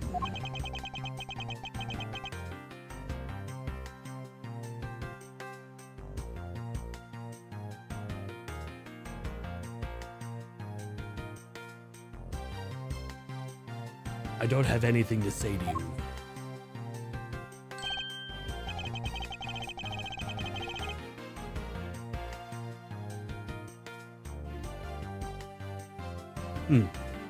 Be that as it may, we still have questions that we need answers to. Now then, first of all, what is the overpowering smell that is permeating in this room? Upon entering this room, I thought I was going to suffocate. It is an ultra-strong perfume you wears. She spilled some of it. I was having a bad time myself. But I didn't think twice and opened the window. But that smell's still here. Perfume, huh? So that sweet scent in the air is perfume. Well, it's giving me off quite a stench. But it's some cheap, no-name brand. She said it's a famous brand from overseas. It's a knockoff. Yes, definitely a knockoff. No disrespect, but she forces one of those bottles on me. Here, little girl, you can have it. I was born for much more expensive and refined perfume. However, seeing as you just happen to have a spare, I suppose I'll take it. Miles Edgeworth, you will hold on to this bottle without fail. Ugh. Why can't she ever be honest about it once?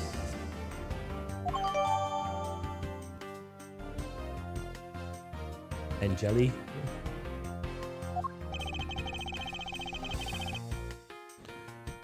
So now we have the perfume Miss Yu wears. Just fantastic. Is that all you wanted to talk about? If so, I'm going back to the investigation. Actually, there's still a few other things I wish to inquire about.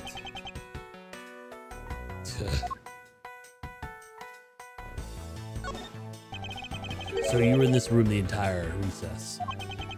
Like I said, I made a call to the precinct to get the big lug down here. But other than that, I was waiting here for the recess to end in here.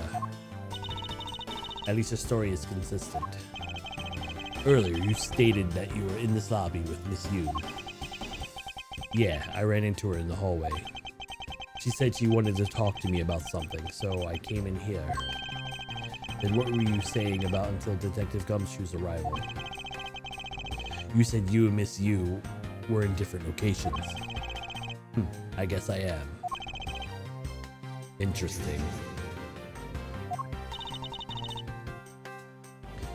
Speaking of that lawyer, she seems to have great dislike for you. Let's see, Miss Yu is her sister, the victim of the KG8 incident. And as I recall, Detective Bad was the lead detective on that case. I wonder if the reason for her disdain is simply because you failed to guard Cece. But because you were in the lead as detective on that case, you knew. I also know that today's trial involving the Korean embassy staff member is being referred to as the second KG incident. Now then, detective, I believe it's time that we're honest with me. And you told me the truth behind your relationship with Miss Yu and Mr. Faraday and the KG incident. If you already knew that much, I guess it'd be alright to tell you. Now then, I would like to ask you a few questions about the KG8 incident. It's not exactly a happy story. Other than the two people that were directly involved, you two will be the first to hear what I'm about to tell. The honest truth behind the KG8 incident. Faraday, you, and as you already know, 3 were involved with the KG8 incident. Faraday and I were originally on trial of the smuggling ring. You mean the smuggling case involved one of the Amano Group's secretaries? That trial was just a front. A facade? Yeah. But the case became tainted. All because the witness who was going to testify about the Amano Group, Thai smuggling ring, CCU, was killed. Then you want to become a secretary who was arrested. His name was Colin Deveray. To be honest, the guy didn't know a thing about the smuggling ring, but he confessed to knowing about it anyway. Deveray was probably being intimidated by the big boss, just another scapegoat.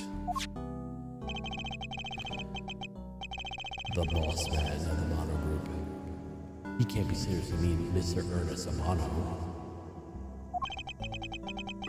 That can't be right. Probably just a Detective Bad's personal hypothesis. What is he trying to do, suspecting Mr. Amano of being involved with smuggling? I suppose it would have been quite difficult to secure an acquittal after he confessed. But the man who killed CCU, Manny Kochen, was completely a different person. But since he already acquitted once of her murder, Mr. Faraday,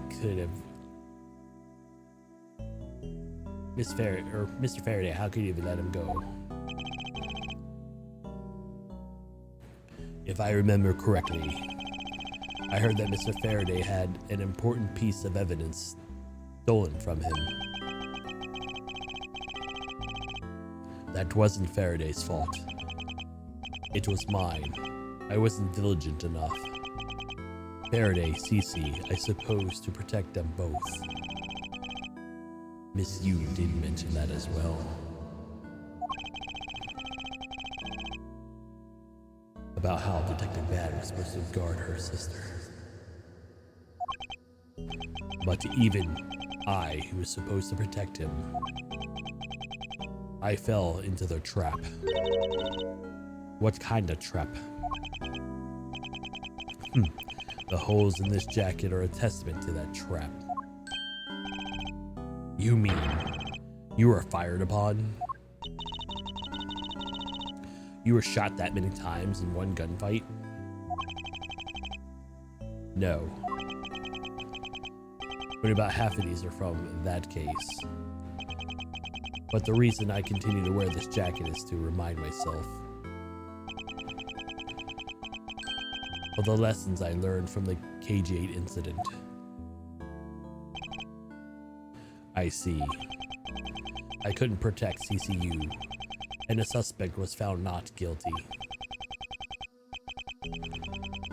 We had hit the brick wall as far as law was concerned.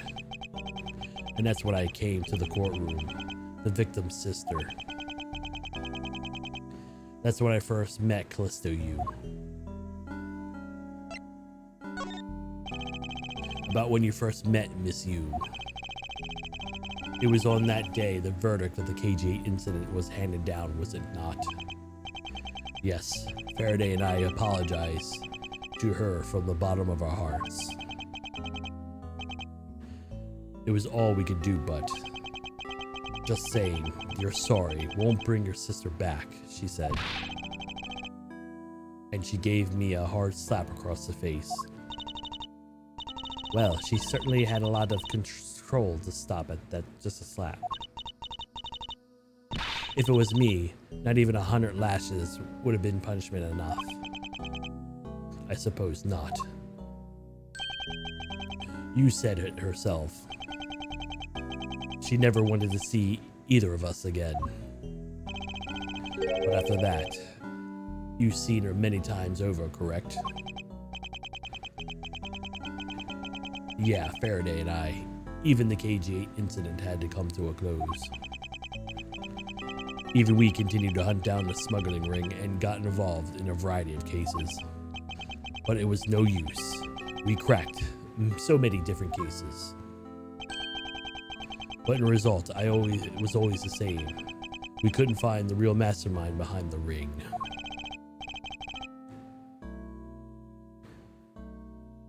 Is the ring really that big? It was in pursuit of the ring that we met you once again.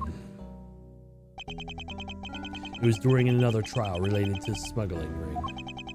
Faraday was the prosecutor and I was the lead detective. I took to the witness stand. She appeared out of the blue as the defense attorney. Her client was related to the smuggling ring and she was defending them. Yeah.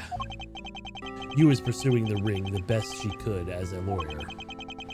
I think the defense rel this time for the same reason. Come to think of it, Miss Yu did say something to the same effect. When I put my own agenda, I'm sure I'm still on the hunt for the leads regarding the KG8 incident, alright? And for that, you have not a single qualm about defending your own unknown killer. Don't put words in my mouth. I said no such thing. The only way to get close to Mr. Rell was to be his lawyer. I had no intention of covering for him, ever. So don't you dare suggest I was going to. It doesn't matter. What is a reason for helping a criminal is just despicable. You're so naive, little girl.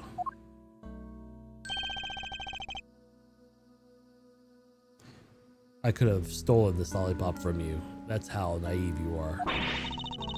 How dare you insult the daughter of a Van Kama?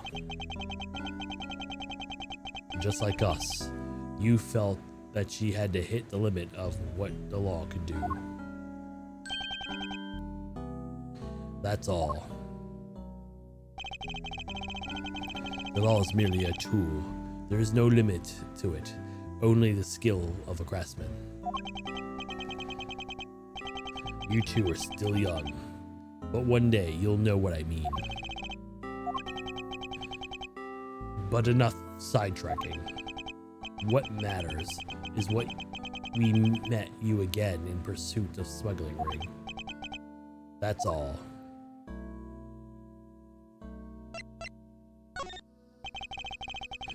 So what was your relation to Mr. Faraday? You even seem to know Kay fairly well. I met him when he was a rookie prosecutor, known him ever since. And Kay, I've known her since the day she was born. Faraday and I we cracked quite a few cases together. But you two seem to made no progression on all the Yatagrasu case. Did we touch a nerve? I only have one thing to say to you. No one knew more about the Yatagrasu than me and Faraday. That's why I was called upon to testify in today's trial, to prove that Rel was not the real Yatagrasu. Which I would have done if he hadn't turned around and accused Faraday. After the accusation, I was asked to testify, but this time, to prove or disprove the accusation. But I guess I won't be doing that either. I said there's more to that statement than meets the eye. Perhaps a bit more digging the other grass is what's necessary.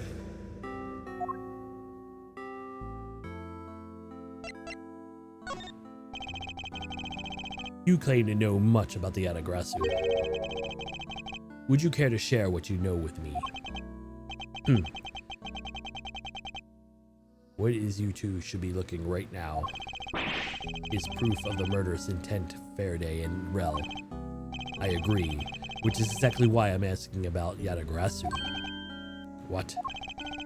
The KG8 incident is this second KG8 incident. Both of these are tied to the smuggling ring. And both of these cases are the witness who has to testify about the ring was murdered. However, there is one point in which they differ. And what presence or absence that the great thief Yatagrasu.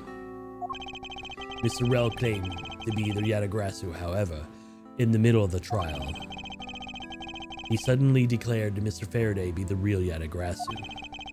Then during the recess, they were both killed. Don't you find that to be the last bit odd? Miles Edgeworth stopped beating around the bush and just spit it out already. I believe there must be some reason that the two men suspected of being the Yatagrasu were both killed at the same time. A reason, huh? And so in order to catch Mr. Faraday and Mr. Rel's cold-blooded killer, I feel that I need to learn as much as I can about the Yatagrasu, if it would help you solve the case.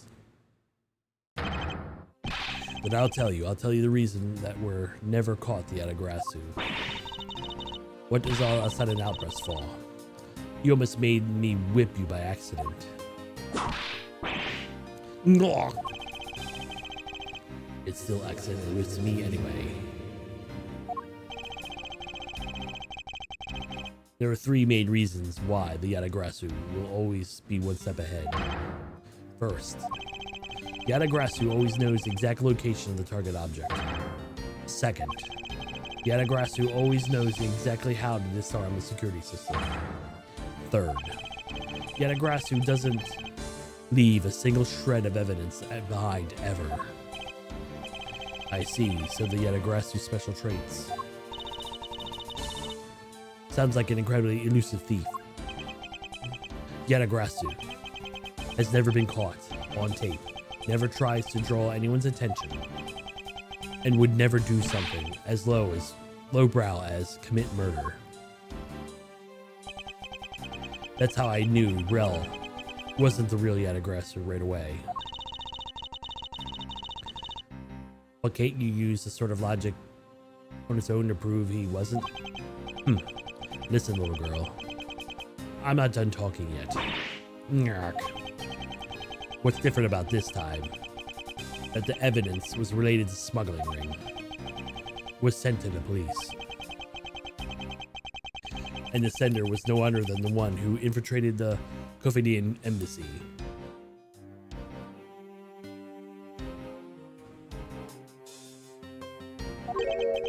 Yatagarasu. The Yatagarasu sent the evidence. Until now, the Yatagarasu would always publicize any corrupt dealings through the mass media. But not this time. The evidence this time was something only Faraday and I and a select few others knew about. In that case, how can you be sure that it was the Yatagarasu who sent it? That's easy. A special card that only the Yatagarasu uses was attached. That's how I can be sure. And just what sort of card is it? Here, take a look at this article. Whenever the Yatagarasu wants to publicize something, a white card is sent along with a stolen information. But when the questioned Rel about what was sent along with the white card, Rel had no idea what it was. And that's how Detective Bad knew that Rel was a phony. Thank you very much. I must much better understanding of the Yatagarasu now.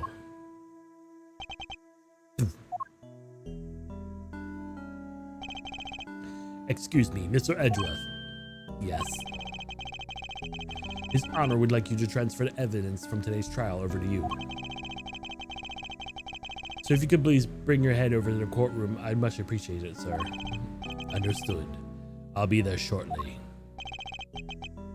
Detective Bad, what does the law mean to you? Finding the answer to what that question is the only reason I'm still alive. I became a prosecutor to find the answers to that question myself. And to play the part of ensuring that all criminals everywhere are found guilty.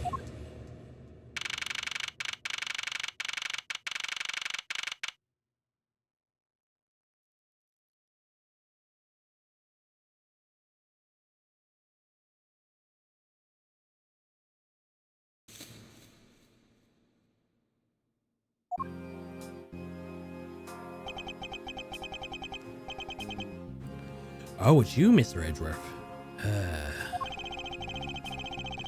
It appears that his honor is a bit dispirited. For the first time today, I experienced what it is like to stand in a witness stand. I have a great appreciation just how hard it is to give a testimony. But there's no reason for you to be all depressed about it, Your Honor. As a judge, no one expects you to think of anything other than the verdict. Franziska, there is no need to further depress his honor. But I'm not trying to, Miles. Your Honor. Your Honor, I've come to collect the evidence that was transferred to me. Your Honor. The evidence. Your Honor. Oh, you. Yes, can I help you? I'd like to collect the evidence now, sir. Your Honor. Do you think you can stay focused long enough at least to do your job? Yes, I'm sorry. Yes, I'm sorry. And I would accept the defense attorney has yet to arrive. She is busy with the investigation. So we'll keep this brief, shall we? Very well. In that case, please confirm all the pieces of evidence are present. Furthermore, the evidence that was used in the murders of Mr. Faraday and Rel are also included. So please go ahead, use them in your investigation into the case. Understood, Your Honor. The pieces of evidence that were used in the murder of the two men. This could be a very good chance to find new leads regarding their case. And maybe something that will finally lead me to the truth. I place all the evidence over the prosecutor's bench for you. I see. Thank you very much. I will go confirm that they're all accounted for. I want to see something real quick. I'm gonna go over into the desk, see if he's like, hey, get out of there. This was okay. Yeah, no. It's the same thing. It won't let me speed through it either. They're all unchecked for some reason. That's weird.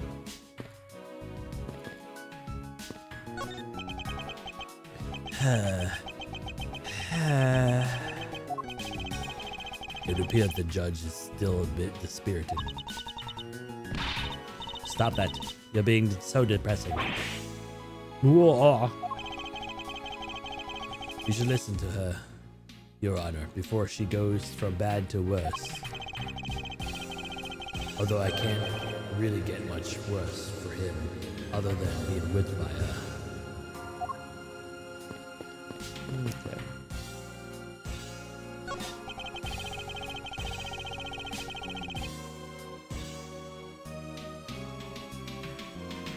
So this is the evidence related to today's Cody the Embassy trial from Faraday's bag. You mean the evidence that was on the table in lobby 2, right? Yes. We can finally now take a look at the evidence itself and not data about them. Let's be sure to thoroughly examine while we have time. Agreed. I want you to take a look at all the evidence from the embassy murder, too. And why is that? Because I still don't fully understand today's trial was about. Ugh. Don't put your crap at me just because you don't know something. And don't you try to order me around just because your papa chose you today. I see someone still sore about being picked by Montcalm.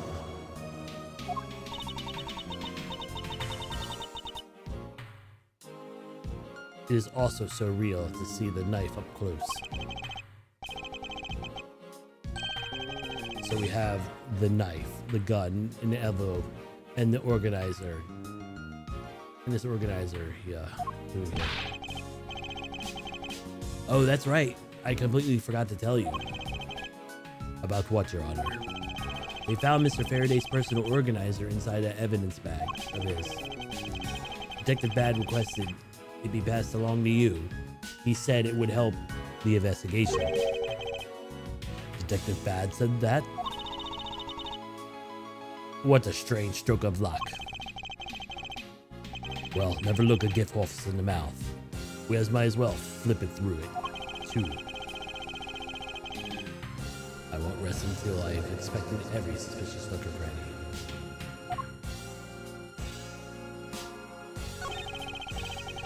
The knife was used to kill Mr. Faraday. Who could have thought that such a beautiful piece of art could be used for such a cruel act? And never crossed your mind that you'd use it in your crop for a wrong purpose.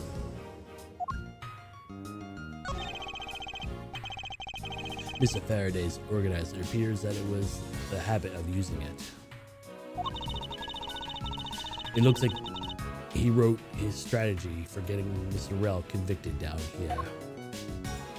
I have collected the evidence I need to prove Mr. Rell was the killer. Between the handgun and Rell had on him when he arrested the surveillance tape, I should be able to prove that one. It appears that Mr. Faraday honestly believed that Mr. Rell was the killer in the case. The sound of his handgun going off ordered a superb clarity on surveillance video. I suppose that I can use that to prove Rell is not the real Yatagarasu. And it would appear that he had proof that Mr. Rell was not the Yatagarasu. No matter how he may try to play it, as long as you have the Yatagrasu's key, I can prove he's a phony. If I present it to him in court, it would clear everything up. Apparently he also had a very definitive piece of evidence. It's been a long battle. I hope this finally brings it to an end. Yes, I believe that Mr. Faraday was well prepared to discredit any claim that Mr. Rel may have about being the real Yatagrasu, and had his way to prove that Mr. Rel was guilty party in the embassy murder. This organizer comes straight from Mr. Faraday. I'll have to take time to give it a thorough read later.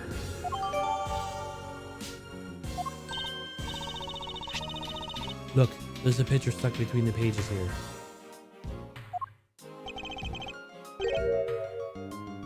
It appears to be a key.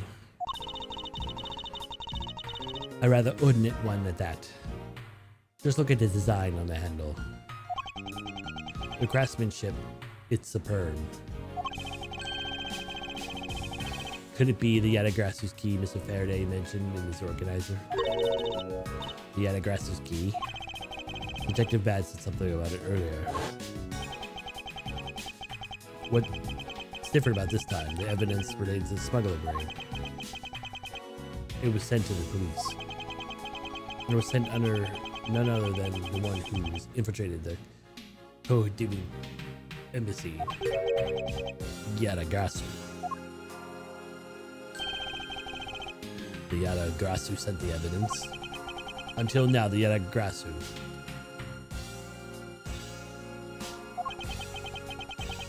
would always publicize any corrupt dealings through the mass media. But not this time. The evidence this time was something only Faraday and only a select few others knew about. Mr. Faraday must have been trying to keep this secret key safe. As the prosecutor of both Yatagrasu and the smuggling cases, that's to be expected.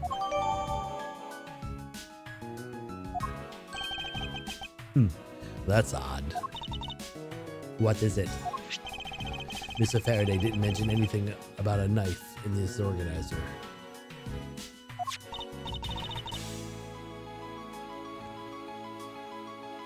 It certainly is odd. The weapon that was used to kill the Kohodivi embassy staff member was a gun. But if that's the case, then when did the knife that was used in the murder for Mr. Faraday come from? Isn't it obvious? It was brought through the courthouse by Miss Orell. That's the only logical conclusion, right? No, because it's not easy to smuggle a weapon like that in here. Every person who enters the courthouse is checked thoroughly for contraband. Furthermore, we suspect that he was handcuffed, making it impossible for him to bring a knife as large as this one is inside. In that case, how do you suppose that the knife ended up in the courthouse?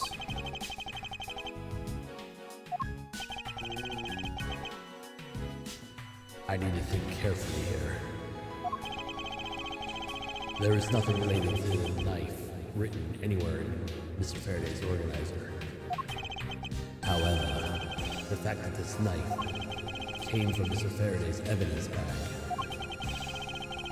Conversely, there is one item listed in Mr. Faraday's organizer that no one else claims to have seen today. So in order to solve this mystery, I believe I will need to take another good look at the evidence. Miles Edgeworth, can I take the fact that you have yet to answer me? To me, that I don't know the answer. Or, to mean that you don't have an answer for me. Actually, I do know the answer, Francisca. What? What is it? One piece of evidence that we've been holding has some secret meaning of its own.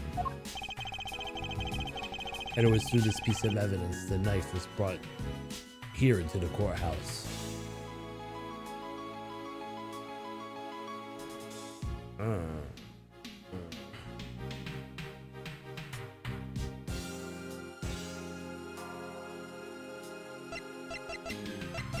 Would be the key? Where's the key? Take that! Take that! This Yadagrasser's key. Miss Faraday's mentioned in his organizer. This is how the knife was brought to the courthouse. You're not making any sense, Miles Edgeworth. You just need to look a bit closer, Venziska, to see what I mean. Will the color and ornamentation of the key's handle remind you of anything? They do remind me of the knife. Very good. Both the Yadagrasser's key in this photo and the murderous knife have a very unique design in their handles. Furthermore, although Mr. Faraday mentions the Yadagrasser's key, the only object we found in the crime scene was a knife. You don't seriously mean to say? It appears that they finally caught up. And yes, I do mean to say that these two pieces are in fact one and the same. But that's impossible.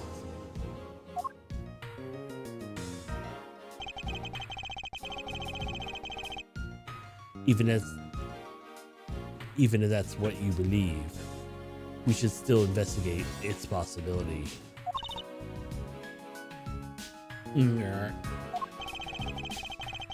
Now then, let us examine the knife a little more in detail.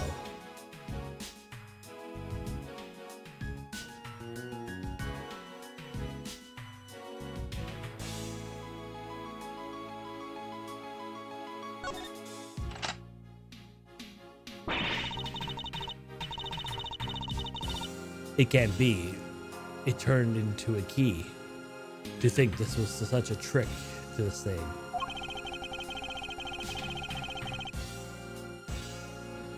So the weapon used to kill Mr. Faraday was actually the key the Yadagrasser stole. This piece of information is more crucial than anything we've learned up until now. Frankly, I'm shocked. Mr. Faraday only mentioned the key aspect of this piece of evidence in his organizer. It is possible that even he had no idea he was hiding the knife blade inside. But if that's true, then only someone who knew about the key to the knife trick could only have killed Mr. Faraday. Even among law enforcement, this key was top secret. We're looking for someone who knew more about the key, even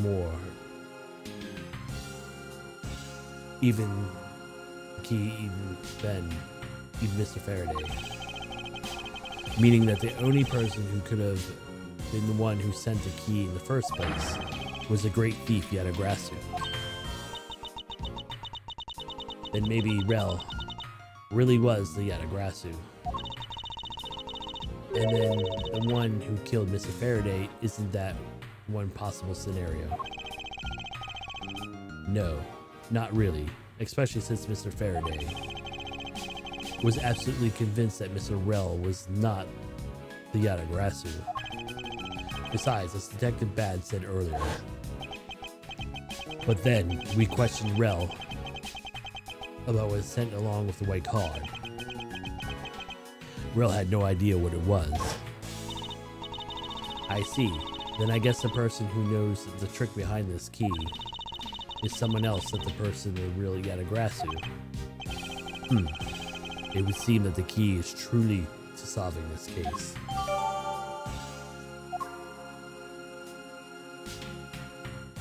That was a long one. This gun was originally used to kill the Covidian embassy staff member. When the crime was reported, the responding police found Mr. Rell holding it, which would lead him to immediate arrest. And then the gun took the original shooter's life. How ironic. Indeed. There doesn't seem to be anything else we can learn about this piece of evidence.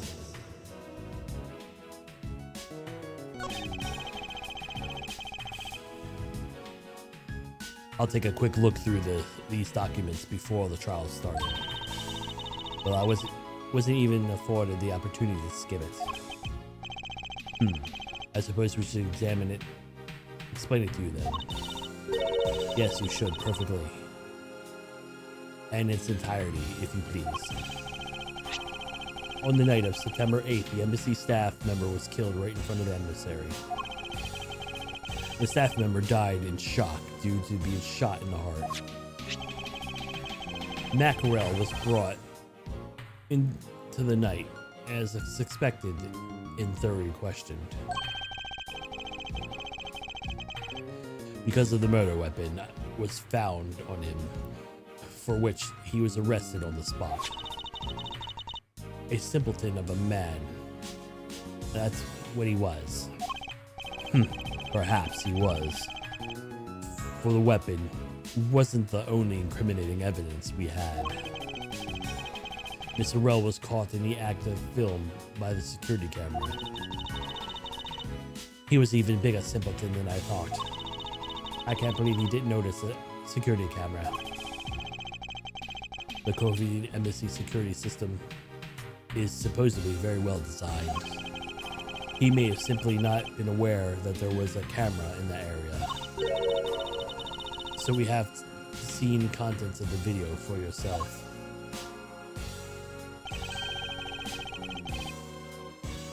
Is he on a bridge?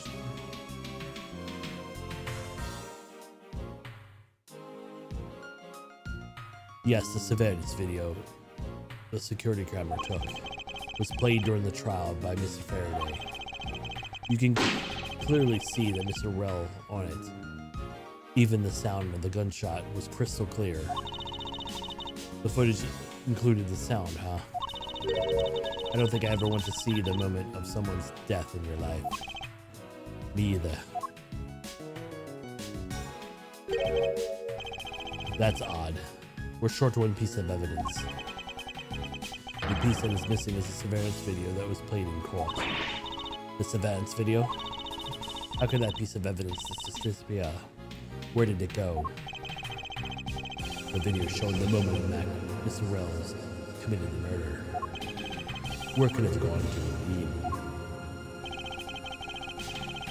Are you done with your inspection of the evidence? Yes, I am finished. However, Your Honor, I am missing a single piece of prosecutorial evidence. Your Honor, were you derelict in your duties? What? No, I dare not lick my duties.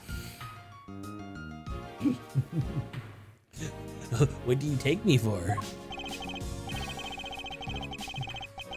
No, Your Honor. The most important piece of evidence in your today's trial. The surveillance video that is amongst the video you had laid for me. But I brought Miss Faraday's whole bag from the crime scene. Maybe the tape is still somewhere in the crime scene. There's something wrong here. Something about a missing piece of evidence.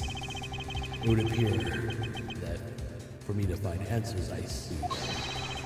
I'll have to pay another visit to the crime scene. Defendant lobby number 2. Don't force me. Poo. Oh, hey, look who it is.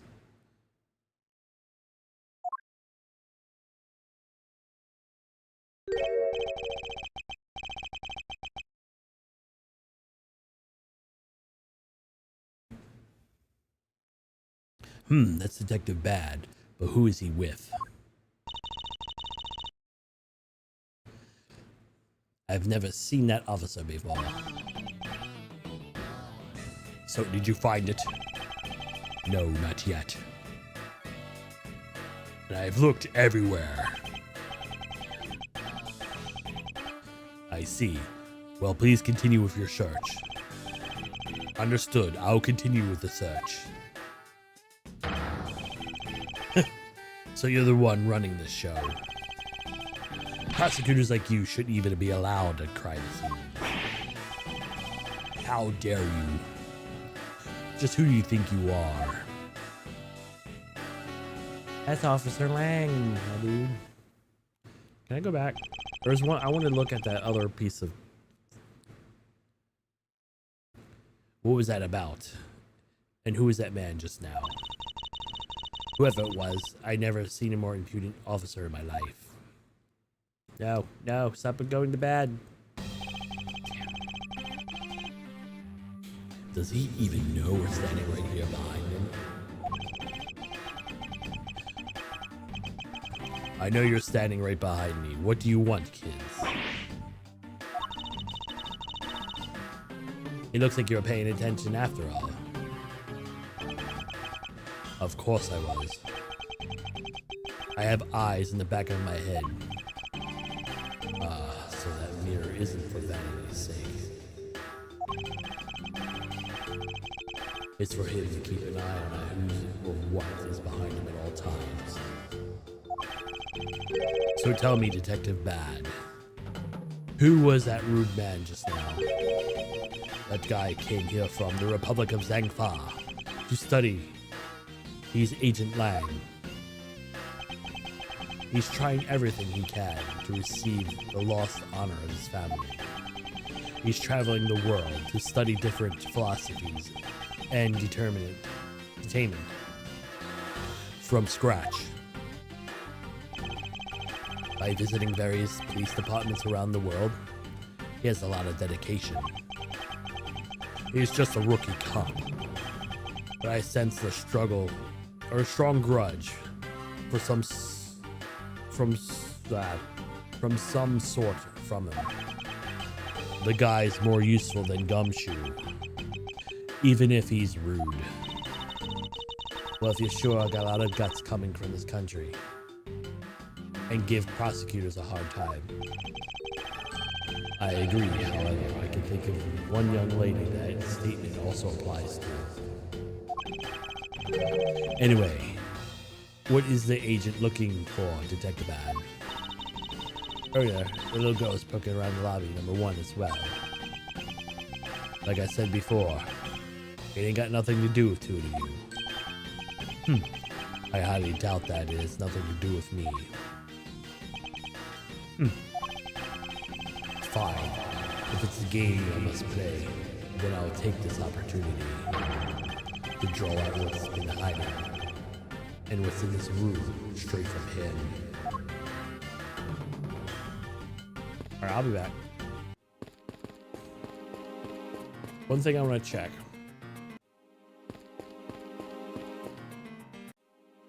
No, it's gone. No. Oh, shoot. Alright. What is it, Edgeworth? Nothing in particular, however. Nothing, he says. Yeah. Aha, you did it again. What is it supposed to do? Be your mating call? Oh god. Is everything I do humorous to this woman? Look, Edgeworth, I'm incredibly busy right now. I've got a mountain of things to figure out to check up on. If you want to talk, you're just going to have to wait until later, okay? I'll just continue with my investigation then.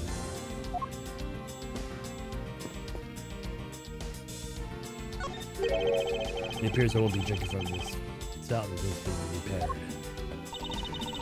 If you want a drink of water, just find that tap. It's all the same. No, actually, the water from this apparently is something special. there is a man who was particularly bathing. That was practically bathing in it. I know. Obviously we're both thinking the same thing. Suppose you just have to wait then. Yes. Nothing for the window? Alright. Oh, sorry, mister. I'm a little busy right now. Doing what? I'm, well, looking for something. Uncle Bad told me to. So, what am I going to do? Let's go. I don't want to interfere with the little girl, lest Detective Badge get angry. Yes, agreed. Alright.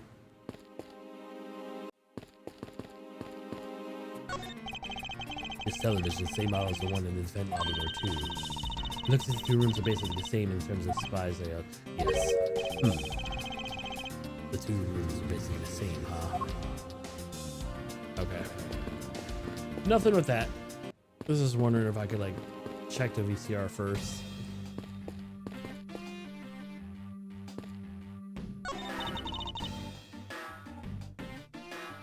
That is one tiny TV. Detective Gumshoe was rather shocked at this and said it was huge compared to his own. Ha! Anything compared to something he owns is always seems grandiose. Speaking of grandiose, I'd say that egos could use a little deflating.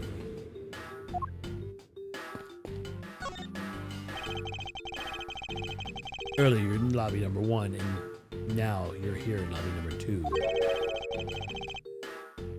What are you quite... You are a quite busy man, Detective Bad. Walter returns to a crime scene. Brings out about success. That's what we detectives say. I see. In that case, you wouldn't mind me ask you about what happened again, correct? I don't have anything left to say to you, boy. Yeah. Boy, you'll see I will draw my answer from you one way or another. Would it kill you to help us even a tiny bit in our investigation? I gave Faraday's notebook to the judge earlier. That's help enough, don't you think? Please, we are asking for just a bit more of your cooperation. Don't push me, kid. Time of the murder. I'd ask you once more, what happened around here at the time of the crime? I refuse to answer. Any more investigating you do will be just a waste of time.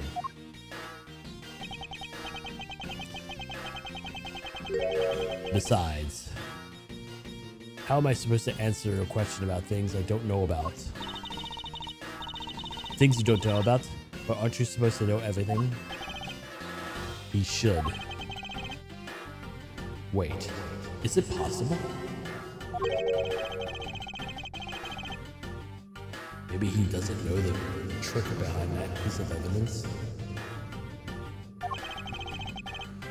I should try showing it to him.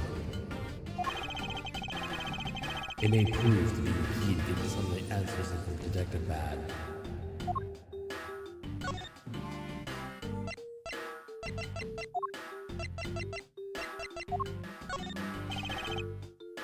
Detective Bad, did you know of this existence of this photograph? Of course I did. It's my job to know everything related to the Adagrasu case. In that case, let me ask you something. Did you know that the knife that killed Mr. Faraday and the Adagrasu's key are one and the same? What? That's impossible. It looks like he didn't know after all. This piece of evidence, in which we call the Adagrasu's key, is actually a well-camouflaged knife. Mr. Faraday was planning to use this, the Adagrasu's key, to prove that Miss Harrell was not the real Adagrasu. Isn't that correct?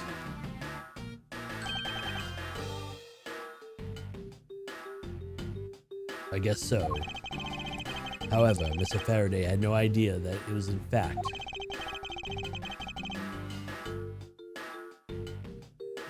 at the minute, none of us knew that fact. And neither of us knew that no one in the law enforcement knew either.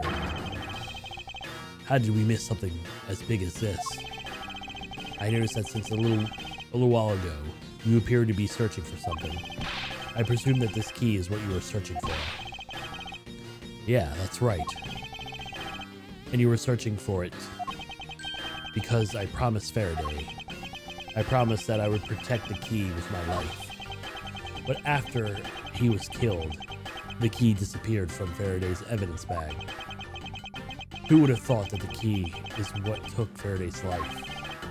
Detective Bad. So that we may find the truth, please testify for me once more. All right. But if it doesn't matter how many times I tell you about what happened, nothing will change.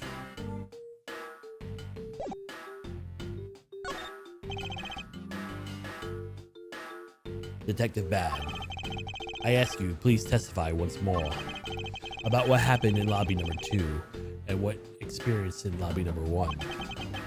My answer's still the same. And this is the last time I'm going to do this. That's fine, because I only need this one more last time to clear everything up and to find the truth behind this case.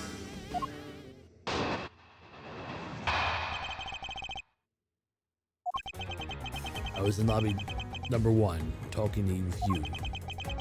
We were talking about some trivial things when I heard the gunshot right before the trial was about to reconvene. When I heard it, you and I immediately dashed out into the hallway together. I saw the gumshoe goofing around there, and we all ran into the lobby number 2.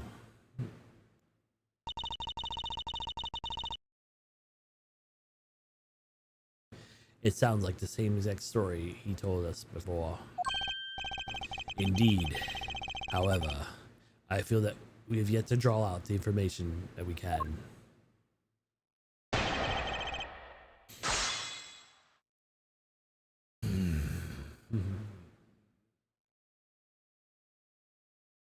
Oh, man. Man, this is craziness.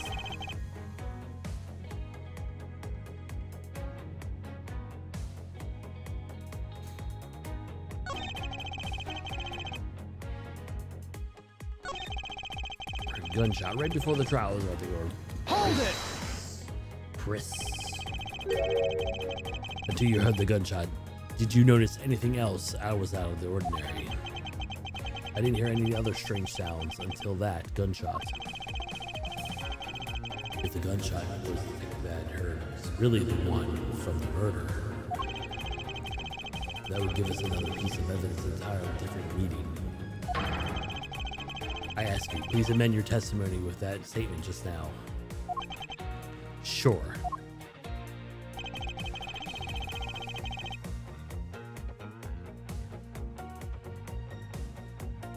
Consent?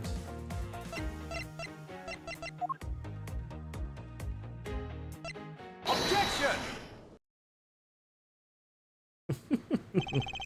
Detective Bad, does this balloon fragment remind you of anything? It is the same color as the one Kay was holding. Oh, so you knew about the girl's balloon? Yeah, it was sitting with her up in the gallery. During the recess, just before we split up, I filled that balloon up for her. Well, as you may already surmise, this piece did indeed come from Kay's balloon. So what about the balloon? I wonder if you might remember hearing this balloon pop at some point. What are you getting at? This fragment was found in the hallway right in front of lobby number 2. Furthermore, it was the sound of this balloon popping that the judge mistook for a gunshot. Oh, so the sound that the judge heard was not actually a gunshot sound. On top of that, His Honor said that he heard the balloon pop about 20 minutes before the trial was to reconvene. Yes, which means His Honor heard the balloon pop in the hallway when you were in lobby number 1, Detective Bad. And if you were in lobby number 1 at the time, you were close enough, you should have heard that balloon popping as well. So? What? Don't give me a so. We just proved that there's a flaw in your testimony. That crackling of the truth is louder than the sound of your sweet naivety cracking. And since you kids don't seem to know, let me fill you in on something. Did you ever stop to think that why the doors of the walls of this place seem so rugged? That's because they were designed to keep secrets from being leaked. What was that supposed to mean? The doors or walls are super thick. The window panes are double layered. On top of it all, even the curtains are made of a special sound absorbing material. Then you mean, since I was shut up in lobby number 1, there was no way I could have heard that sound. No. I knew that was what I just want to say. And that means the scruff-faced testimony is completely useless. If that rooms are soundproof, then of course he wouldn't hear any signs of a struggle. No. That's why it's only natural that I didn't hear the balloon popping. Now, do you get it, kids? Miles, I thought we were supposed to be the ones who finding flaws in his logic, not the other way around. The other way around? If it's not possible to hear the sound of the balloon popping if you were in lobby number 1.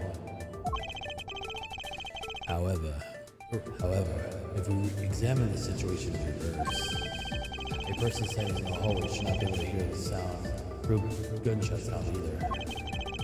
And yet Detective Gumshoe claims to have heard it while standing in the hallway. Detective Bad.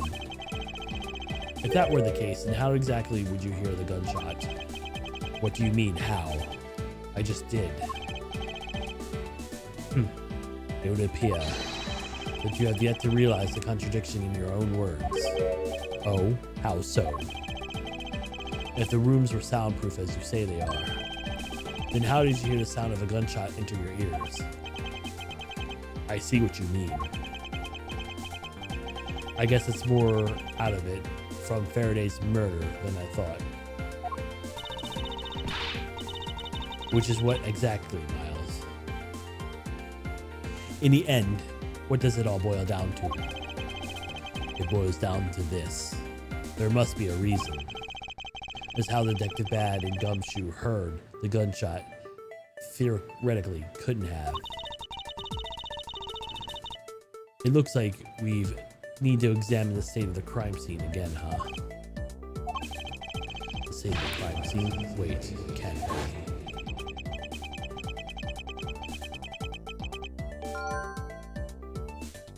be. It's an ultra strong perfume he wears. She spilled some of it. Ah! I'm way too noisy. The surveillance video. How can this piece of evidence just disappear? How could this piece of evidence disappear? Where did it go?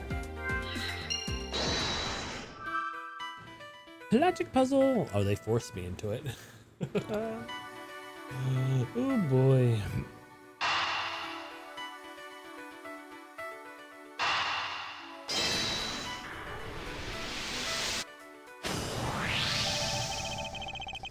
It's simply not possible for the killer to have escaped through the barred windows. And yet, the fragrance the perfume managed to escape from defendant lobby number 1. Of course, incorporeal things can move freely through open barred windows.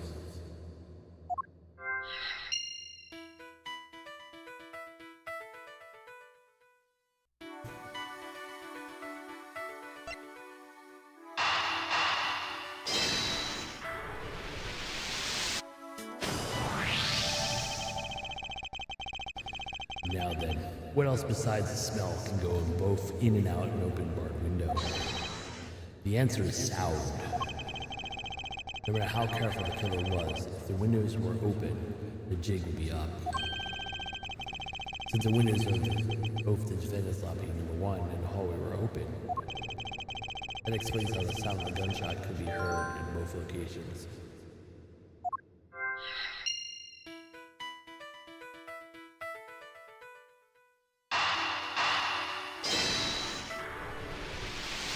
Smack. The missing piece of evidence. The missing piece of evidence is the video. But somehow the moment in which Miss Rell killed the embassy staff member, the sound of the gunshot left quite an impression on me when played during the trial.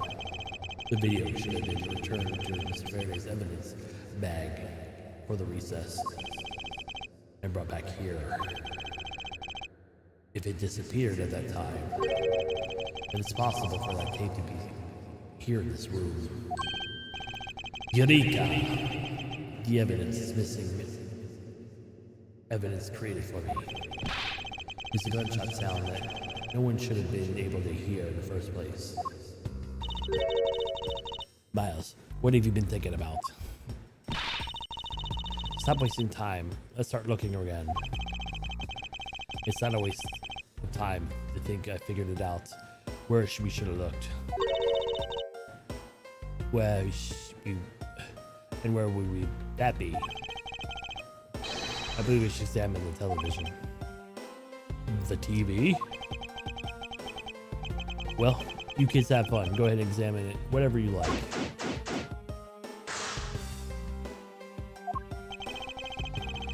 I want to rest until I inspect every superstitious nook and cranny.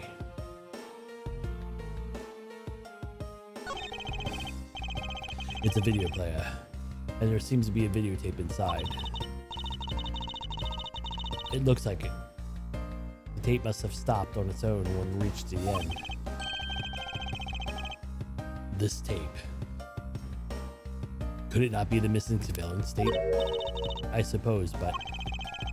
Detective Bad, would it be alright if we verify the contents of this video? Sure, knock yourselves out. Alright, let's rewind it and see what we have. If I remember correctly, the footage of Rell killing the embassy staff member. Well, that would be about 30-minute mark from the start of the tape. Understood. This should be about right, then. Let's see.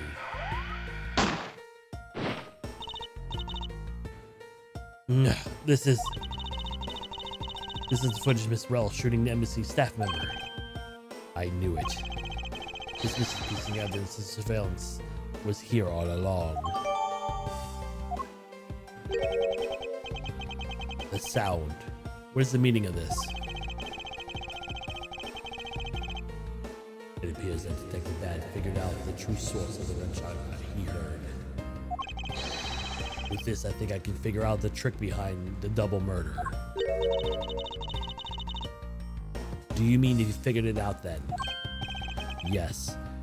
All we have to do now is show what the gunshot Detective Bad and Gumshoe heard was. And through where they heard it from.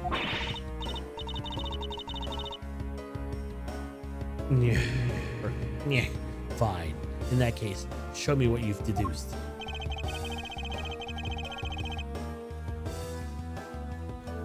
Now to show what gunshot Detective Bad and Gumshoe heard was. And through what they heard it from.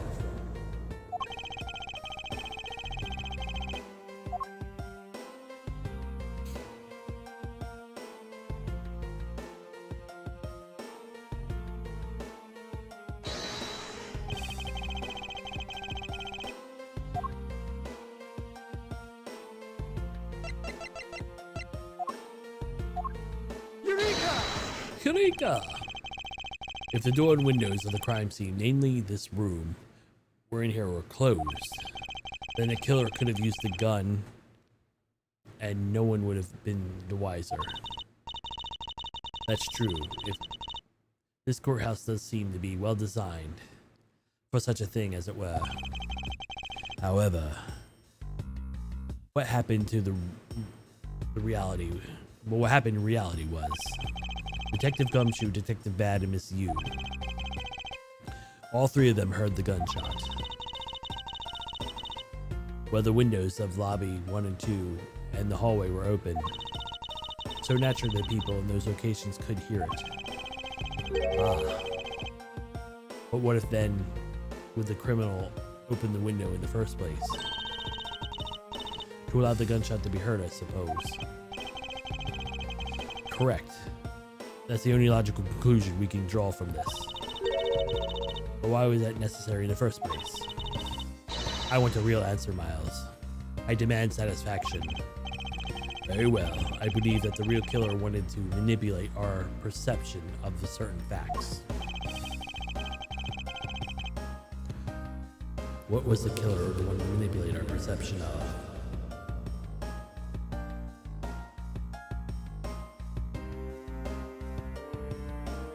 Crime scene, when the crime took place, murder weapon. I don't think it's murder weapon because gun is gun. Let's say when the crime took place, because if he was in the someone murdered him probably before all this stuff even happened. The killer wanted to fabricate the time of their death, precise wishes, and they used the gunshot of the surveillance video to do so. So that's why the tape was left running. You mean the gunshot I heard was from this video? Yes, which means the murders are all really occurred earlier than the time we thought. It must have been during the recess before Detective Gumshoe was on guard duty. Someone who has no alibi for that time period and planned the crime out in advance. That person is a real killer. Investigation complete.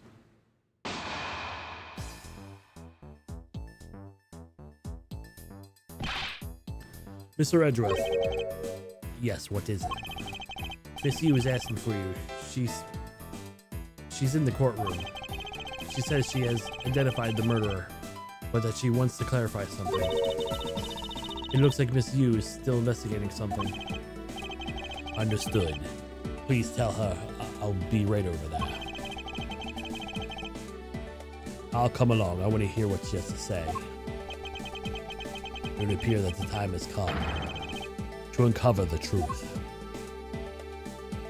To be continued. To be continued.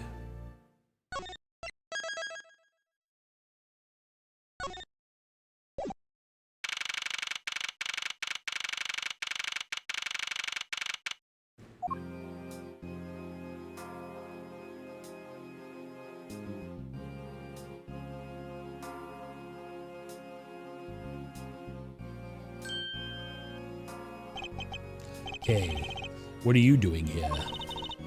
Oh, hello, mister. I'm still investigating. But the object you're looking for has already... Okay. Don't mind him. Please continue with your investigation. Okay, you got it. Detective Bad. Haven't we already found what you were looking for? If it means I can keep her in the dark just a little longer, any little task will do. Oh, you're more sympathetic than I thought.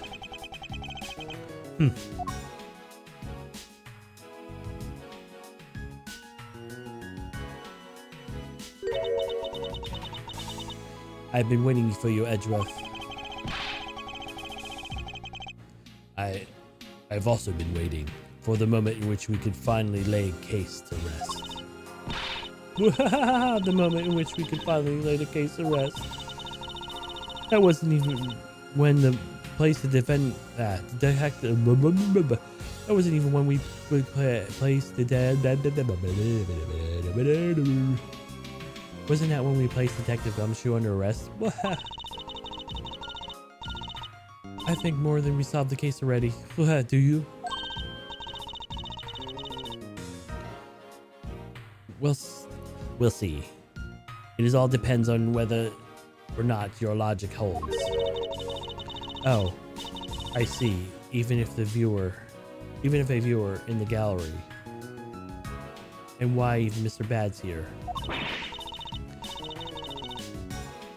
A viewer in the gallery? I'm hardly just a bystander. I have a duty to see this case through to the end, no matter how it turns out. Oh, is that right? Anyway, I thought I might like to hear what you have that I've slaved away to find out. I've taken the statements of every single person's movements. During that time, our suspect was in the hallway. Also confirmed that no possible route of escape from lobby number 2. Therefore, the killer must, without a doubt, be Detective Gumshoe. And that's all you have? Yeah. That's all my conclusion in this case. Sorry, I beg to differ. In a trial where there's always a time for rebuttal, and we are standing in a court of law, I'd be more than appropriate to follow the rules of the court in this case. Don't you think? I'll absurdly look at a rookie to think such a thing. But alright, I'll play along. I'll give you a proper testimony. If my logic is correct, then I've already won. All I have to do now is prove it by showing who the real killer is.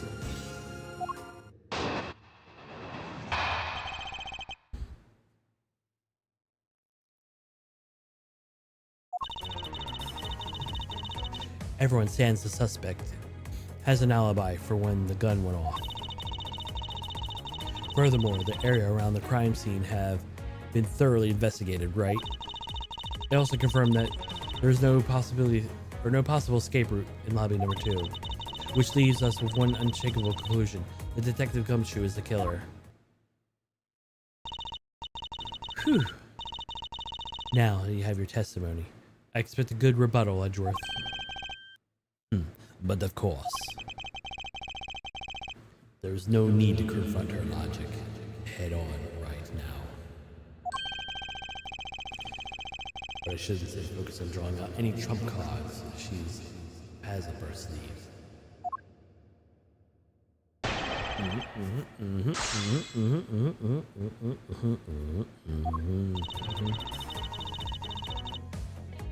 Hold it! The suspect. But I thought Detective Gumshoe's alibi was already proven. Are you joking me, Edgeworth? I assure you, this is no joke. Look, I know you heard the judge earlier. That detective was in the hallway with Mr. Faraday's daughter eating a Swiss roll. Yes, that is correct. But you see that 20 minutes before the real gunshot went off, right? And the problem is, there's no one else who can corroborate what he did since the snacking. I see she's done her research well. Which means I should focus on drawing out whatever trump card she's withholding.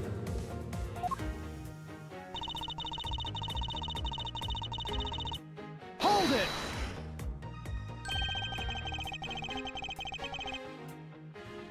Whether they have been thoroughly investigated or not is for me to decide.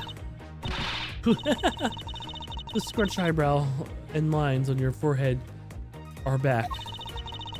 Anyway, even if you have believed it wasn't exhaustive enough, or exhaustive, the crime scene in lobby number 2 has no way other than the hallway Detective Gumshoe was standing in. And because he claimed to be there, that makes him the only possible suspect.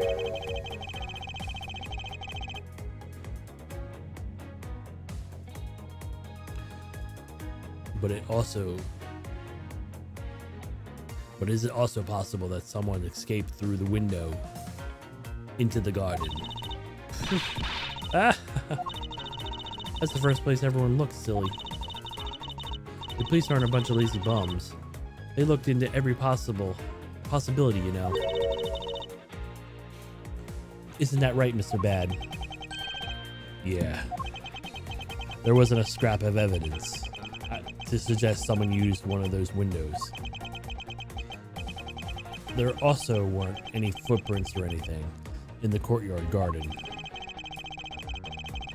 I suppose they really did check everything that could have been relevant to the case.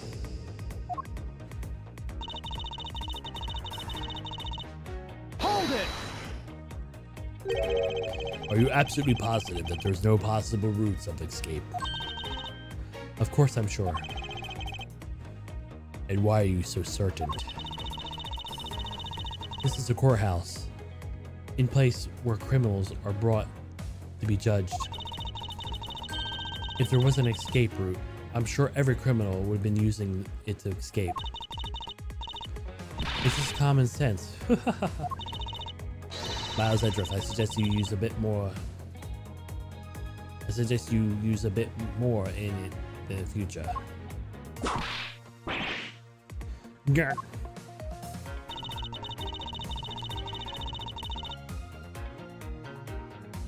Which leaves us one. Hold it! You may think this is unshakable, but to me, there are still many unanswered questions. For example, who was it that placed the gun in Miss Faraday's hat? Well, you're the only one that still's wondering that. Detective Gumshoe probably had no idea which hand Mr. Faraday used to write with. Even then, you know someone, it doesn't mean that you know which hand they write with, right? I mean, certainly I just don't care about that sort of thing.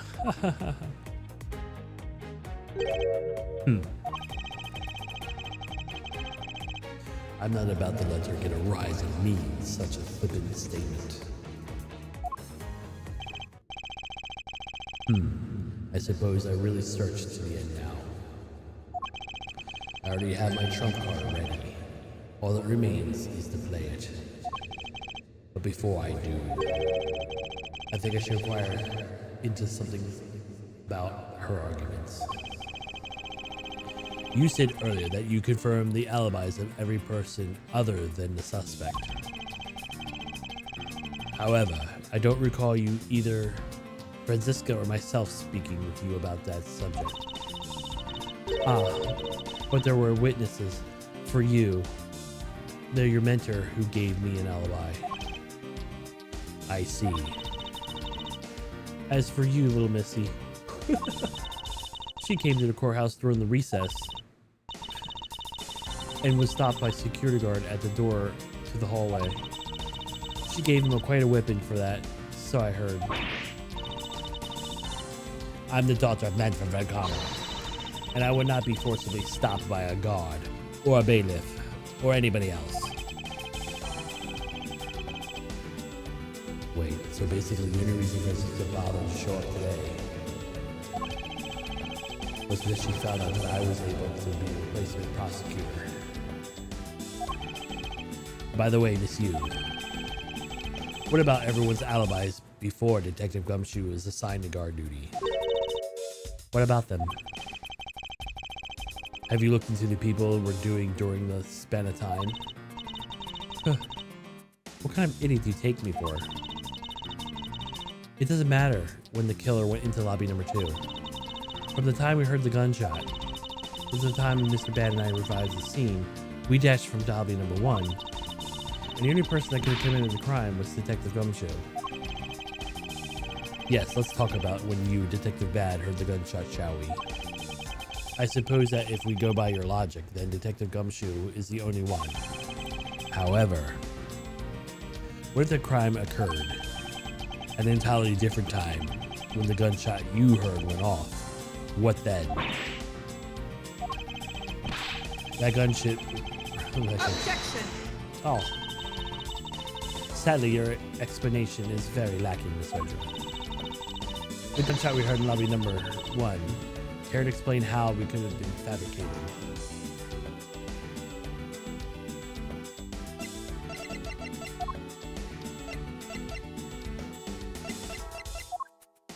Take that! Take that. That tape. Yes, exactly what you think it is. This is the surveillance tape of Mr. Rell and the prosecution presented in today's trial. This was found located in the video player in the lobby number 2. That was connected to the large television that had its volume turned all the way up. You can't honestly mean that the sound we heard was a gunshot from in the video. Ah, but I do. Which leads me to my next point.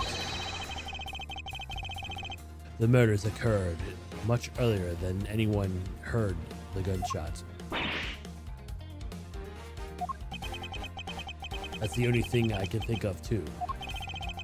After committing double homicide, the killer took the surveillance video out from Mr. Faraday's evidence bag, turned on the television all the way up, and let the video play.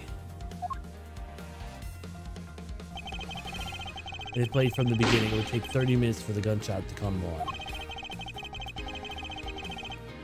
And since we know what the method of time of manipulation is possible, it opens that the possibility that the killer is someone other than Detective Gumshoe. Objection!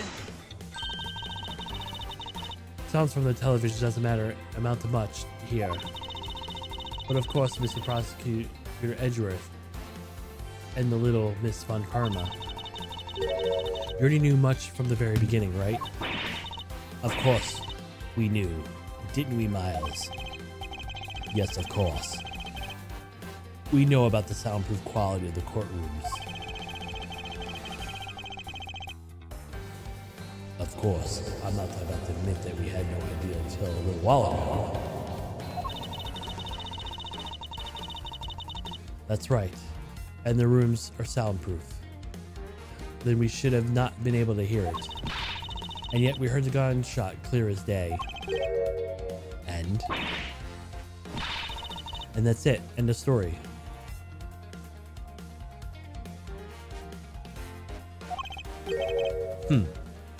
But that's not. It's not.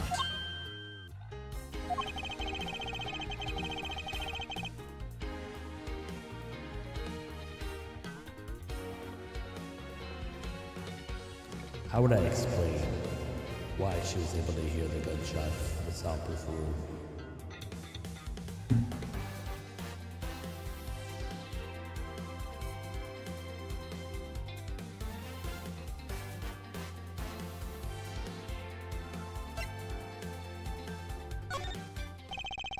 There's actually one common point between lobby number 1 and 2.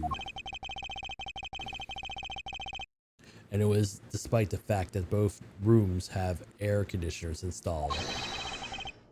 A window was open in each.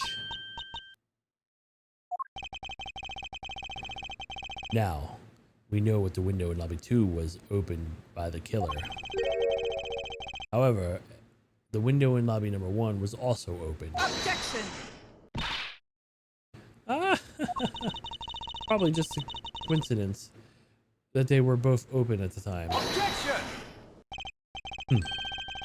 It was no mere coincidence, I assure you. Why was the window open in lobby number 1?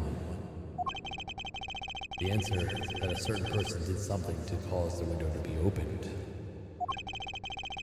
And the person who triggered that action, that person is a real guilty party. The real killer in this double murder is...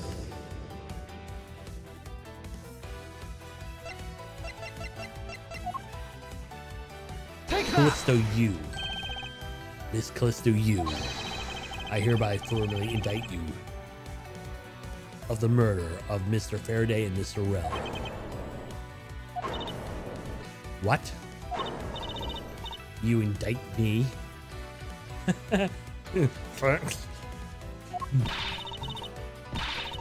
Are you serious, Miles? Why do you think she is the killer? I don't understand her motive just yet. But of course I'm serious. Because she's the only one that could have done it. Well, Miss Yu, do you still feel like laughing now? Ha, of course I do, Edgeworth. My argument must not be tight enough yet. Although I never thought things would spiral into this. But I'll have you know, I'm enjoying this dance quite a bit. I guess this means it's time for my own rebuttal now, right?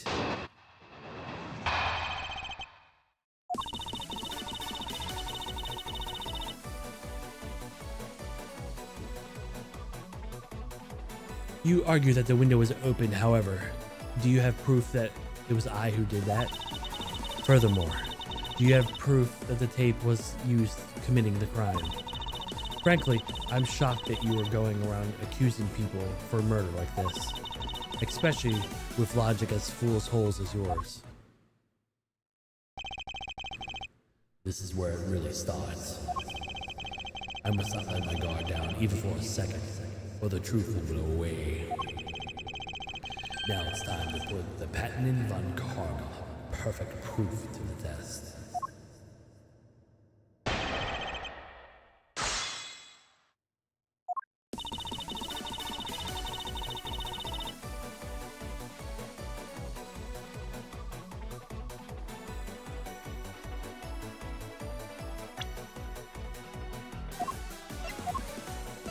Objection!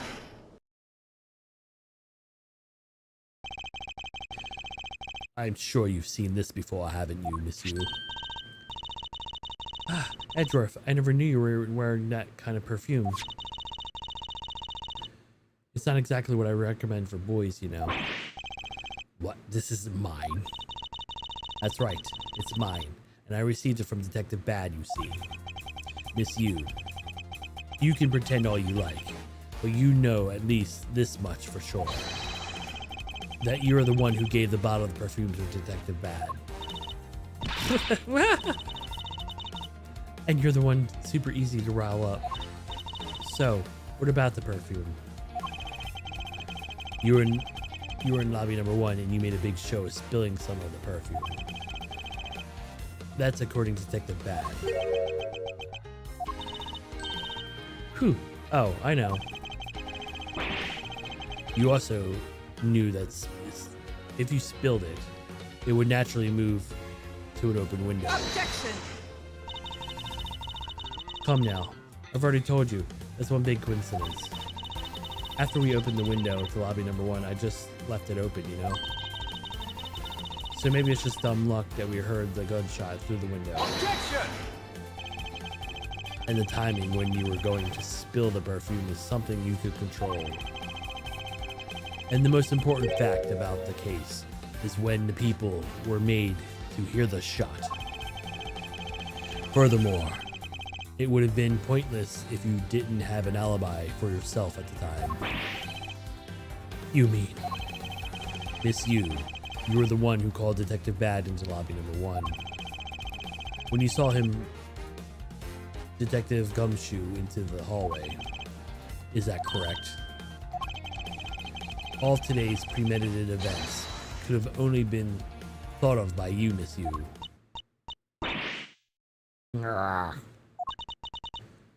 Ha! You accuse me of murder, of the fact that I spilled a little perfume.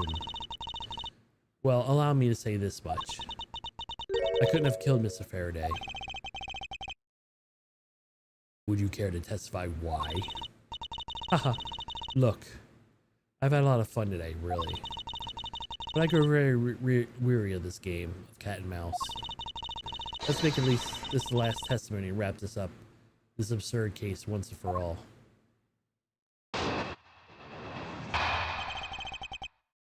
Why, it couldn't be me. Accusing me of murder over a spilled bottle of perfume is a little over the top. But I suppose forgery of evidence is supposed to be expected of a disciple of Von Karma. In any case, it simply could not have been me who killed Mr. Faraday. After all, I didn't even know where the knife that was killed.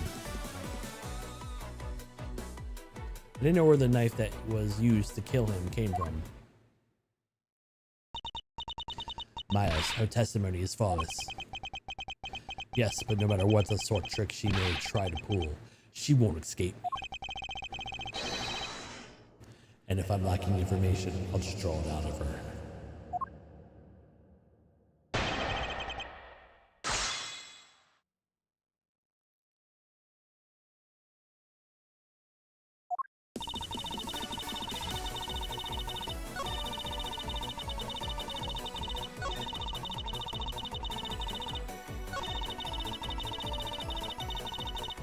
Hold it!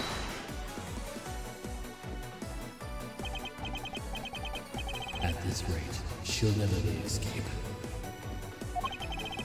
But if she really was the one who killed Mr. Faraday, then she must have known about the existence of the knife. I'm sorry, Miss Yu. Maybe you weren't aware. However, the knife that was used to kill Mr. Faraday was taken from the evidence bag. Miles, what do you think you're doing? I'm drawing out the truth out of her. And that's what I'm doing. Huh? I don't recall there being presented at the trial earlier today. Well, I suppose that's because the evidence was something Mr. Faraday has yet to use. So that's what you're trying to do. Look, why don't you cut down the lies? I've already figured it out. There was no knife inside Mr. Faraday's evidence bag. The only evidence that had yet to be presented was the key to the grass unit set. Unless the key magically turned into a knife, you really don't have a leg to stand on. Did you really think you could trap me? Come on now, to be honest. I never intended to do such a thing. It was all misunderstanding on my part. In any case, I wonder you might append what you just said to your testimony. Sure, why not? I'll even say it many times as you'd like. There was a key in his evidence bag, but you can't kill anyone with a simple key.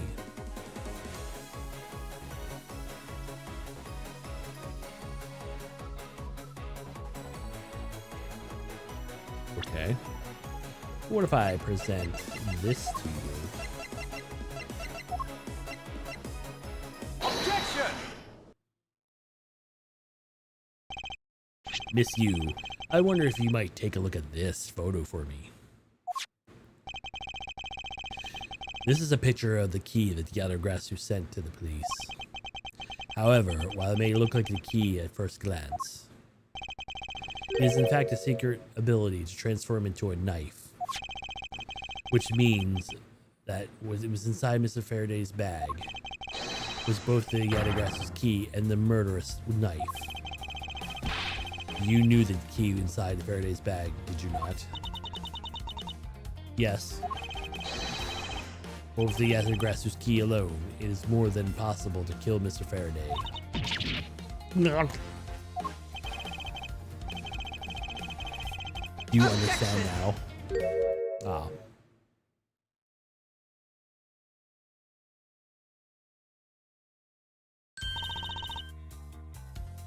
I still haven't had a good look at it.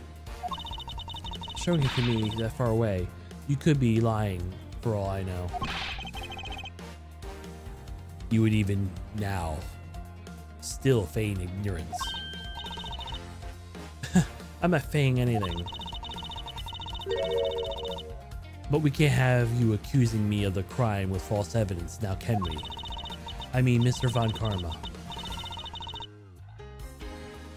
I heard some very interesting rumors about him. Are you mocking my papa? Don't you sully the good name of my mentor.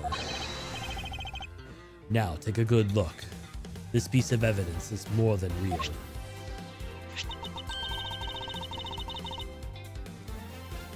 Wow. Who knew there was such a trick to this thing? Are you satisfied now? But of course, you knew that from the very beginning, didn't you? You knew that the knife and the Yatagrasu's key are the one and the same. Otherwise, someone like you, who isn't a member of law enforcement and who would never have been privy to this trick, would have never known about it to begin with. Furthermore, there is something that the Yatagrasu sent to the police. How did you have the knowledge of that was? Actually, I heard it from Miss Faraday. Just before he dragged Miss Orell off, he told me. Oh, that's right. I almost forgot. He also told me about the key turning into a knife at that time. But he didn't tell me how the key actually transformed. Objection! What you're saying is simply not possible. Oh, and why not? Because Mr. Faraday himself didn't know about the hidden knife within the key. For within the pages, he mentions nothing about a knife. Objection! I'm not sure he would have written everything in his organizer, you know. Wouldn't something of this importance be better left oral communication? Objection! Unfortunately, that's also impossible. Because Detective Bad didn't know about the knife aspect earlier either. Meh.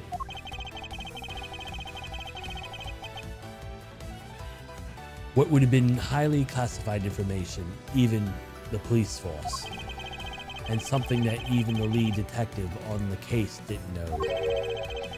Why would Miss Faraday have left the need to share such information with the opposition?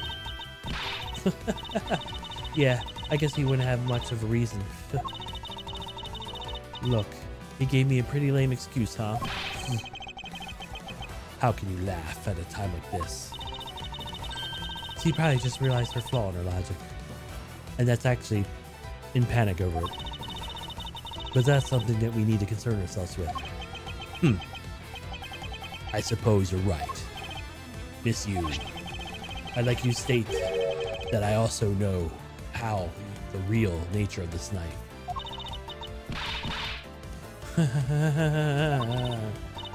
Do you now? Well, why don't you put your money where your mouth is and show me? Oh, I will, and I will wipe that smile right off your face by the time we're through. And this is it. The moment of truth. The secret behind the Yatagrasu's key. The only person who has learned the knowledge of it from the get-go. Who would know from the start of the Yatagrasu's key would change into a knife? Manfred. Take that! There's only one person who had known about the dual nature of the key. And what is it? It is the person who sent the Yatagrasu's key to the police. That's to say, the Yatagrasu herself. Are you saying that the lawyer is the great thief Yatagrasu? Miss Yu. You used Rel to lure Faraday into a trap, didn't you? You who profess to bear the grudge against criminals, why? Why do something like this?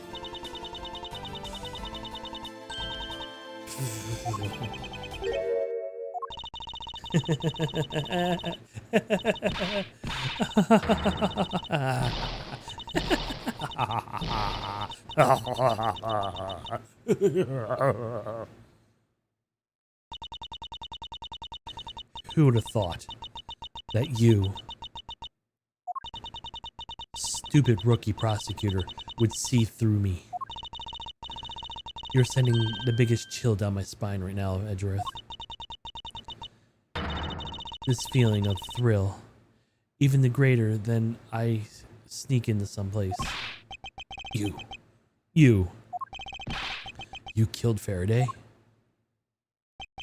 Why? Answer me, Callisto, you. Callisto, you, huh? That's not my real name.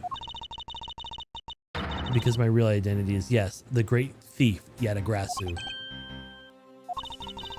Let me tell you something, Edgeworth. Mr. Faraday was one difficult man to deal with. For you see, he had discovered my true identity, which is why I had to erase him from the world of law. I made Rel an offer for an acquittal for his little favor in return. All he had to do was accuse Mr. Faraday of being the Yadagrasu in court.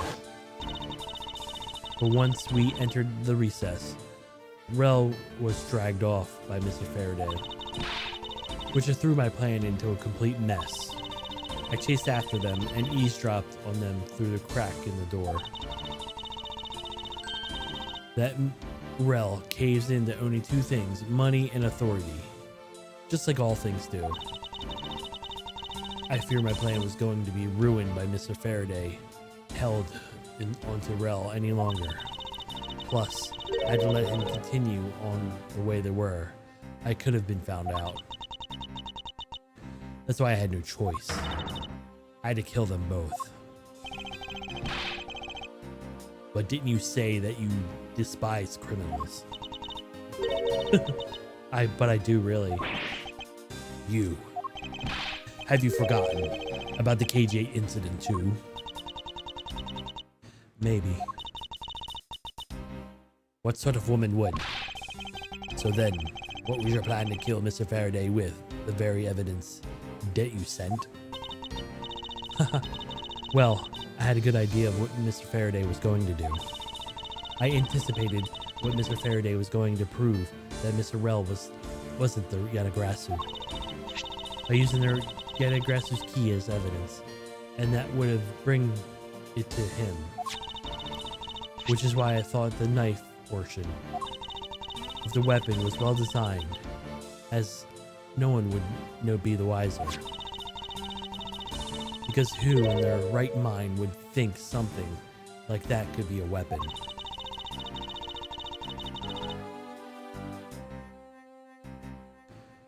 Because I casually entered lobby number 2 in the pretext that I had talked with Mr. Faraday. In order to get with him, I pretended to be worried about something. He then let me hold the Yadagrasu's key just like that. He never noticed that I had changed the key into the knife inside the plastic bag.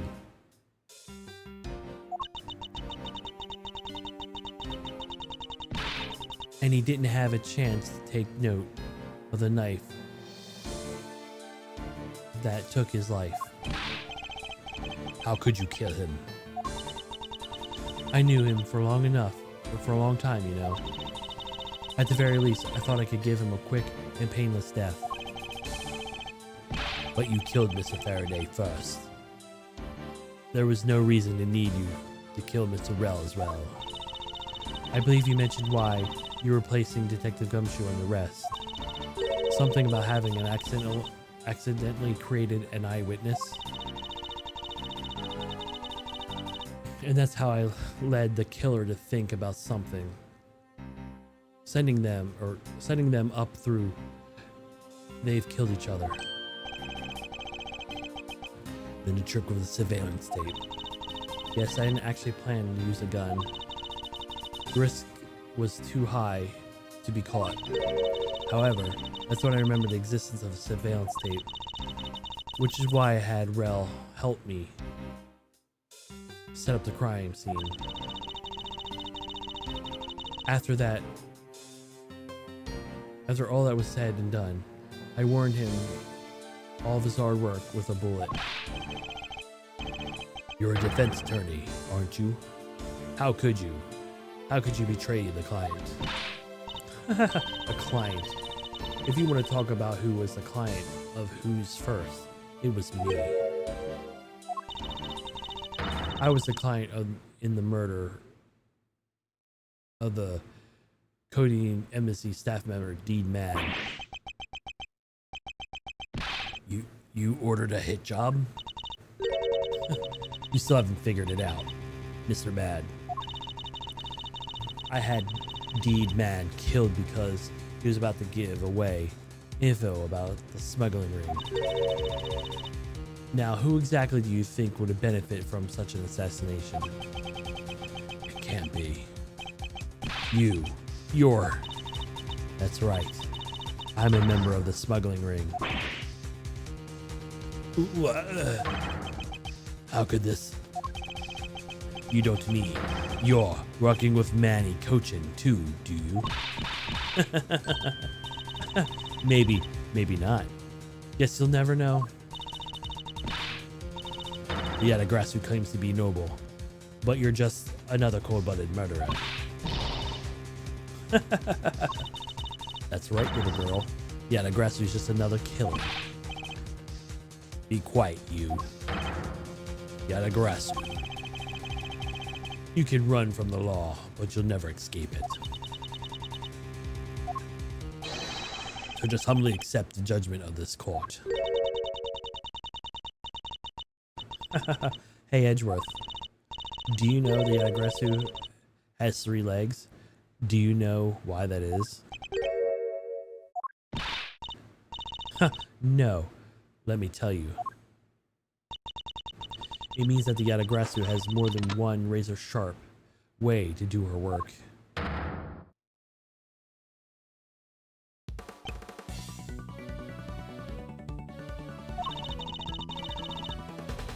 You really are naive, Edgeworth. You even handed the Yadagrasu's key right to me without a second thought. Everything may not have gone according to plan, but I still gladly take it.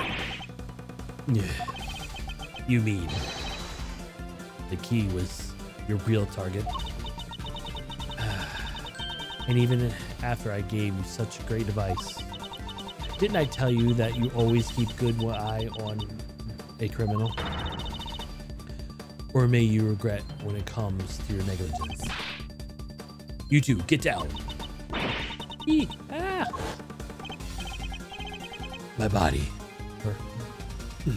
My body. I can't move. Hey, mister, you're right.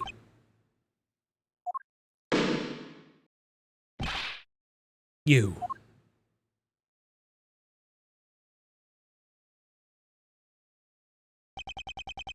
Are you alright, Franziska?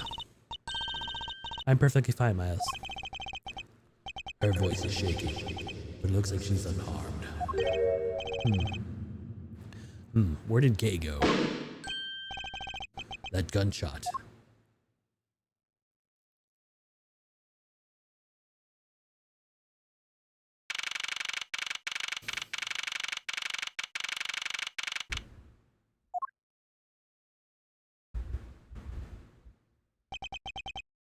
Sorry, but it looks like she got away. I called the precinct. They should have a perimeter set up soon. Detective Bad, are you alright? I heard a gunshot. I'm okay. Just got another hole in my jacket. Is there a new one?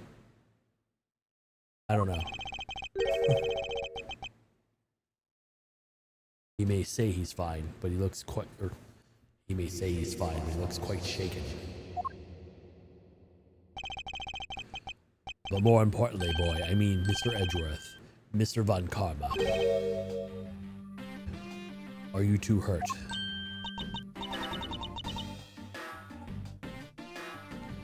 I'm absolutely fine. I'm also alright, thanks to Kay. Speaking of Kay, where is she?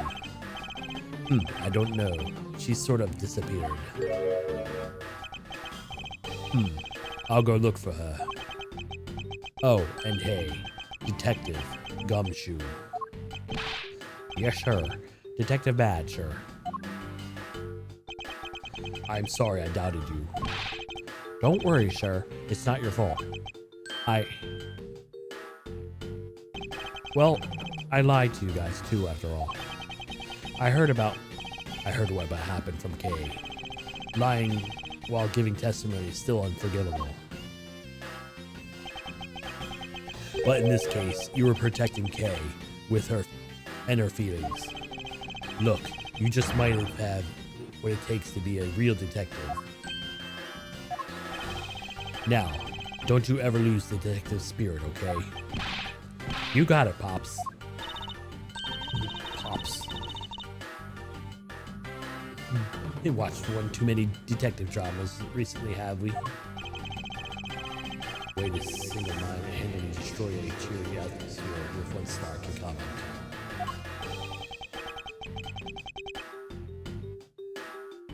I should get back to the investigation. I swear I'll catch you if it's the last thing I do. Be careful, Detective Bad, and take care. Thanks. Well, I'm off. Maybe I'll run into each other again someday.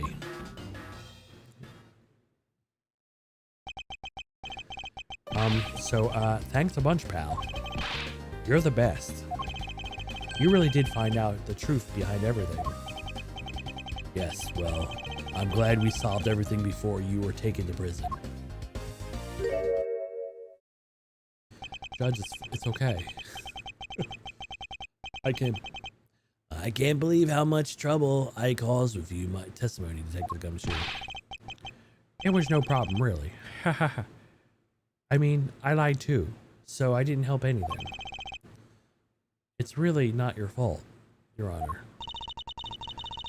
Well, even if I didn't have His Honor's, or not him, well, even if you didn't have His Honor's testimony, I still think that lawyer would have found another way to get you convicted on her behalf. Yeah, I can't believe I was about to get fired during my first week of as a detective. Well, so long as you're not fired, you should work hard and give all you have and perform your duties well. Oh, and one more thing. Kay left a present for you with me. She did? Oh, what is it? What was it that Kay left for me? The proof of their friendship. It was a donut. Kinda. Take that! It's a courthouse special Swiss roll. Can I really have it? Yes. It's a present meant for you, after all. It's been sitting in my pocket and it's probably all melted. Thanks a bunch. You have no idea how happy this makes me, pal. I'm gonna eat it right now. Sure, go ahead. The Swiss roll Detective Gumshoe and Kay bought together.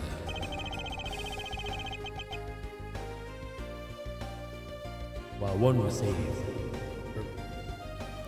while the one Kay saved never reached her father.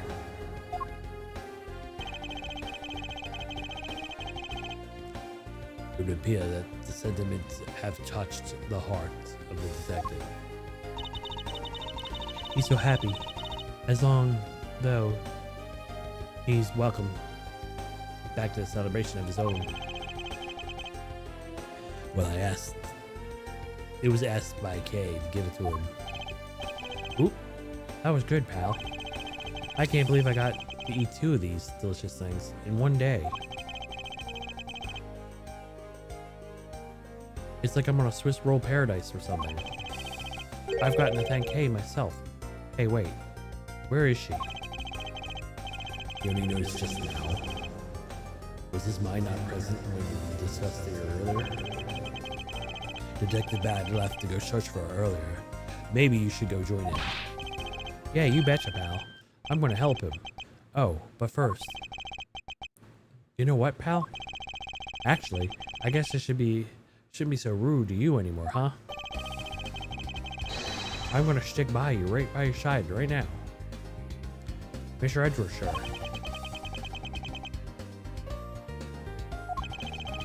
I sense nothing but the most troublesome relationship from this ominous statement.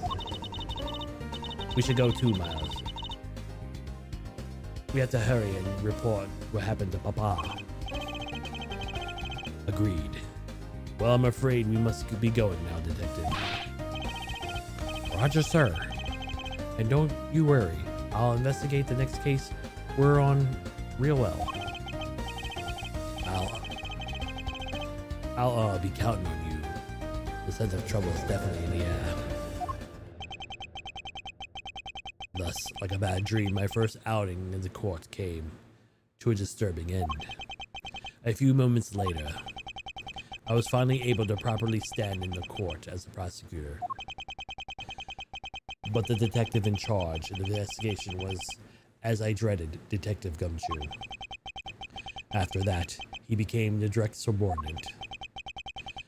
I have tried, but words fail to describe the immeasurable suffering he has caused me. I suppose that's just how things are. I'm gonna fight you, Miles.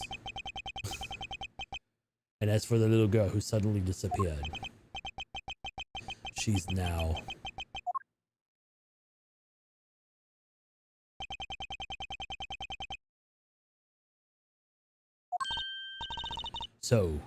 So, do you remember now?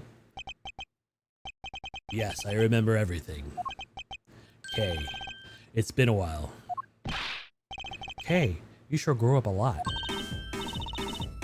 Of course, but thank goodness. I thought you two had totally forgotten about me. You know, I was really worried about you after all that had been through all this time.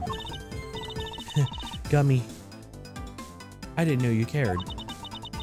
After my father died, I went to go live with my mother's relatives. They lived really far away, so I wasn't really able to come back here that much. Oh, is that what happened? Well, I'm just glad you're all right. So, does that make sense now? You betcha it does. My coat's now green. Oh, you know what? I was going through my father's bookshelves recently. Hold it! Actually, there's still a number of things you don't make sense, Kay. Huh? First of all, why did you come all this way to see me? And second, why are you calling yourself the Yatagrasu? The Yatagrasu is Callisto Yu, the woman who killed your father.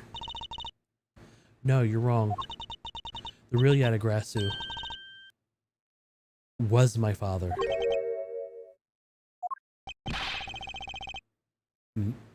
Mr. Faraday was the Yatagrasu? Like I said, I was going through my father's bookshelf and found the secret diary hidden among his books. I have no regrets in choosing to walk this path of the Yatagrasu. That was written in his diary, and that's how I knew for sure. But that's impossible. What's with that look? You don't believe me? It wasn't just an expression on my face. I clearly said that it was impossible just now. Alright then, how to explain this? It's a way of disarming security of the user's choosing. Yup, that's the little thief. Truth be told, this is the Yatagrasu's greatest secret. And this little gizmo was used by my father. Wow, Mr. Faraday wasn't a great prosecutor. He was a really great thief, huh? Yeah, my father worked really hard to steal the truth. But he was killed. Yatagrasu was no more. And despite that, the Yatagrasu has been spotted recently. Someone other than you? Here, Mr. Edgeworth. Take a look at this article.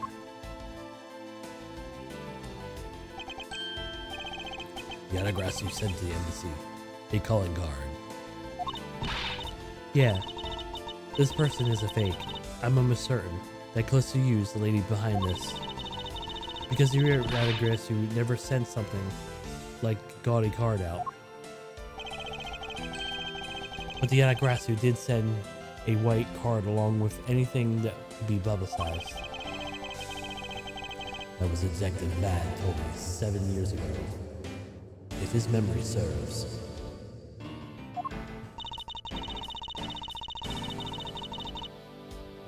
Well, as soon as I heard the news, I got all wound up, and I knew I couldn't just let it go. So I searched you out. Is what I could obtain the truth behind the Yatagrasu. Because if anyone can help find it, I figured it was you, Mr. Edgeworth. So you're saying that you have a father and Mr. Yu's identities backwards? Yes, because the real Yatagrasu is a noble to the end. And I want to revive the real noble Yatagrasu. If I don't, my father will never be able to rest in his peace. Kay. Hey, you're so honorable. I don't care if anyone else thinks. I'll always be here to cheer you on, pal. Even if you're honorable, a thief is a thief. If you're plotting to commit a crime, then I'm afraid I can't be complicit. Mr. Edgeworth. You guys are making this... You're not making this easy for me. Who am I supposed to support now? Mr. Edgeworth. What I want from you is not to steal something. What I want is to arrest that evil woman. That evil woman? You mean Callisto Yu? I think it's hard for me to catch her all by myself. I thought that ever since you were able to expose her for who she is, then maybe. Please, Mr. Edgeworth, won't you help me?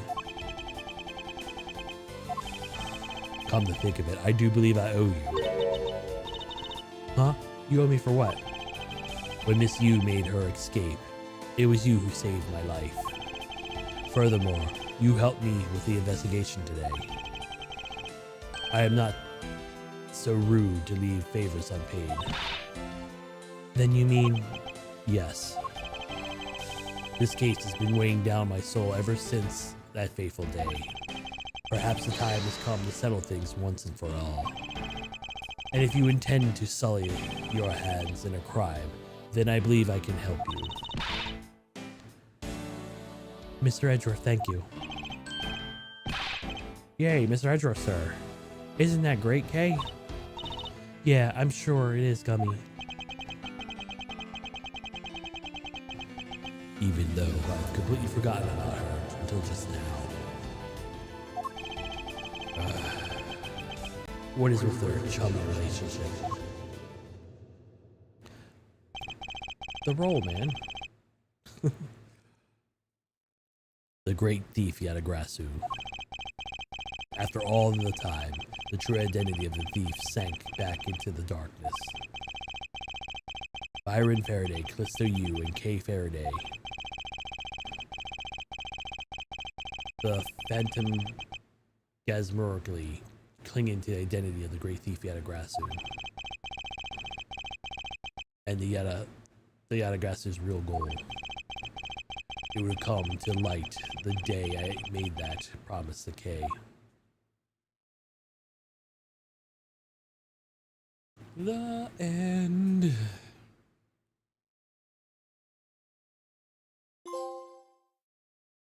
Yay! Alrighty, guys, we will be here Friday for episode 5. Thank you, and I will see you all then. Peace! See you then. Bye-bye. Take care now. Why are you still here?